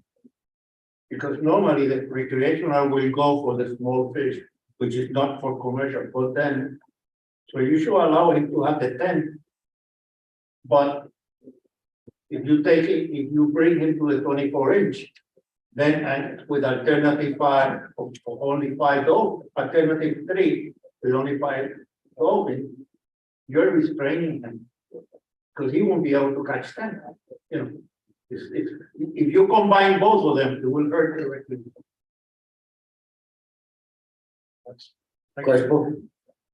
Thank you, Mr. Chair. Person Greco for the record. I'm agree with Vanessa Ramirez. Alternative 3 should be the one selected as a preferred alternative.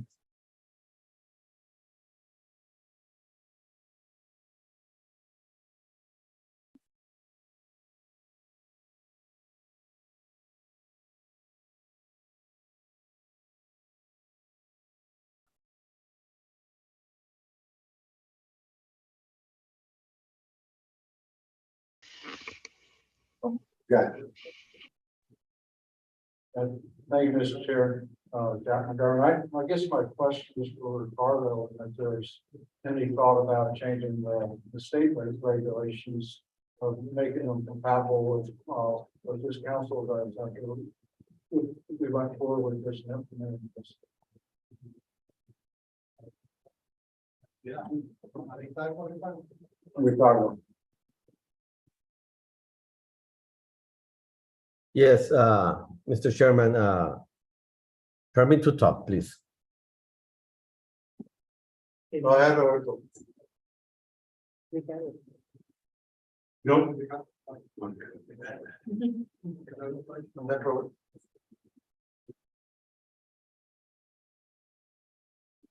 Escucha, Ricardo.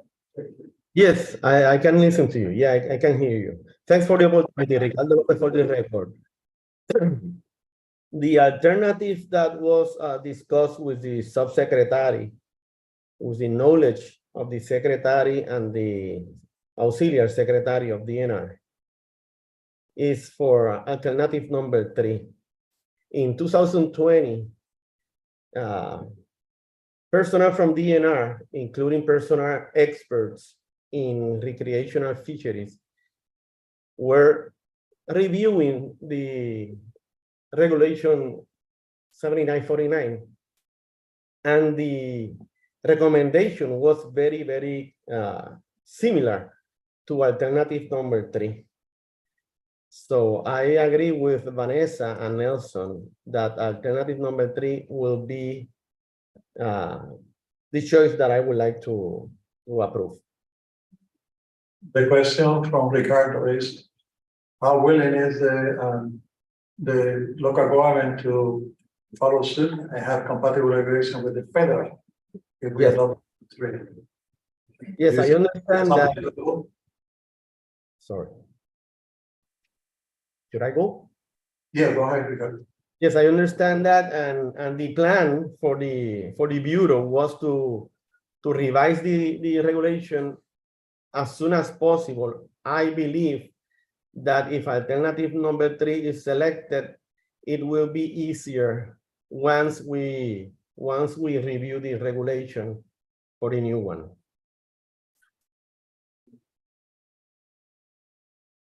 Yeah, and just to explain to Roberto also, what we're doing here is to prepare a document that will go to public hearings. And we have a chance to hear from all sectors. So what we're doing at this time today is to pick the preferred alternative. So when we go to public hearings, we show the slate of alternative, the ones that are adopted, and the preferred one of the council. When we come back from public hearings, that might change or not. There are 2 issues here.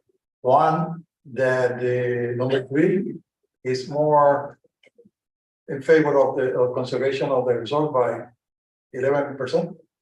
And the other one is compatibility, because I personally believe if you don't have compatibility with this one, right now we won't have that much of a fortune within the area jurisdiction of Puerto Rico. Let alone if you don't have compatibility with it. So the council can then have a rationale, as we're discussing today in the record, that number 3 is more in tune with the responsibilities of the council. But then you also mentioned that number 3, in combination with the minimum size of 24, creates some problems. So all that had to be included in the record, and we may include also in the discussion, the written discussion. Roberto. There is the other part, if you have a 55-foot boat, and you're gonna go out there to fish, and you can only catch 15 dolphins instead of 30, to go with your friends and everything, and you have to look at the social economic part. And a lot of people are gonna lose their jobs. People are not going to go out fishing anymore as much as they would do at the same time. So you have to think at the park too. I mean, if you have a little boat, doesn't matter if you got 15 or 30. Usually the guy with the little boat will sell it. Let's admit it. Most of the sportsmen will sell fish too. That's a problem we have. One person with a big boat, which you invite some friends and everything to catch fish, you don't want to find a place and only be able to catch 15. And especially if those 15 go below 24 inches, what is he gonna do? I mean, you're gonna shoot down the tourists on the recreational fishing that goes for it. So,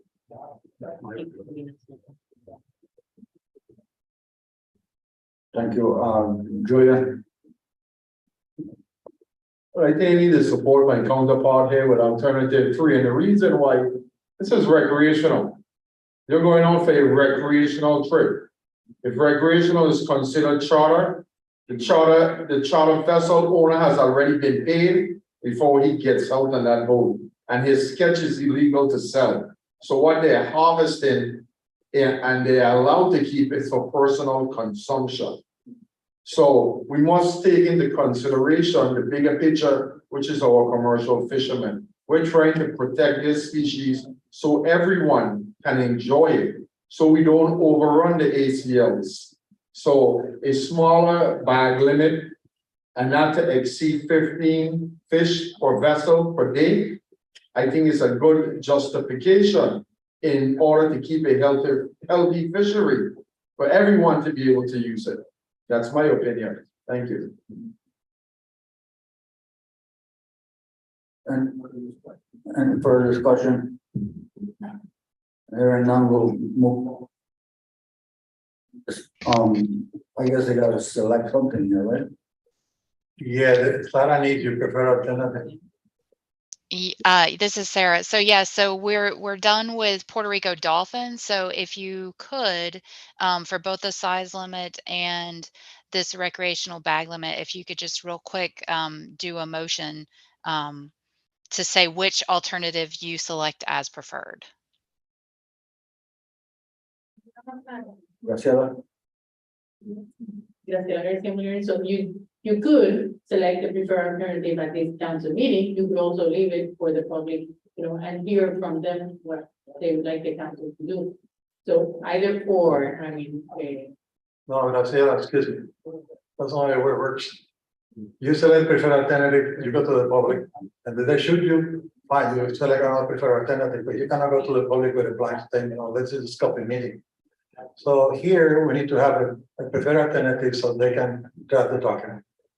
And what I'm hearing now is you're a preferred alternative for the number 3, regarding the size and, regarding the bag limit, and whatever the number is for the 24 inches that you have. That doesn't mean that you will end up with those regulations, with those management measures. It all depends on the process at the end. And the other thing is that we talk a lot about recreational fishery without the data. But we have interviewed a lot of people about recreational fishery. And in the case of the dolphin, this is more an allocation issue than conservation issue.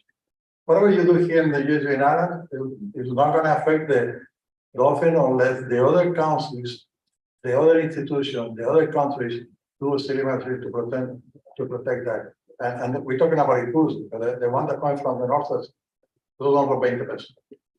So, Sarah needs to hear from you what is prepared, you can write it. So she can continue with the development of the document. What, you have something in the chat? We have two comments from Yamitza Rodriguez. Cristina, Yeah. the chat doesn't, is not considered part of the record unless it's the audio. So either she speaks or you read it for the record. Is she there? She can. She's there. Yamitza, you hear us and you have Sure. audio to speak? Okay, thank you. And then, Mr. Chairman, can you leave her time so she can talk? Yamitza Rodriguez for the record.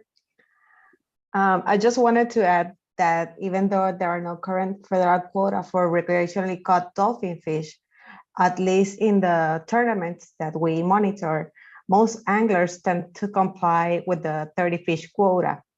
And also, we would like to add there, we are seeing many undersized dolphin fish in these events. And even though there are, in Puerto Rico, some fishing clubs have established their own rules requiring minimum weight for landed fish, this has not stopped anglers in bringing fish that weigh less than the regulations of the tournament established. And we try to educate them because we're seeing fish that are less than a pound in the tournament. And there was even a category a few years ago for smallest fish that was eliminated. And but fishermen keep on bringing more than the allowable quota, and it's very difficult for us in these events and out of tournaments to monitor this activity. I just wanted to add that. So we need a motion. This is Sarah. Yes, please. A motion for the size limit, if you would, and then a motion for the recreational bag limit. And I believe from the discussion, both of the ones that you identified were alternative 3. So the 24-inch size limit was alternative 3, and the 15 and 30. Is that the right?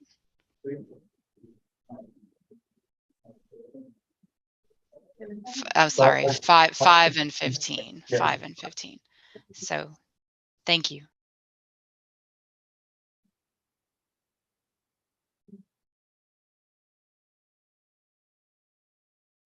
Thank you, Mr. Chair. Vanessa Ramirez for the record.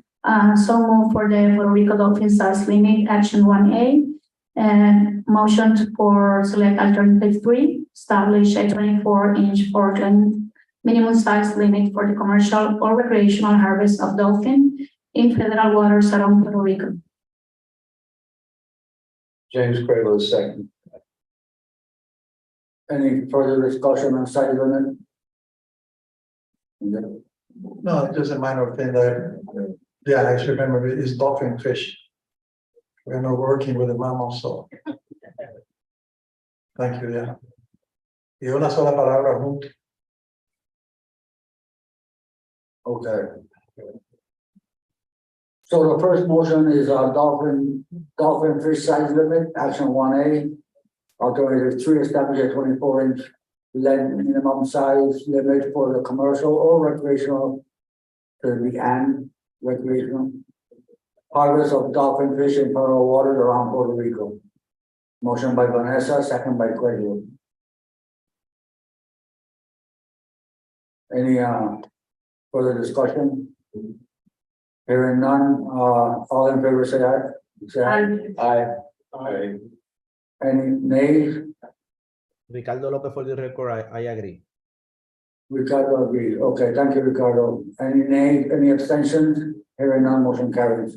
The next dolphin fish recreational bag limit. Thank you, Mr. Chair. Vanessa Ramirez for the record, to present the dolphin recreational bag limit, action 1B. As alternative 3, establish a recreational bag limit in federal waters around Puerto Rico for 5 dolphin fish per person per day, not to exceed 15 dolphin fish per vessel per day, whichever is less. A second. James Gray was second. Any further discussion on size bag limits for dolphin fish? Alrighty, so the motion is to alternative 3, establish a recreational bag limit in federal waters around Puerto Rico of 5 dolphin fish per person per day, not to exceed 15 dolphin fish per vessel per day, whichever is less. Motion by Vanessa, seconded by Craig. All in favor, say aye. Aye. Aye. Any nays? Ricardo Lopez. Oh, Ricardo. Okay, thank you, Ricardo. Any nays? Any abstentions? Hearing none, motion carries. Sarah? Yes, thank you. So next will be the same kind of structure, but for Wahoo. So once the presentation gets back up, you'll see the Wahoo size limits that are proposed for Puerto Rico, and these are the same size limits that were used for the St. Croix and St. Thomas and St. John. And again, it's because they're based on the biology of the fish. And so you'll see that the no action is to do not establish a size limit for Wahoo. Alternative 2 is to establish a 32-inch fork length minimum, and that's for both commercial and recreational fishing in federal waters. And then alternative 3 is to establish the 40-inch fork length minimum size limit for all fishing in federal waters. And again, that rationale for this action would be to ensure that undersized individuals have time to mature and reproduce. So those are your alternatives. The next slide kind of shows that breakdown of the analysis. So there weren't as many Wahoo lengths, but you can still see that the majority of the fish caught by, and this is the commercial sector, were under 32 inches.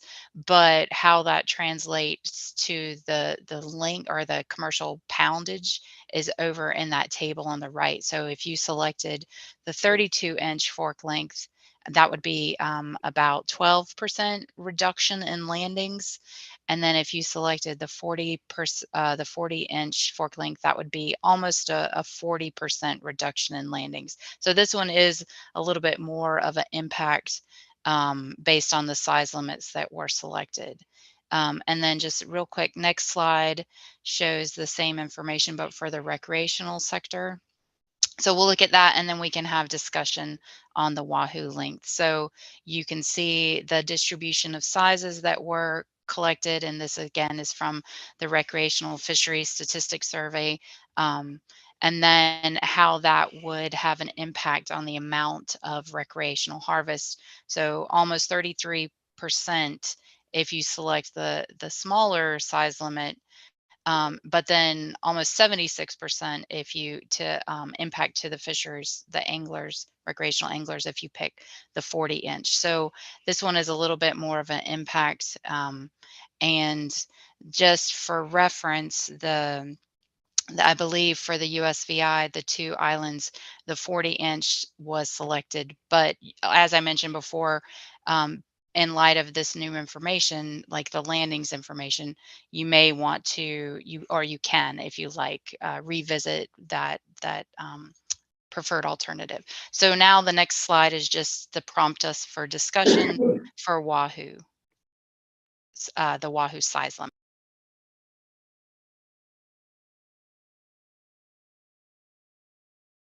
Yeah, can you bring back that screen for the size limit on Wahoo?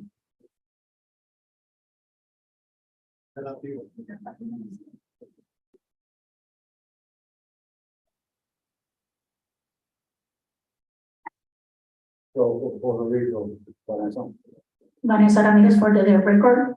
As we already discussed for Virgin Island, I suggest alternative 3 to be the one also for Puerto Rico.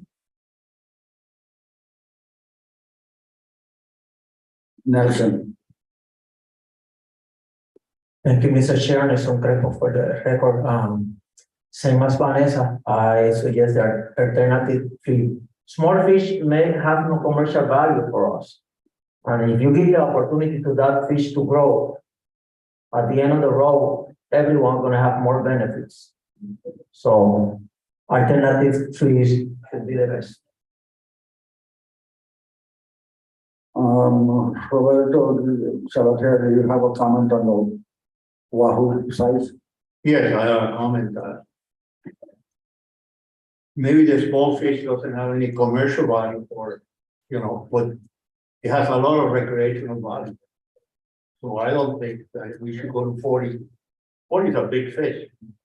Once you catch a small fish, which is what recreational people want, light tackle, cut them in 20-pound test line or maybe 30 at the most, and you have a lot of fun.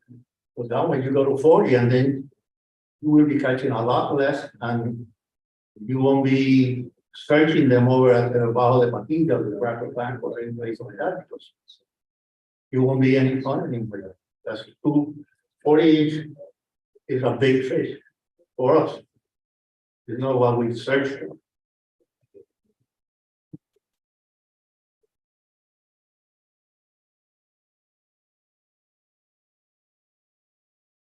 Okay, so I guess we need to come up with a motion. Preferred alternative.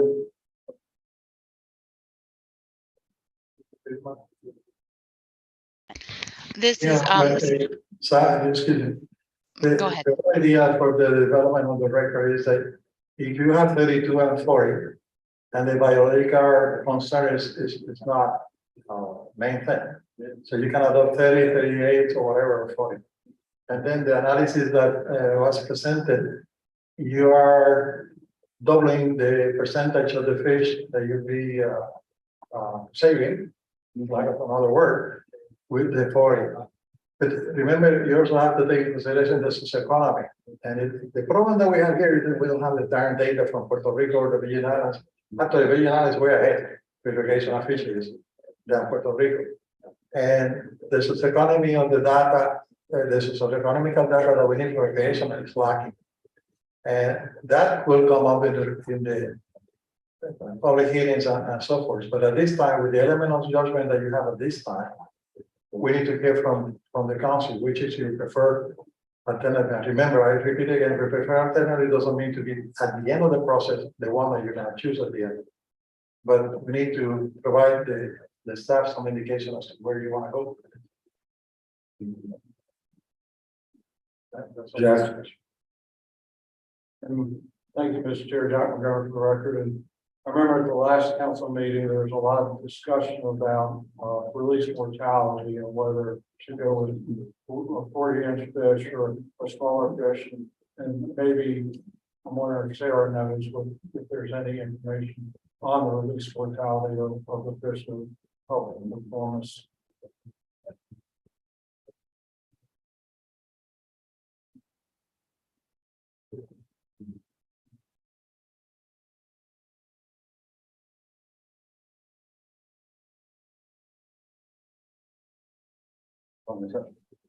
Thank you, Mr. Chair. I want just to make a comment.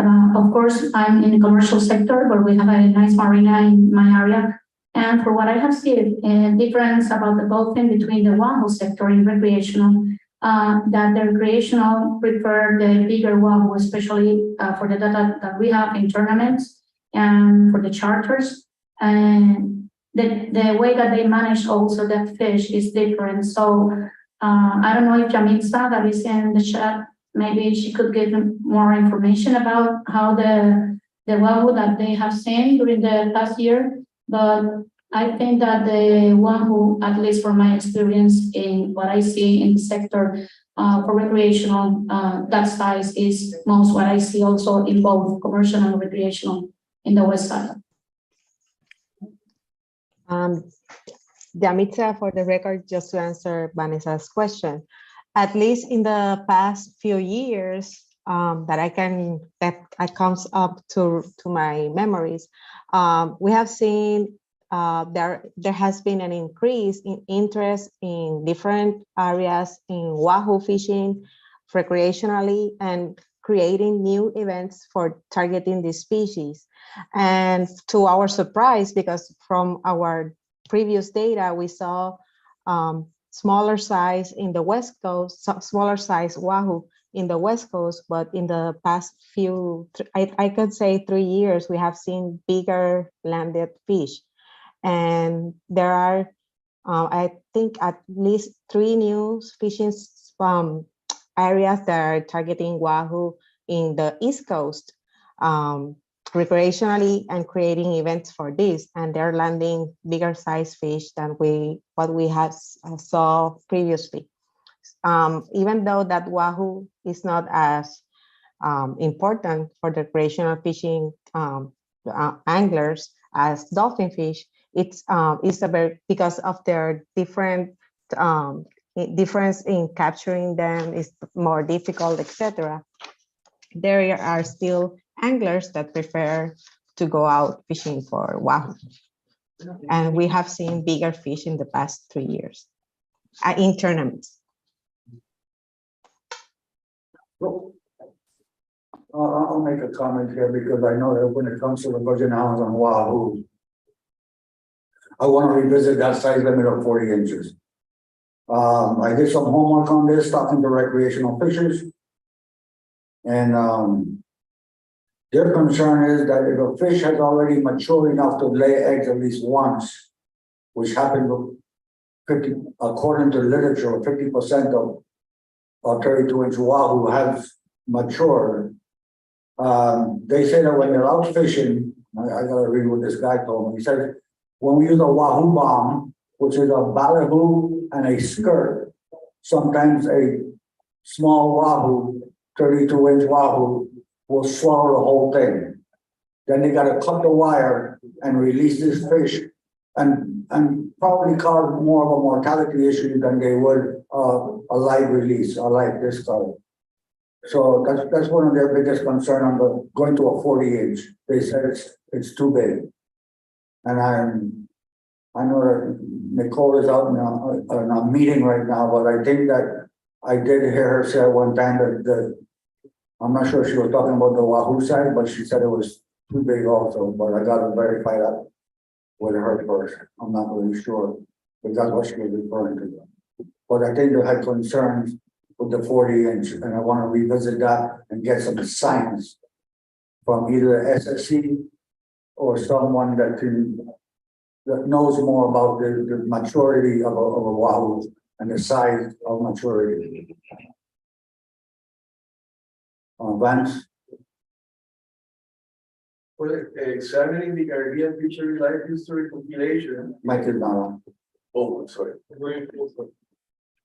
At least in the Caribbean Fishery Life History compilation, which was created by Adams and Eddie and Rios, there's no information on the example on the wahoo. We do have a lot of information on other pelagics, but no. So if I'm wrong, I mean, the center has information that I don't have available, but yeah, there's no biological information. Yeah. Roberto?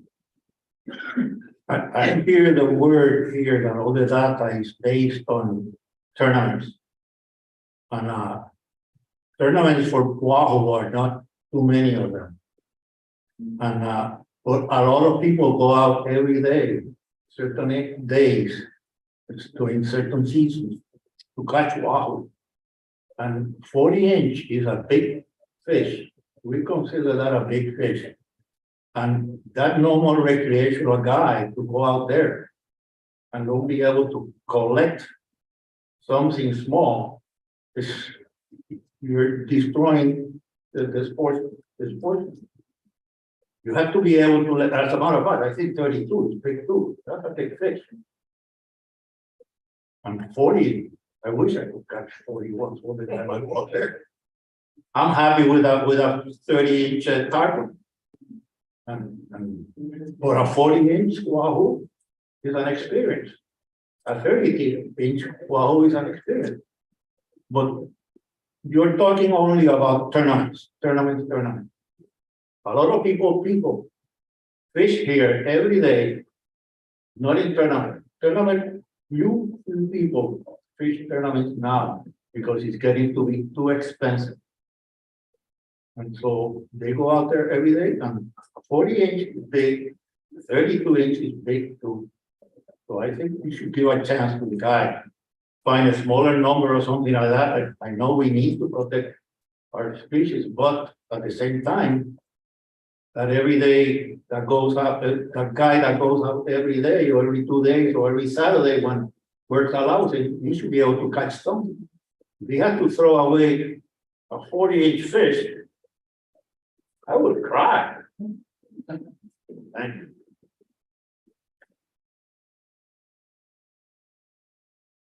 Vanessa. Thank you, Mr. Chair. Vanessa Ramirez for the record. Roberto, as you says, we don't have enough data about the wahoo.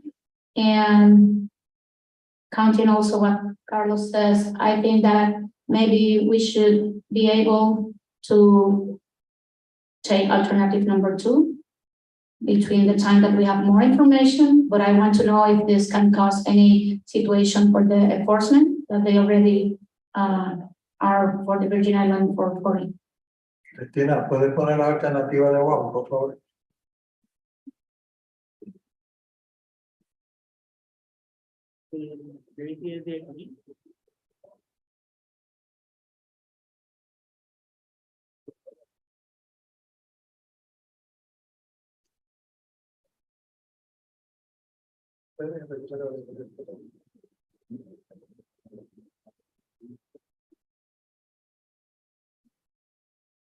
So for the record, alternative number 2 starting at 32 for length, that's what you're referring to, Vanessa? Yes, like to have a happy medium between recreational commercial sector. If 32, it's gonna have a percentage of maturity in the wahoo, and we are able to get that one in the between that we have more information from recreational sector or the scientists about the maturity and the land. And that way we prefer alternative. Yes. Graciela, and then I'll chat. Mr. Chair, you have the guidance. Now, Ricardo Lopez requested turn to speak. Okay, Ricardo va primero. Okay, Ricardo, for the record, thanks for the opportunity again. I would like alternative number 3. It's completely compatible with USVI, and it's what we talked in 2020 when we were revising the regulations. So that's what I prefer, and that is what the subsecretary agree with me. Thanks.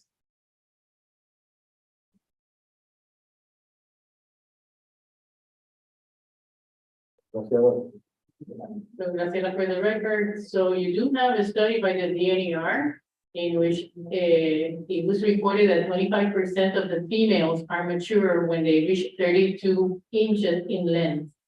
So 40 inches would most likely approximate the 100% maturity schedule. So it's on page 15. Yeah. I have a report here.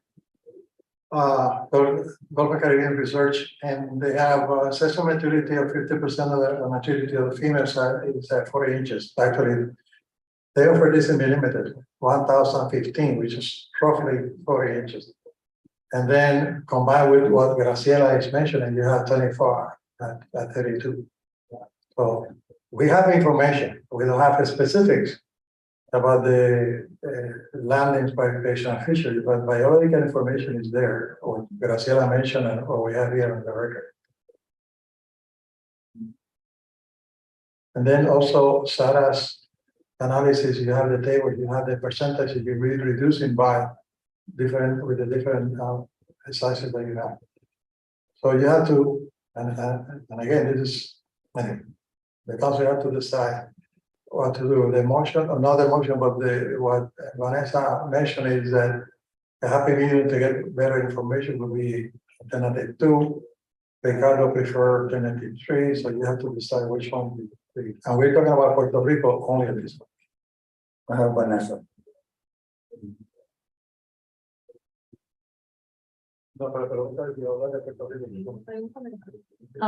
Yes, thank you, Mr. Chair, Vanessa Ramirez for the record. It's just basic in the information that we have now, and considering that the recreational sector in Puerto Rico doesn't have enough data to be aware of what's really what they are catching, only what we have is for tournaments and what we saw in the field. So that's why I suggest alternative 2 until we have better data available or new information. Thank you. Craiglo, and then Julian. James Craiglo for the record. The first thing is Miguel taught me when I got on the commission or on the council was that we're supposed to make decisions to protect the resource, the species, and of course, we want to be able to have a maximum sustained yield at some point. And so number one that I learned was be able to allow these species to at least have one opportunity to reproduce. Now, Carlos and I had a discussion about a week or so ago, and I looked up a 32-inch wahoo. And if you can look up on the internet, that's about a 6.5 to maybe a 7-pound fish. Now, I've been catching wahoo for a couple of decades or so. I've caught a lot of wahoo. I can tell you most of the wahoo I've personally caught have been between 20 and 65 pounds. I've never caught a monster 9 pounds or so, but I don't think I've ever caught a 7-pound wahoo. I mean, I've just never caught one that tiny. Maybe a 12-pound wahoo, but I think never remember it. So, you know, a 32-inch wahoo is a small wahoo. A 40-inch wahoo, and give it one chance to reproduce and get more of this wahoo out there. That's my concern.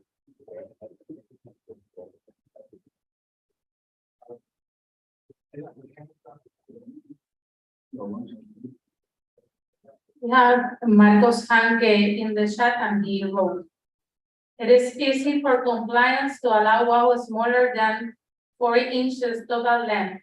Use the rationale of the biology to determine the month size and the importance of this species for recreational. Do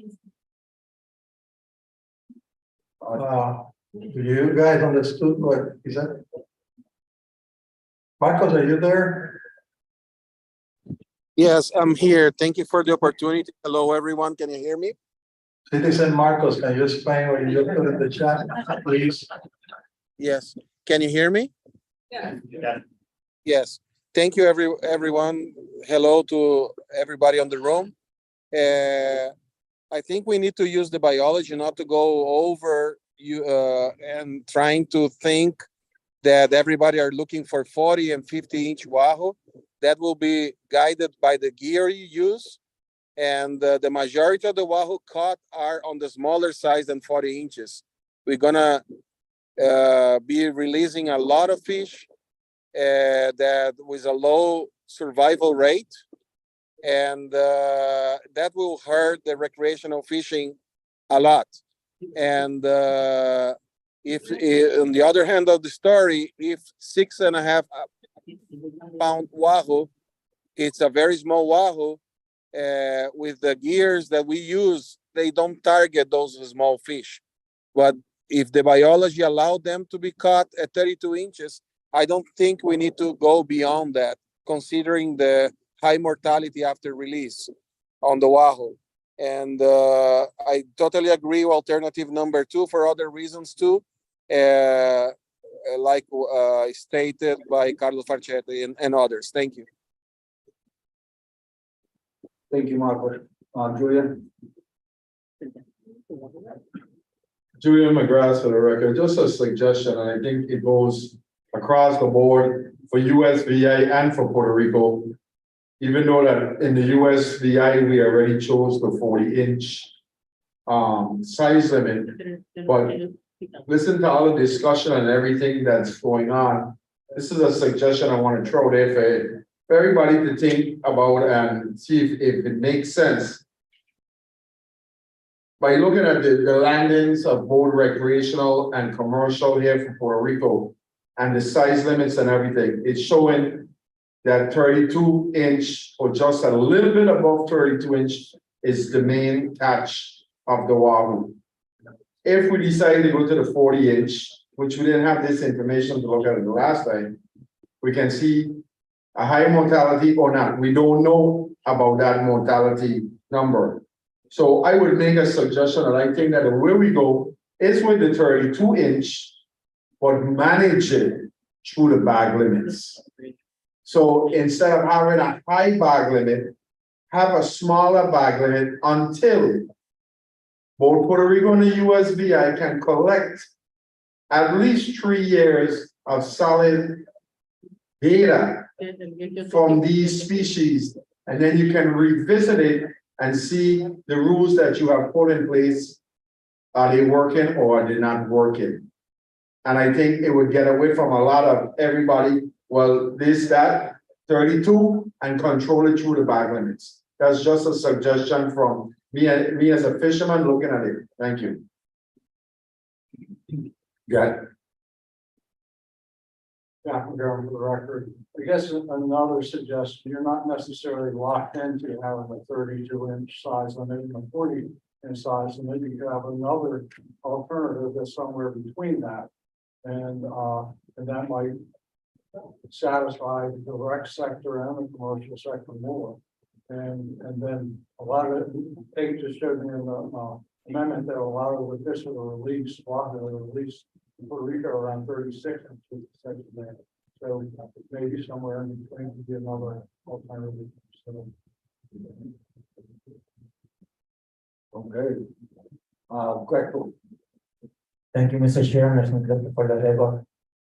I heard what Julian says, and I think we should go that way with the backing. If we can work with that, we can go with the 30. So, Mr. Chairman, we have a couple of tentative. The one presented to you 32 plus the bag limit, and both Nelson and Julia are talking about it. Jack believes that probably we can go in between, maybe 36, 34. So Sarah will need to have a preferred alternative from you this time. Remember, I keep saying the same thing. The preferred alternative doesn't mean that will be the one that you will have in the regulation, but it gives you an idea how it goes. The other thing I was going to mention is that we have 3 island-based FMPs. For those species that are place-based, that's a new phrase. They mostly occur in San Croix, like the parrotfish, the other include in Puerto Rico, like the others. Maybe we can have separate regulation, but in this case, the water goes all around. So maybe you would like to have maybe the same regulation for the federal waters surrounding the 3 areas. So it'll be up to you. Person. Just piggyback on Mr. Julian's McGrath's comment. I percent price agree with what Julian said on the 32-inch and the back limits reduced.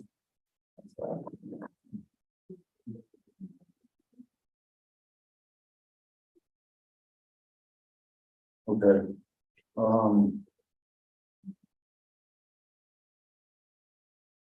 So we're gonna, there's a lot of discussion here.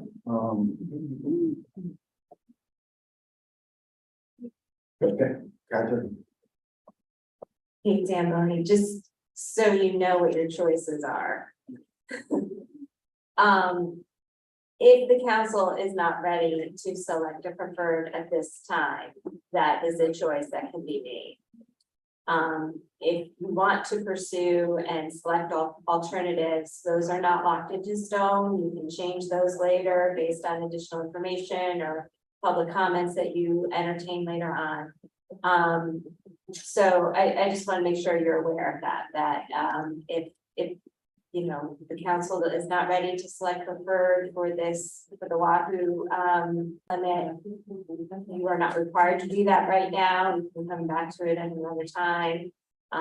But if you do want to make a selection now, that can also be changed later. Yeah, the thing is, how fast you want to go, Mr. Chair?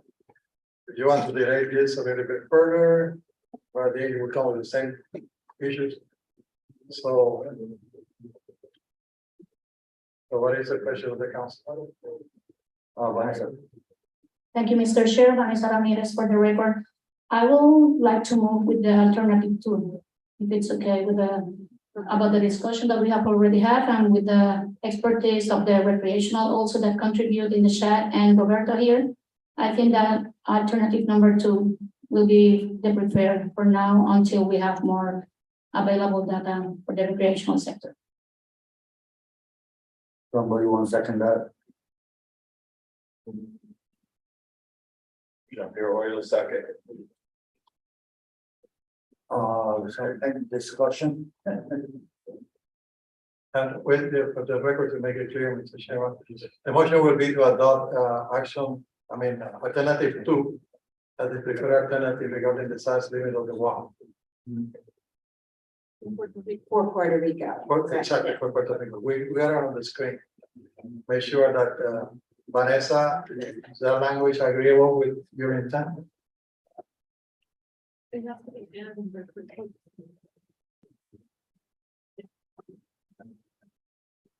Okay, motion for Puerto Rico for the Wahoo size limit action 2A to move for alternative 2, establish a 32-foot length minimum size limit for commercial and recreational harvest of Wahoo in federal waters around Puerto Rico. Yes. Any further discussion? Vance, Jack, and then Vance. Yeah, Director. I just want to reiterate what Kate said, that we can select the preferred here, but then even when we come down to the time to take final action on the amendment, the council could change the preferred because all the analysis will be in the amendment at that point. Do you want to start the staff to look at 30, 34, 32? Sure. Sure. Kate's hand, you have a motion pending. You should, resolve what's going to happen in that motion before you talk about other options. All in favor. So Vance on discussion. Yeah, I'm just gonna make a comment, right? I think that until we have enough data on the length of maturity, the size of maturity, K, the rate at which the growth curve of the Wahoo approaches infinity, L infinity. We don't have that data for the Caribbean. I know that we have it for the Gulf of Mexico and elsewhere, but I believe that we should have that information before making any final decision. That's just my comment. Well, I mean, we never have that information. I don't know. Thank you, Vance. Okay, so the motion is alternative 2, establish a 32-inch length minimum size limit for commercial and recreational harvest of Wahoo in federal waters around Puerto Rico. Vanessa, seconded by Commissioner Bill. Aye. Aye. Any nays? Oh, Ricardo. Yes, thanks for the opportunity. Ricardo Lopez for the record. I oppose. Thank you. Any nays? Okay, nays, Ricardo. Okay, any abstention? Abstain. Okay, so we have 1 abstain, 1 no, and leaves 4 yay. Motion carried. 4-2. Alrighty, we gotta take a quick break. So about 10 minutes. 10 minutes is good because of all great.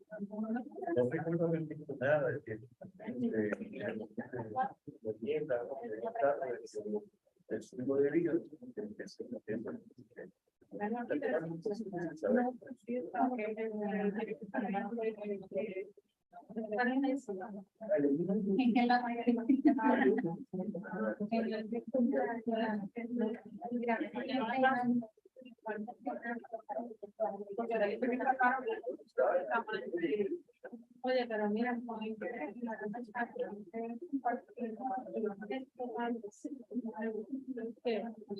bueno, la que se está viendo el short frame, no se está viendo el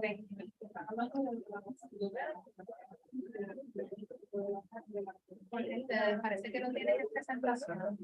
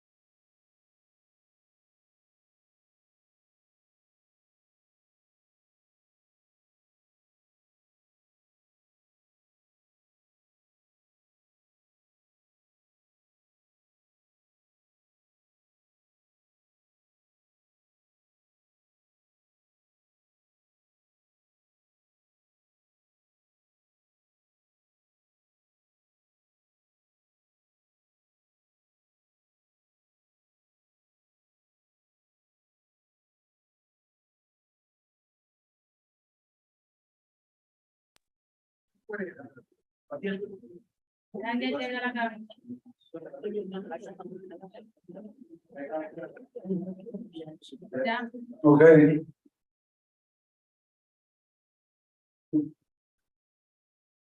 Okay.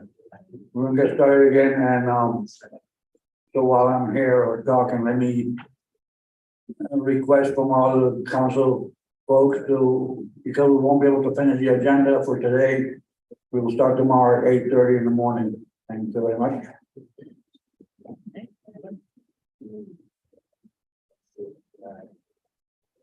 So what else we need to do, Sarah? We need to get to the next one. Yeah, so we just finished Wahoo size limits, so there will be Wahoo bag limits for Puerto Rico, and then for St. Thomas, St. John, and St. Croix. And then all the preferreds would be identified. So yeah, so here's the recreational bag limits for Puerto Rico. So the alternative 1 is to do nothing. Alternative 2 is to establish a 5 Wahoo per person or 10 Wahoo per vessel per day. And that would be compatible with the current Puerto Rico regulations. Or alternative 3, which is a little bit more conservative, do a 2 Wahoo per person, 6 Wahoo per vessel per day, whichever is less, in federal waters around Puerto Rico. And there again, you can see the rationale for why we're doing this is because there's no recreational data available at this time. And then the next slide has the analysis that was done for this bag limit action. If you would, next slide. And you can see that the majority of the recreational anglers from 2000 to 2017 caught 1 Wahoo a day. And on the right hand side, you can see what those bag limit alternatives would relate to in the amount of harvest that would be reduced for the recreational sector. And then so with that, the next slide is just to prompt for discussion for the recreational bag limit for Wahoo. Can we go to the alternative?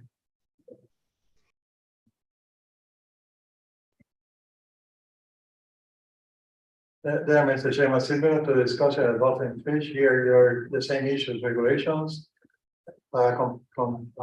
enforcement, et cetera, et cetera. So we have to break at 5 o'clock sharp because we have public hearings in the afternoon, and then tomorrow we will continue with the agenda. So at this time, Mr. Chairman, I would like to hear from you regarding the your preferred alternatives for the bag limits. Vanessa. Thank you, Mr. Chair. Vanessa Ramirez for the record. Well, counting on this, I suggest alternative 2, because we know the lack of enforcement that we have in the landing. And it's the best way to maintain a compatibility with Puerto Rico regulation in this case of the Wahoo. And because of the size to maintain also with the recreational and commercial. I think that the 5 Wahoo per person per day, not exceeding the 10 Wahoo per vessel. Yes. So the motion is for the council to adopt alternative 2 regarding the Puerto Rico Wahoo recreational bag limit action 2B. We need a second. Or we need to put it up on the screen. Well, yeah. Well, what they put on the screen, do we have a second? Jean-Pierre Oriol, I second. Then, Mr. Chairman, can you read it for the record, please? Yeah, so for Wahoo recreational bag limit, action 2B, alternative 2, establish a recreational bag limit in federal waters around Puerto Rico of 5 Wahoo per person per day, not to exceed 10 Wahoo per vessel per day, whichever is less. Motion by Vanessa, seconded by Oriol. Any further discussion? Hearing none, we're gonna go to a vote. All in favor, say aye. Aye. Aye. Ricardo Lopez, for the record, I agree. Oh, thank you, Ricardo. Any nays? Any abstentions? Hearing none. Motion carried. Next, Sarah. Okay, when we get back to the presentation, the next slide is just showing you for St. Croix, which is action 3A, and St. Thomas, St. John, action 5A, the preferred alternative that you selected for the size limit for dolphin, which was 24, excuse me, 24 inches minimum size limit in federal waters. So that's just a reminder, you don't have to do anything. There are some graphs to show you that same kind of information that was done. It was part of the amendment that was prepared So sorry, it's not this slide, it's next. I think two forward. Oh, keep going. So yeah, so here's the alternatives for the size limit. The next slides, 2 slides show you what that analysis prepared, the impact of those alternatives. So next slide. For the commercial data that we had, you could see a 4% or a 5% reduction in landings, depending on which size you picked. And this is for St. Croix. Next slide. There is no recreational data. So this is the commercial data for St. Thomas, St. John, and you can see that the 2 sizes picked would have less than 1% reduction in landings based on those 2 size limits. The next slide is recreational bag limits. You already selected a preferred alternative for both St. Croix and St. Thomas St. John of 10 dolphin per person per day, 32 per vessel per day, whichever is less, and that was to be compatible with the USVI regulations. Next slide is just prompting for discussion, and that's just if you wanted to revisit any of those selections. If not, we can keep moving. Sorry, what the last part, if we keep on one shot, that's it, we continue. I think we're good with that. Okay. So we want to revisit the one. Yeah, so Wahoo's up next. So next slide. Here are the size limits that were proposed for Wahoo for St. Croix and St. Thomas St. John. You did already select a preferred size of 40 inches in federal waters around both islands. And then the next slide, I believe, has some analysis for you to look at. Although it's just for St. Croix, because there were only, I mean, there's only 21 links available for St. Croix, and there were only 17 links available for St. Thomas. The St. Thomas, it's in the little description on the right side. So all 17 Wahoo samples were above 40 inches in fork length, and the sizes range from 42 to 56 with an average of 54. So the 2 graphs, the graphs in the table do show you the St. Croix information broken out. If you do the 32 inches, it would be about a 2% reduction in landings. And then if you did the 40-inch, that equates to about a 45%.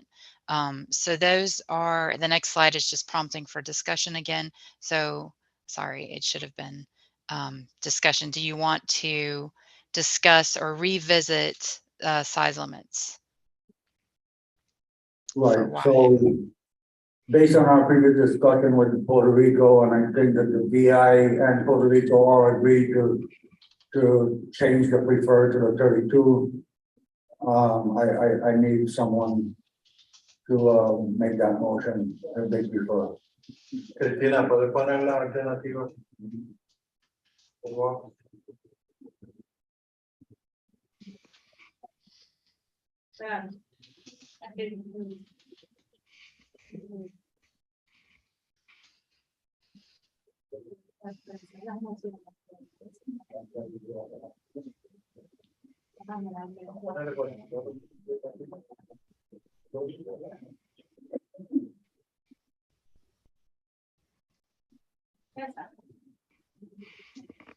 Yeah, here the question is whether you would like to change your preferred to any of the 2, meaning alternative 2 or not, but you want to keep it at 40. Well, I think that we did agree, I mean, both BI and Puerto Rico did agree with the change to alternative 2. So all we need is a motion for that.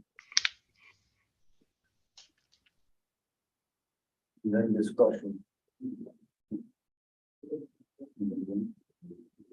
Jack? So moved.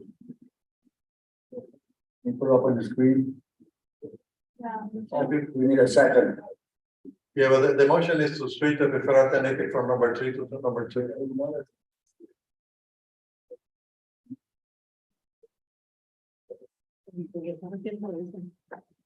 So I'll second it after discussion.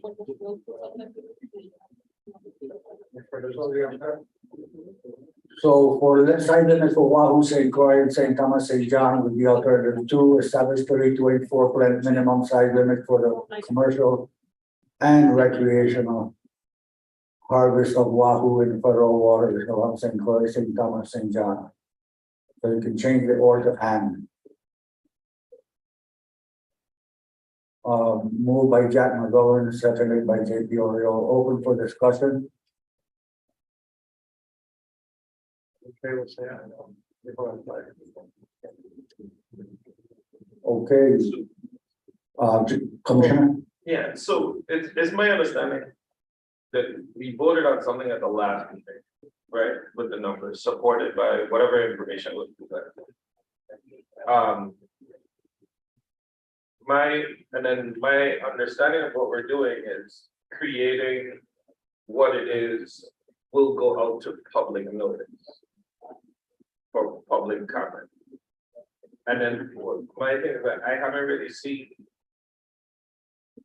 anything that supports why we're reversing the decision, at least today, from whatever it is was discussed in the meeting in April.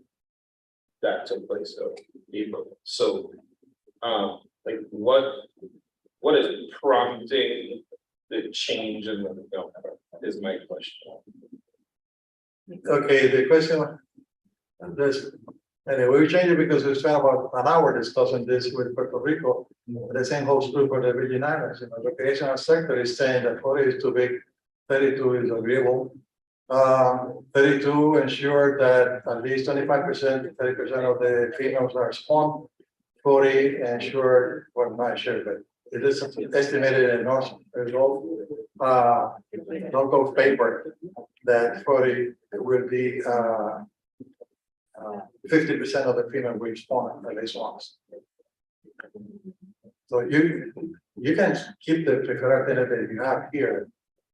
If you consider nothing have changed for the USA now, do it, or you can switch and go back to what Puerto Rico decided. Right. So further in that light, right? So again, not having been here at the last meeting, but something was presented at least at the last meeting that would, because the way I understood it took place is that the original motion was for 32 and it went up to 40. Correct. And so there was some information that was presented at the last meeting that supported the number going up to the 40-inch pool. Do you want me to speak bluntly? The reason we changed it because now we have recreational fishery who know what they're doing. The last time we didn't have those two. Say that again. We have information from socioeconomy that we didn't have that clear before. And until Roberto and Marcos talked, you guys were pushing for 40. So the socioeconomy also plays a role here. And for example, in this case, Union offered 32 plus the backlit and a combination of those two to have further information. So those are the only element of judgment that we have on the record. So again, for the US Virgin Islands, if you consider that you should stick to the 40 as you prefer alternative, so if you want to change it for what happened in the discussion today, you may do so. So either way, you have both. You have the biological concerns that addressed 25, 50%. You also have an analysis by SAR. What percentage is reduced by the different sizes. And then I guess it was Vanessa saying, I vote for this one because in 3 years I want to have more information. So if we can change it or change it, but at least you will go to the public with a preferred alternative, collect more information, et cetera, et cetera. Does that address your concern? Yes, thank you. Okay. Vanessa. Thank you, Mr. Chair. Vanessa Ramirez for the record. And also just to inform what Carlos bring to the table, that he talked with some fishermen between the time from April to now, and the high mortality of these ones once they get the bait inside. So if we have that information, and we already know that with the 32 could be a good number until we have more data for the recreational. That's why Puerto Rico moved to the 32, and that's why I will support also the 32 for Virgin Islands. Any more discussion? Okay. Let me go. Yeah, for the record and for the future, what the commissioner asks is the kind of discussion that we need for the record. Well, we should change from one or the other, so especially for the new council member, don't feel, I mean, like you, anybody can say whatever you need to say, so we develop the record.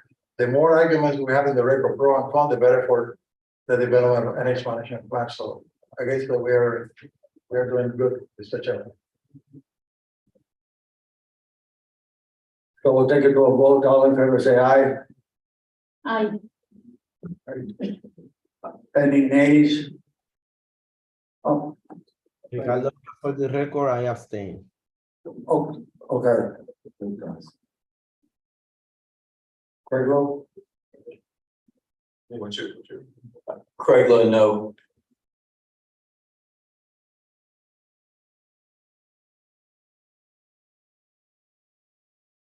So one abstain, one no.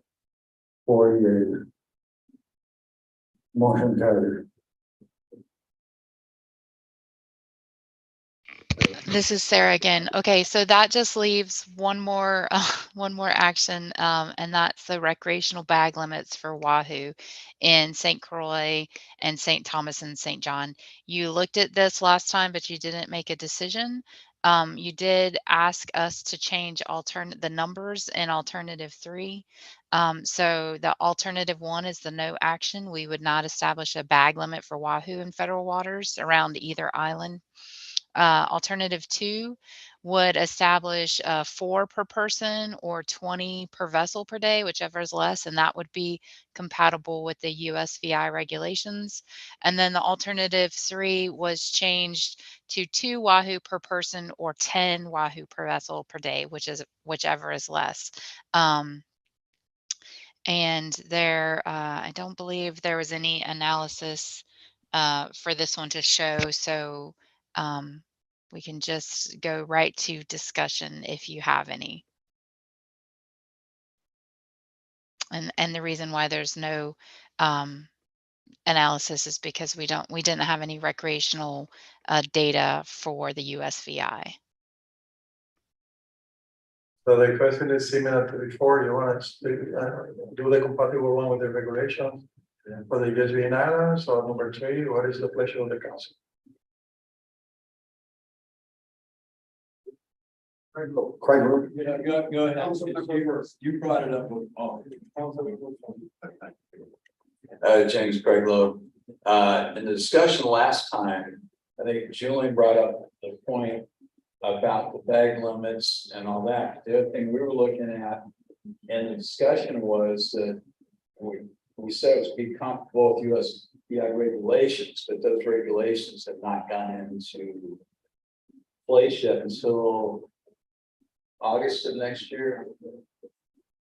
I think that was a whole discussion there, so that we're free to make our own regulations because they haven't gone into effect yet, and that would give the VI a chance to go in with the federal regulations. And we were looking really at ultimate 3 is what I recall from last meeting, and that's my comment.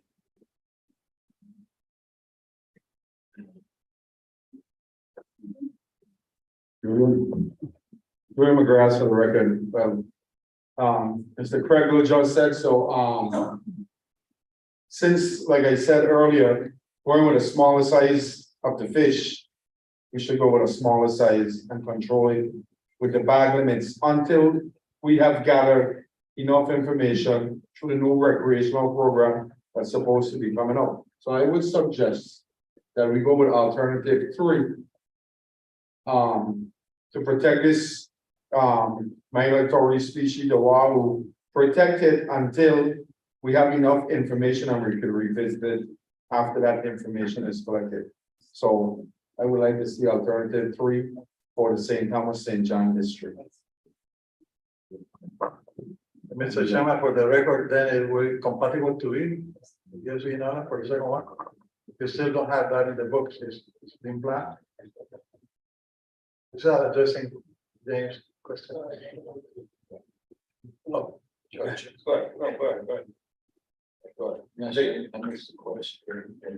So, yeah, the regulations themselves haven't gone into effect, but they have in fact been passed. So it's kind of like that grace period to get people in line with what the regulations that were passed. So the thing is that the difference between the local and the federal one is we don't deal with dolphin fish and wahoo separately, but here we are.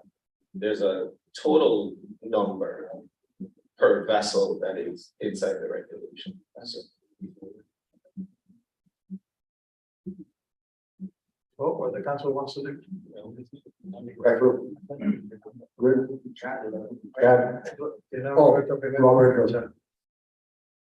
I'm showing my ignorance now. How do you get from 4 wahoo per person to 20? You normally fish 5 people in a boat? Because we only fish 3 or maximum 4. And then you go from 2 wahoos to 10. So that means you're fishing 5 people.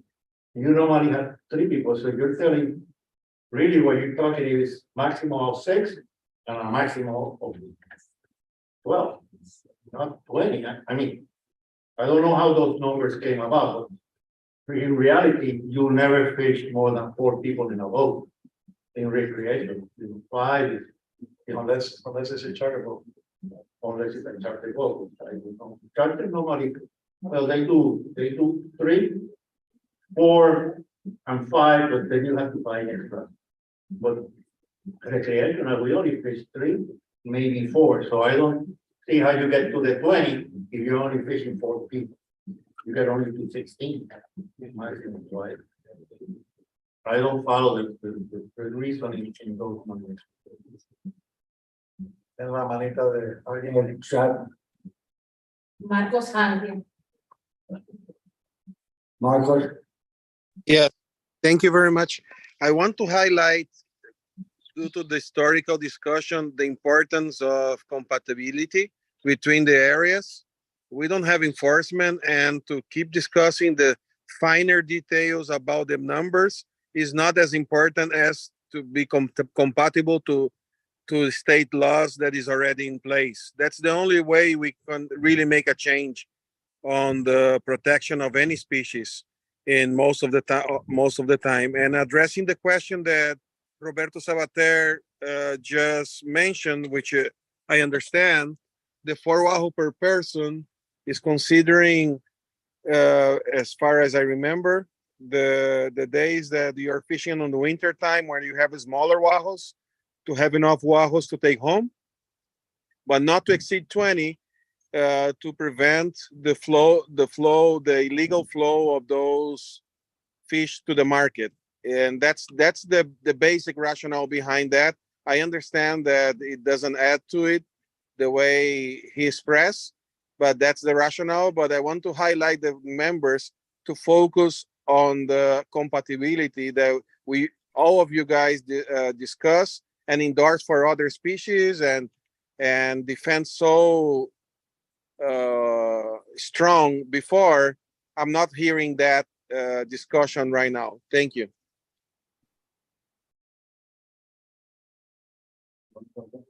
Julian. Adrian McGrath, Oregon again. So Marcos brought up the issue about compatibility again. I see the compatibility issue, but we don't catch wahoo in territorial waters. If we do catch a wahoo in territorial waters, it's an incidental catch. Wahoos hang out off the shelf.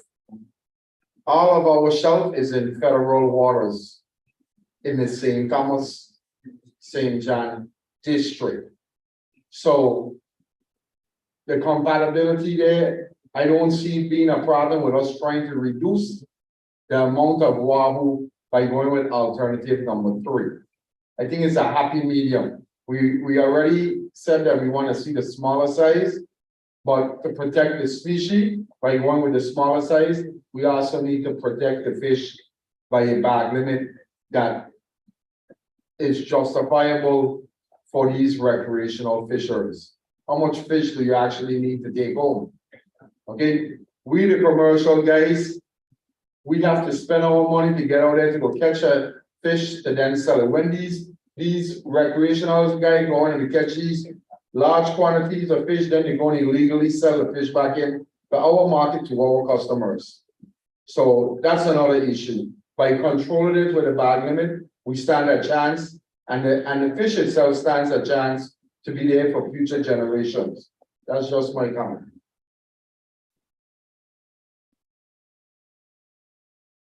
So we need a motion to go somewhere with it. I know we catch wahoos in territorial water, but that's because our water is very deep, very close, so.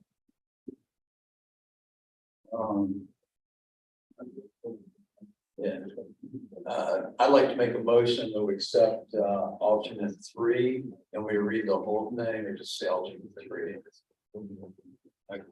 Alternate 3 established recreational bag limit, federal waters around St. Croix, St. Thomas, St. John, 2 wahoo per person per day, not to exceed 10 wahoo per vessel per day, whichever is less. Vanessa Ramirez, second. Any further discussion, Julian? Just one more statement, like it comes to my mind.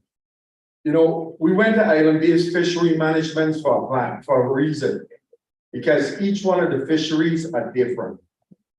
And at the last council meeting in Ponce, we had this same issue when dealing with some issues with Puerto Rico, where we came up with a decision. I say we because I'm part of this committee, where we said when it comes to voting on these different alternatives or rules that we put in place, that we would take each one of the island-based fishery management platforms and we would vote on them separately.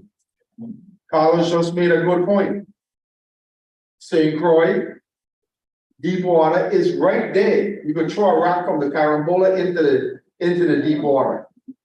And that's a very good point. So wahoos can be caught there, but in the St. Thomas, St. John Shelf, they can't. And that's where we all fall different. Puerto Rico have a 9 mile zone limit. We have a 3 mile zone limit. So Puerto Rico, when they go 9 miles, sure they can catch wahoo still inside the territorial waters and federal waters.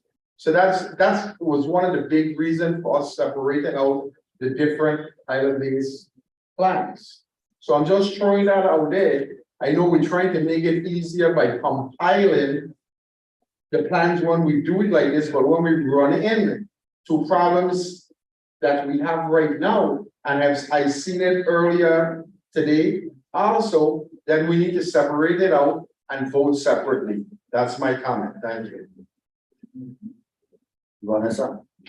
Yes, thank you, Julian, for remembering me this example. So I want to ask if we can divide this as it's for St. Croix and then the other motion for St. Thomas and St. John, just for the record to have them separately at the FMP, and that these actions continue also for the next motion that have to be done tomorrow. Yes, Miguel. If you're going to take number 3, let's say for St. Thomas and John, and number 2 for St. Croix, fine, we can divide it. But if you're gonna take the same for the 2, there's no reason for dividing. Well, you as a council have to decide what is it that you would like to do. Well, my concern with that is that we have fishermen on St. Croix. And I know of at least 4 that do go to the north drop off of St. Thomas and fish there. So that would be an enforcement nightmare coming back to St. Croix and landing more than 10 or 2 and 10.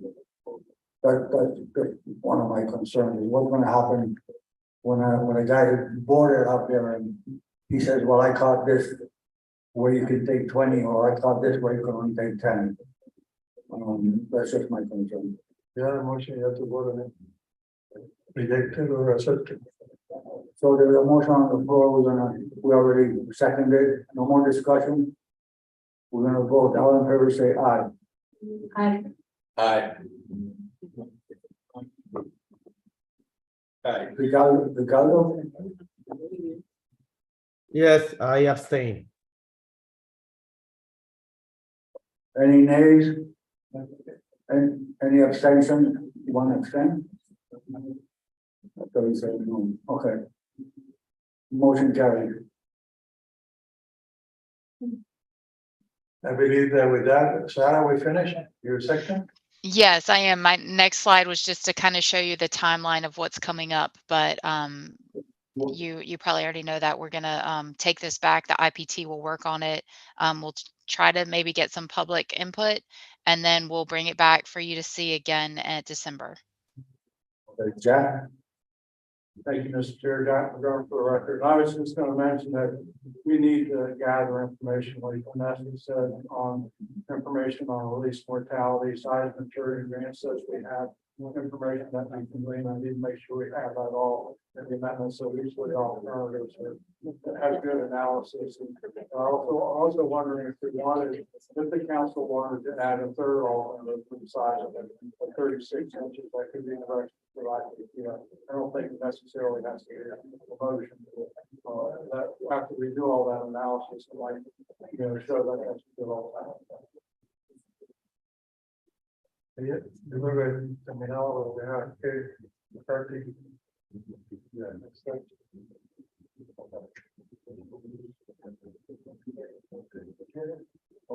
Finish, please go to McCarthy's presentation. I'm waiting for the whole afternoon.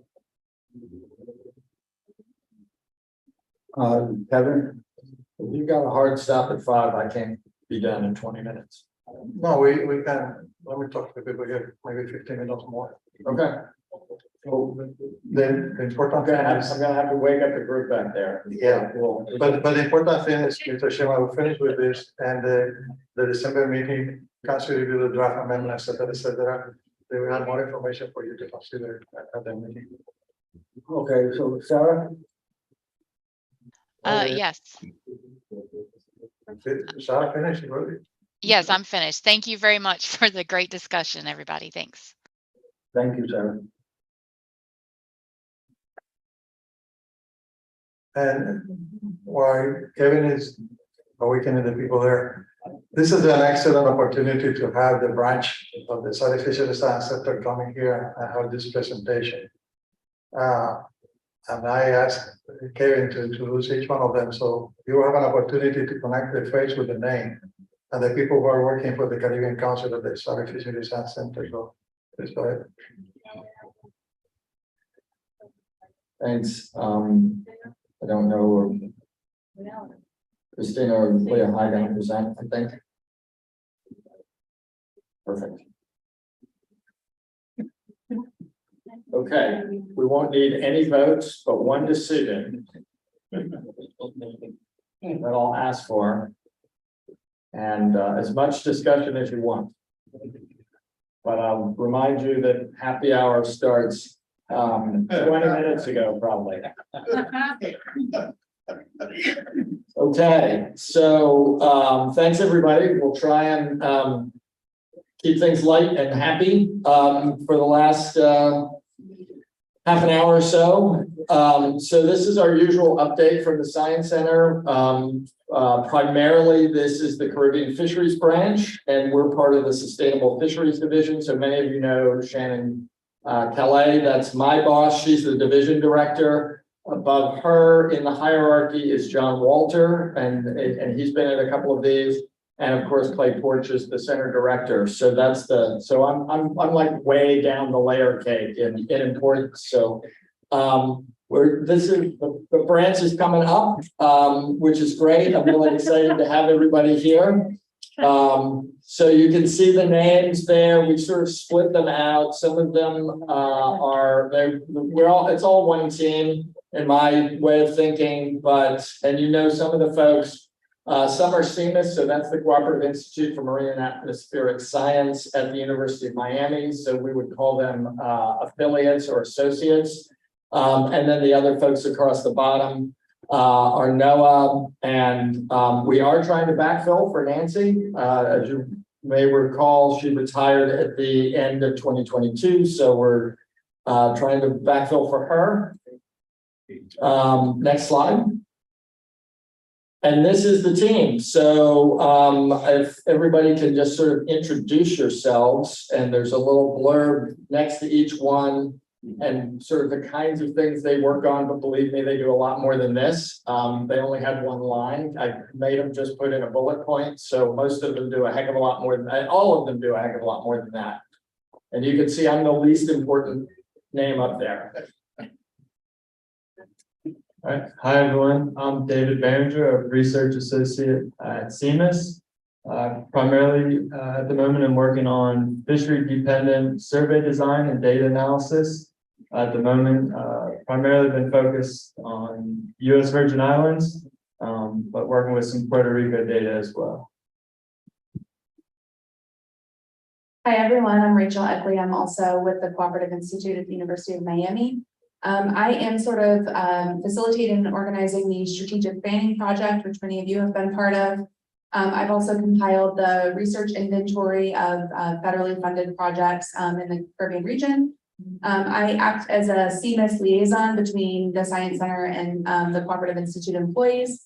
And I help Kevin with planning the Caribbean seminar series. So as a side note, if any of you are interested in presenting at the Caribbean seminar series, reach out to Kevin or myself and we'll get you on the schedule. In fact, I'll go one step further. We'll be actively recruiting you. So you'll know when to run and hide if you see me walking up to you with a clipboard or something. Just have you sign up. Hi guys, I'm Catherine Godwin. I'm a research associate at Siemens.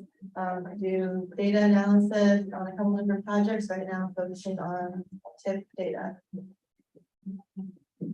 Hola, I'm Stephanie Martinez Rivera. I work with all the data in the Caribbean. So I do data analysis and provision, a little bit of data management, developing and research of programs and output, and also in charge of data requests, and I have a life history project. Hi, my name is Rafiq Orhan. I've worked for 12 years as data analyst for statistics division, now with the Caribbean division.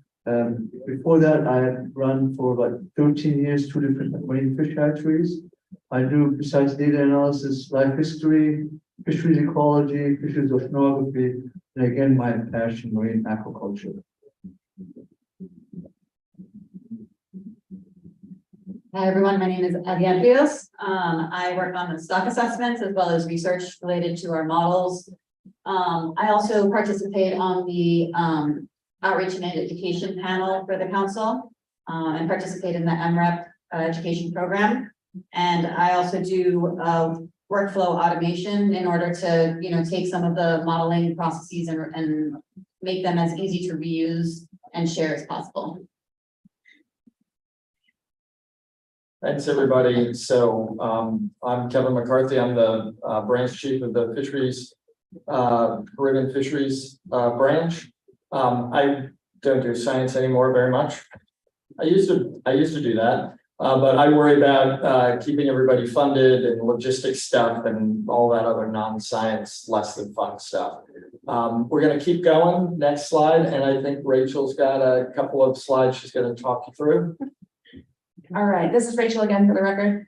So I want to give you guys a little brief overview of some of the outcomes of the strategic planning workshop that occurred at the end of May here in San Juan. I'm over at the Verdanza Hotel right next door. A lot of people in this room have participated, as well as people in the virtual room. So I wanted to say quickly thank you to everyone who's participated, and thank you to everyone who lended support to all of the participants while they were away.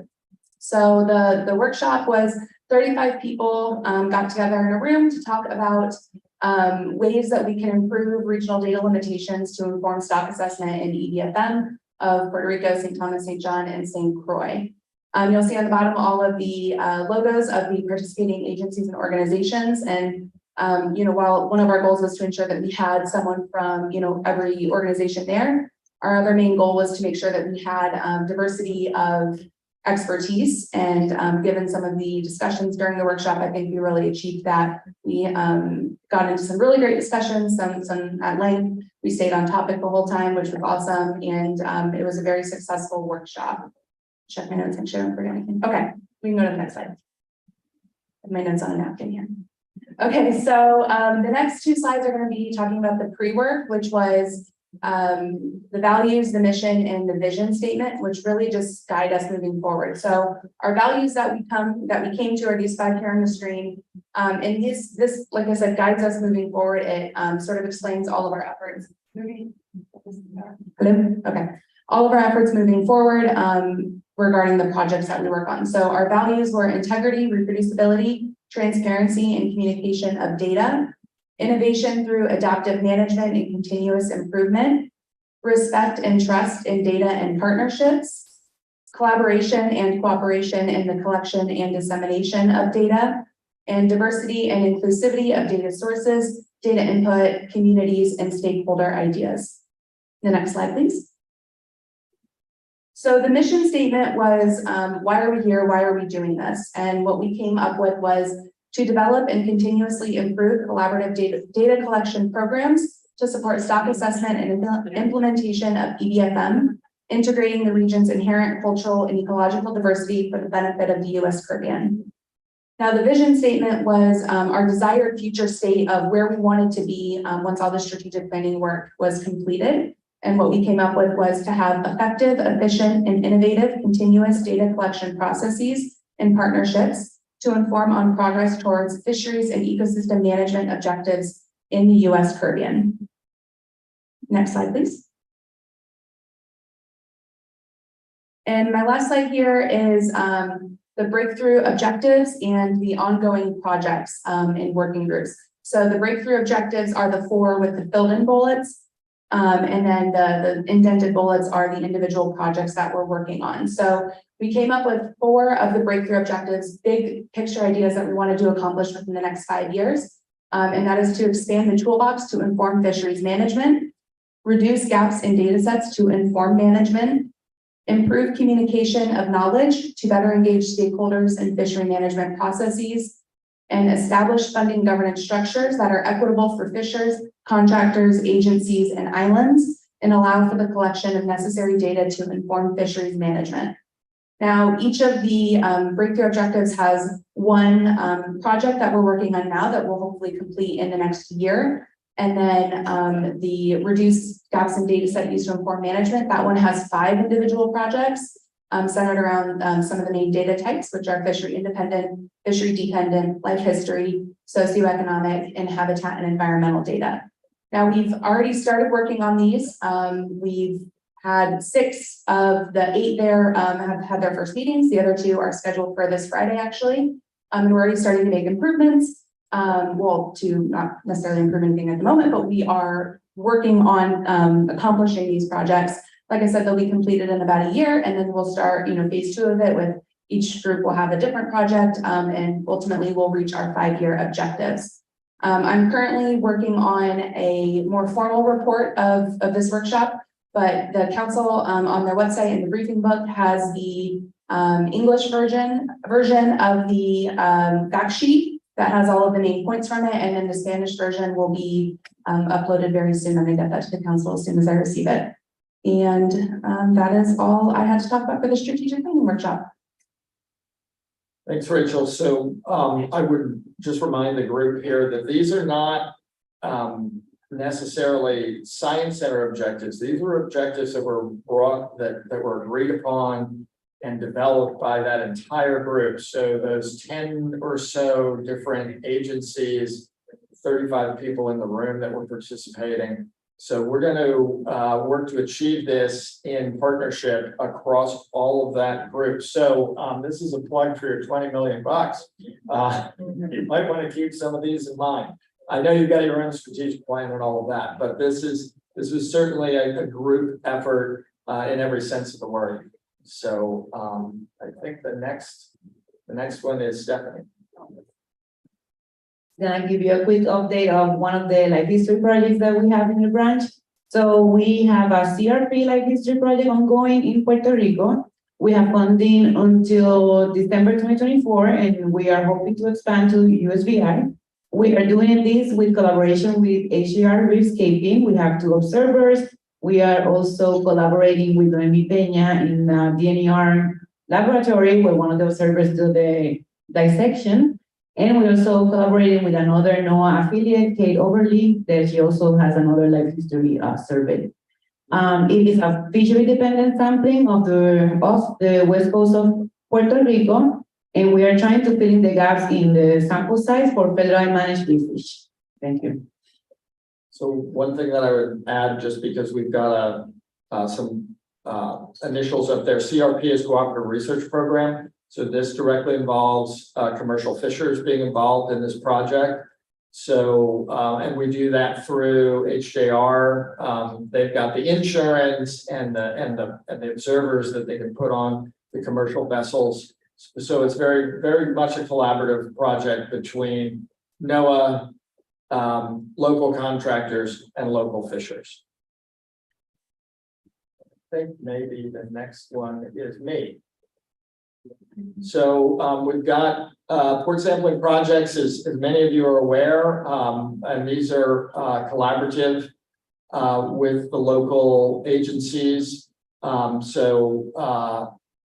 With DFW and the U.S. Virgin Islands, we've got a survey for commercial and in the recreational sector. So if people went out fishing, we want to sample them.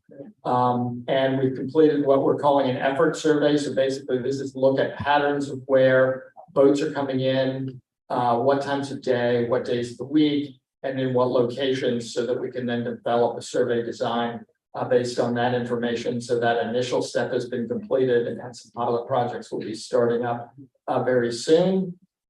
We've still got ongoing commercial port sampling in Puerto Rico. As we've discussed in many meetings in the past, that this went on for about 17 months uninterrupted after the hurricanes. But we noticed from that initial survey that there were aspects of the fishery that didn't get sampled very well, just either so I guess, you know, it's that we didn't have a lot of sampling out there, so we've got samplers out there now. The deepwater snapper sector was not sampled terribly well through no fault of the survey. These are the things you learn as you develop surveys, where you're missing, what you're doing well, and parts that you're missing.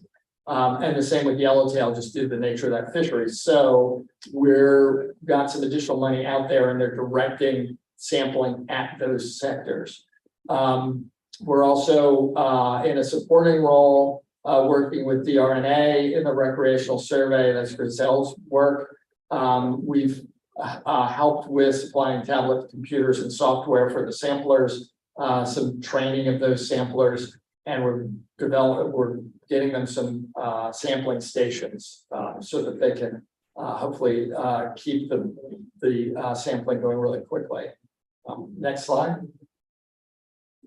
We've also got a couple of fishery independent and fishery dependent sampling projects. So these are out on the water. So again, these are cooperative programs with Puerto Rico commercial fishers. The first is a fishery independent lobster trap survey. So by that, I mean, we're developing a survey where it's not necessarily where the fishers would go, but where the sampling design would take it, because fishers are very good at knowing where to go to fish, because you want to keep a good catch rate, right? But we also need to know where fishing isn't so good. So that hence the fishery independent side of that. And what we're trying to do is to sample lobsters that after another molt or two, they will be big enough to be caught by the fishery. So we're calling that a recruit index that we're trying to build. It's not, you know, the larvae coming in, it's the just sublegal size lobsters. So in doing that, we can get things like catch rates and size composition of the catch, and we need both of those components. So it achieves a lot in a single project. It also tells us what the gear selectivity is. We can talk about that some other time, but that's really a really important component in the stock assessment modeling. We've also got a fishery dependent survey, which is very similar to the fishery independent, but we have the fishers go wherever they want to go. So we're not telling them where to go and set traps. They're fishing as they normally would, but we've got through a contractor, a video setup so that when the trap comes on board, they can stick the lobsters underneath this video rig and we can get size information from that as well as catch rates. And it will inform the same sorts of things like the trap selectivity. It can serve as a recruit index. It can do a lot of the same stuff, but it's a slightly different approach because it's wherever the fishers want to go fish. We're also seeking additional funding as always. And when we get that, we want to expand these surveys into the Virgin Islands. We started in Puerto Rico because we had, this began several years ago. We had some, we were set up to do it basically. There were local contractors that could get observers out on the water for us. And I think now we've got a better shot at doing that in the Virgin Islands. So once we get some more money, we'll move the projects over there as well. Next slide. Which I'm not sure who was going to do the check. This one's me. Okay, thanks. Yep. So we have a project funded through the Fisheries Information Systems, FIS at NOAA, to work on tip extraction and automation. TIP is the trip interview program, and this is the data collected by our port samplers. So like Wilson, Leandri, Danielle, we have over 40 years of length of information in this data set, and it's a critical resource for all of our stock assessments. And so some of the elements of the project are noted here. Catherine, myself, and Molly Stevens are contacts for this project. And we're trying to make these tip data more readily available for upcoming assessments and needs for our fisheries management and our stock assessment process. The first one noted here is just standardizing our QA and QC, so our quality assurance and quality control. Sometimes we do this on a species by species basis, and so we want to take that to be more assigned to the entire database and make working with this a little easier. And we're also doing a historical review to make sure that, you know, these many years of data are ready for the analyses that we want to do with them. And so that's a little summary about the TIP automation project. So I would add that this is one of the less glamorous jobs, but it's incredibly important because these data drive so much of the stock assessment answer. And to not have them correct or as correct as can be presents real problems for the analyses. So this doesn't get a lot of press. It's not as cool as going out on boats, but it's really critical. So I think the next one is me again. So one of the other people that I was hoping to bring down, but she had a conflict in her schedule is Kim Johnson, and she is not in our branch, but she works with us a lot. She's in the fisheries statistics division, so she deals a lot with data, including the electronic reporting, or the shell catch data, as it's sometimes called in Puerto Rico. So this is electronic reporting by commercial fishers. The data right now, we're trying to overcome some data, sort of data supply issues. So the data are stored in the vendor's shell catches cloud-based database. Unfortunately, we don't necessarily at the Science Center, we don't have direct access to that. So it's very hard to merge that with the existing CCL data. So everything that was reported on the paper forms. So it sounds like it would be simple to fix. Turns out it's not. There's a lot of accessibility and data compatibility issues that need to be resolved. And Daniel Matos can tell you all about this because he's been key in getting this resolved, along with the shell catch folks and people at where we're eventually going to put it, which is in ACCSP. So this is a group that stores all kinds of data, all kinds of fisheries data for NOAA. So as I mentioned, DRNA, shell catch, ACCSP, and Science Center staff have been working to resolve this data transfer. They've made great progress. Still got a couple of technical obstacles to overcome, but they're getting really close. And so once the data can be moved directly from the shell catch cloud-based database to ACCSP, then we can get it at the Science Center, merge it simply with the CCL data, and then we've got the complete landings and effort database for Puerto Rico. So they're making great progress, but there's still a bit of work to be done. Next slide. So 3 years ago, we embarked on creating a compilation of management regulations into a data set. And through that process, we created a system to house that data set called the Online Data Set Manager. And so the management history was one of the pilot projects within that system. But now that we have that system, we're also able to build other data sets that are useful for our needs. A second one to note is the morphometrics project. So this project is taking the morphometrics conversions that are reported across all of the CDAR reports and consolidating into one accessible location that's searchable. And we also have the Caribbean Research Inventory in this online database manager that Rachel referred to earlier. There's a lot that's already been done, but there's a lot of work that's ongoing. So for the management history project, there's still some processing of developing the views that will be available. And that's taking place before it will be presented to each of the councils. The morphometrics project is also looking to expand that project to not only house that information, but also provide advice on what the, like how to compare those analyses and identify the best equation for depending on the needs of that equation. And the Caribbean Research Inventory is in the stage of testing and preparing for public access. Thanks. Next slide, which I think is me again.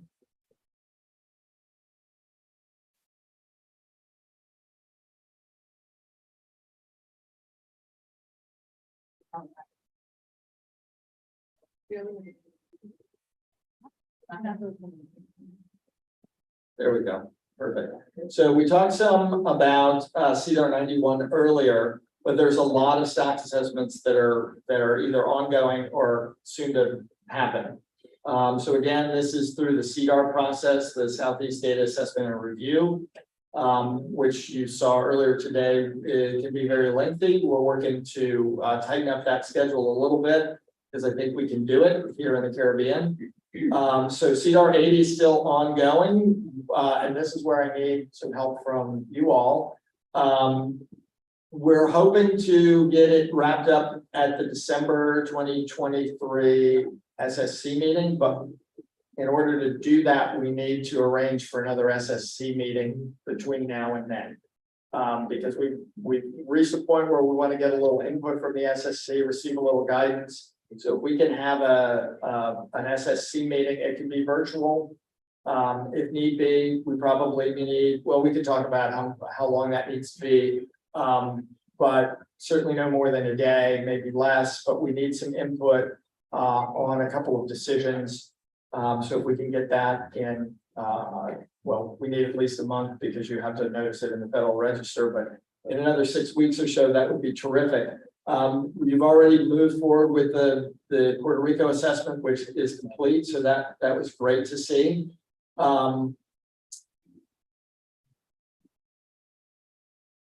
We've got CDAR 84 coming up. There's a bit of a delay in that because CDAR had trouble booking hotels that would fall within per diem in October. So it looks like that in-person data workshop is going to happen the end of January of next year.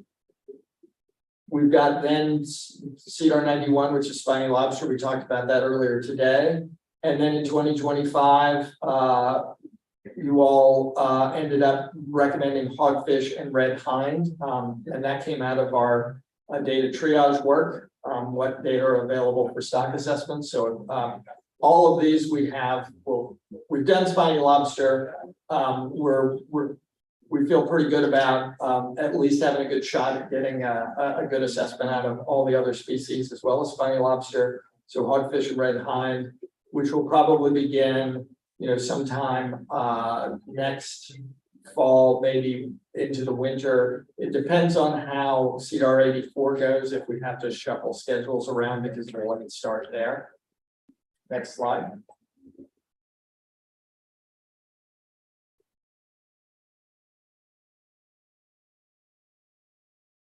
So we're not the only folks that are working in the Caribbean who are with the Science Center.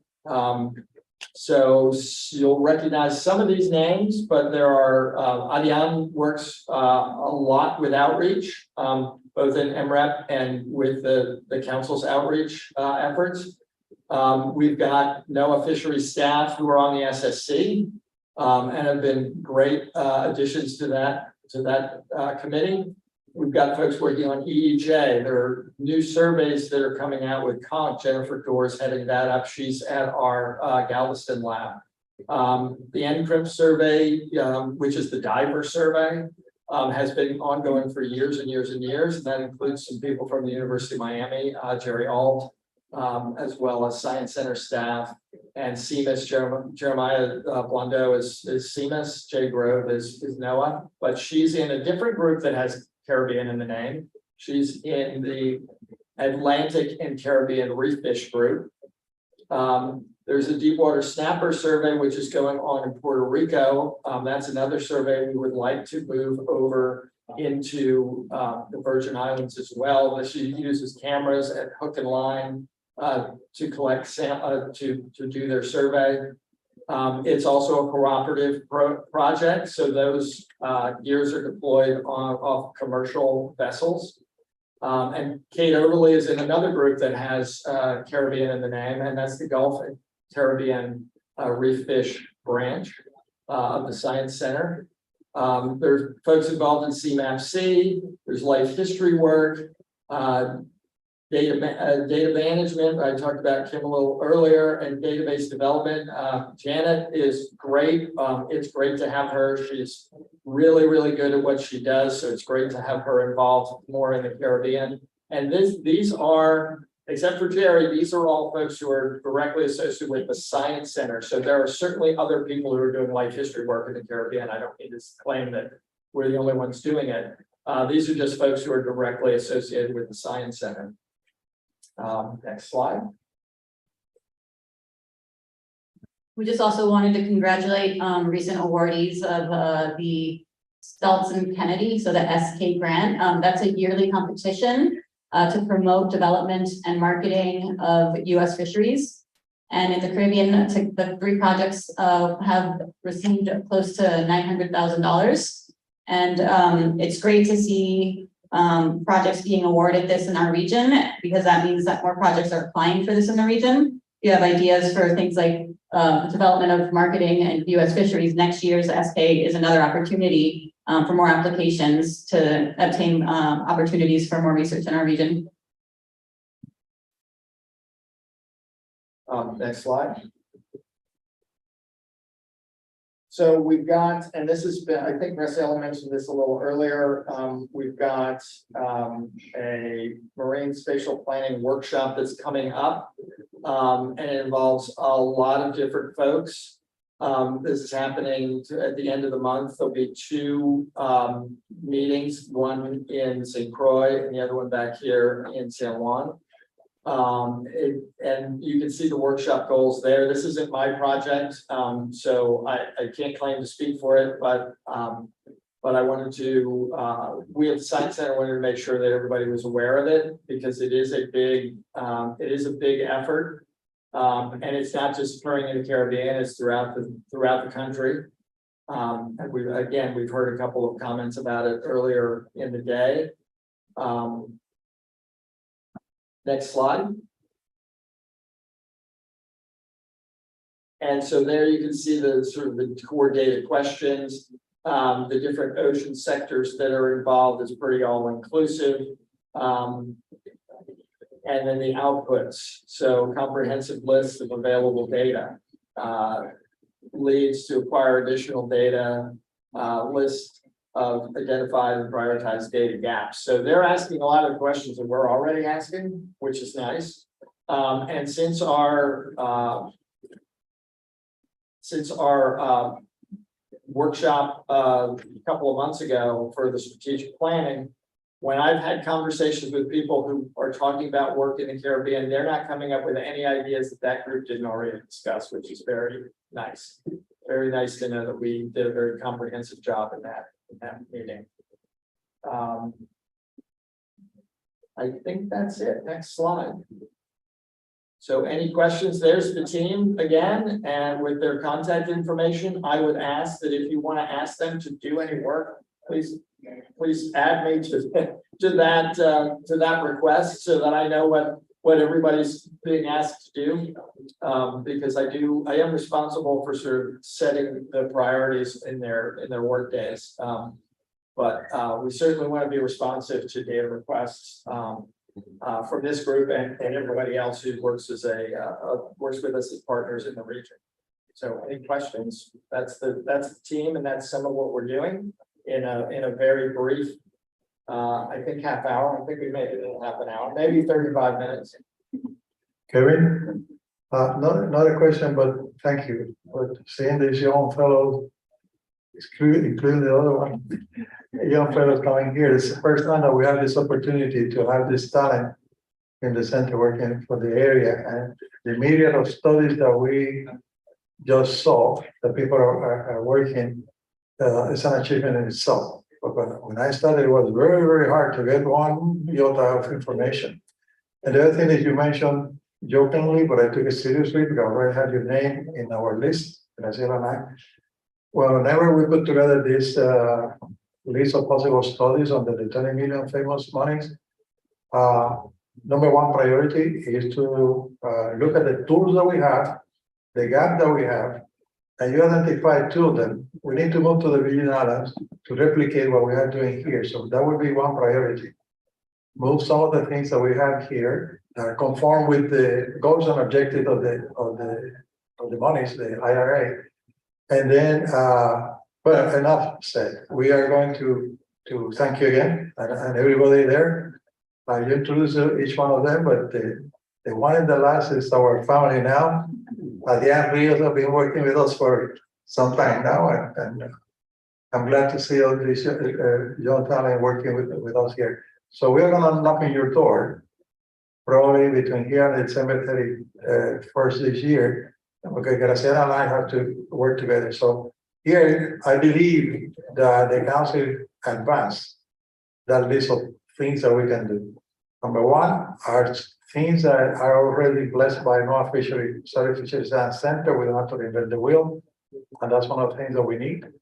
And all of the information that you are gathering are germane to the ecosystem management plans.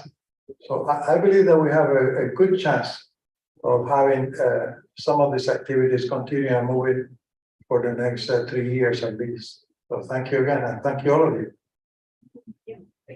Thanks, Miguel, and thanks everybody. No, I look forward to it.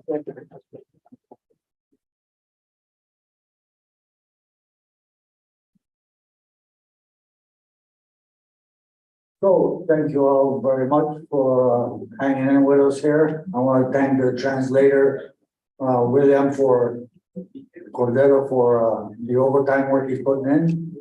And we'll recess until tomorrow at 8:30 so we can catch up on the agenda.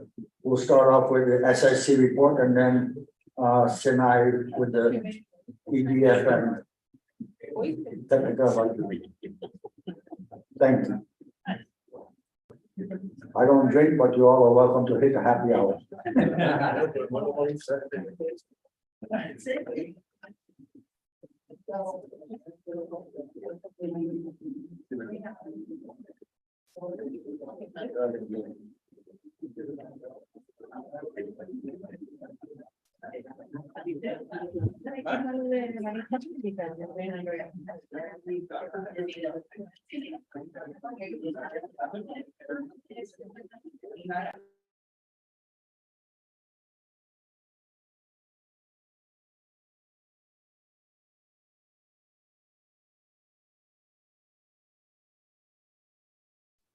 Hola.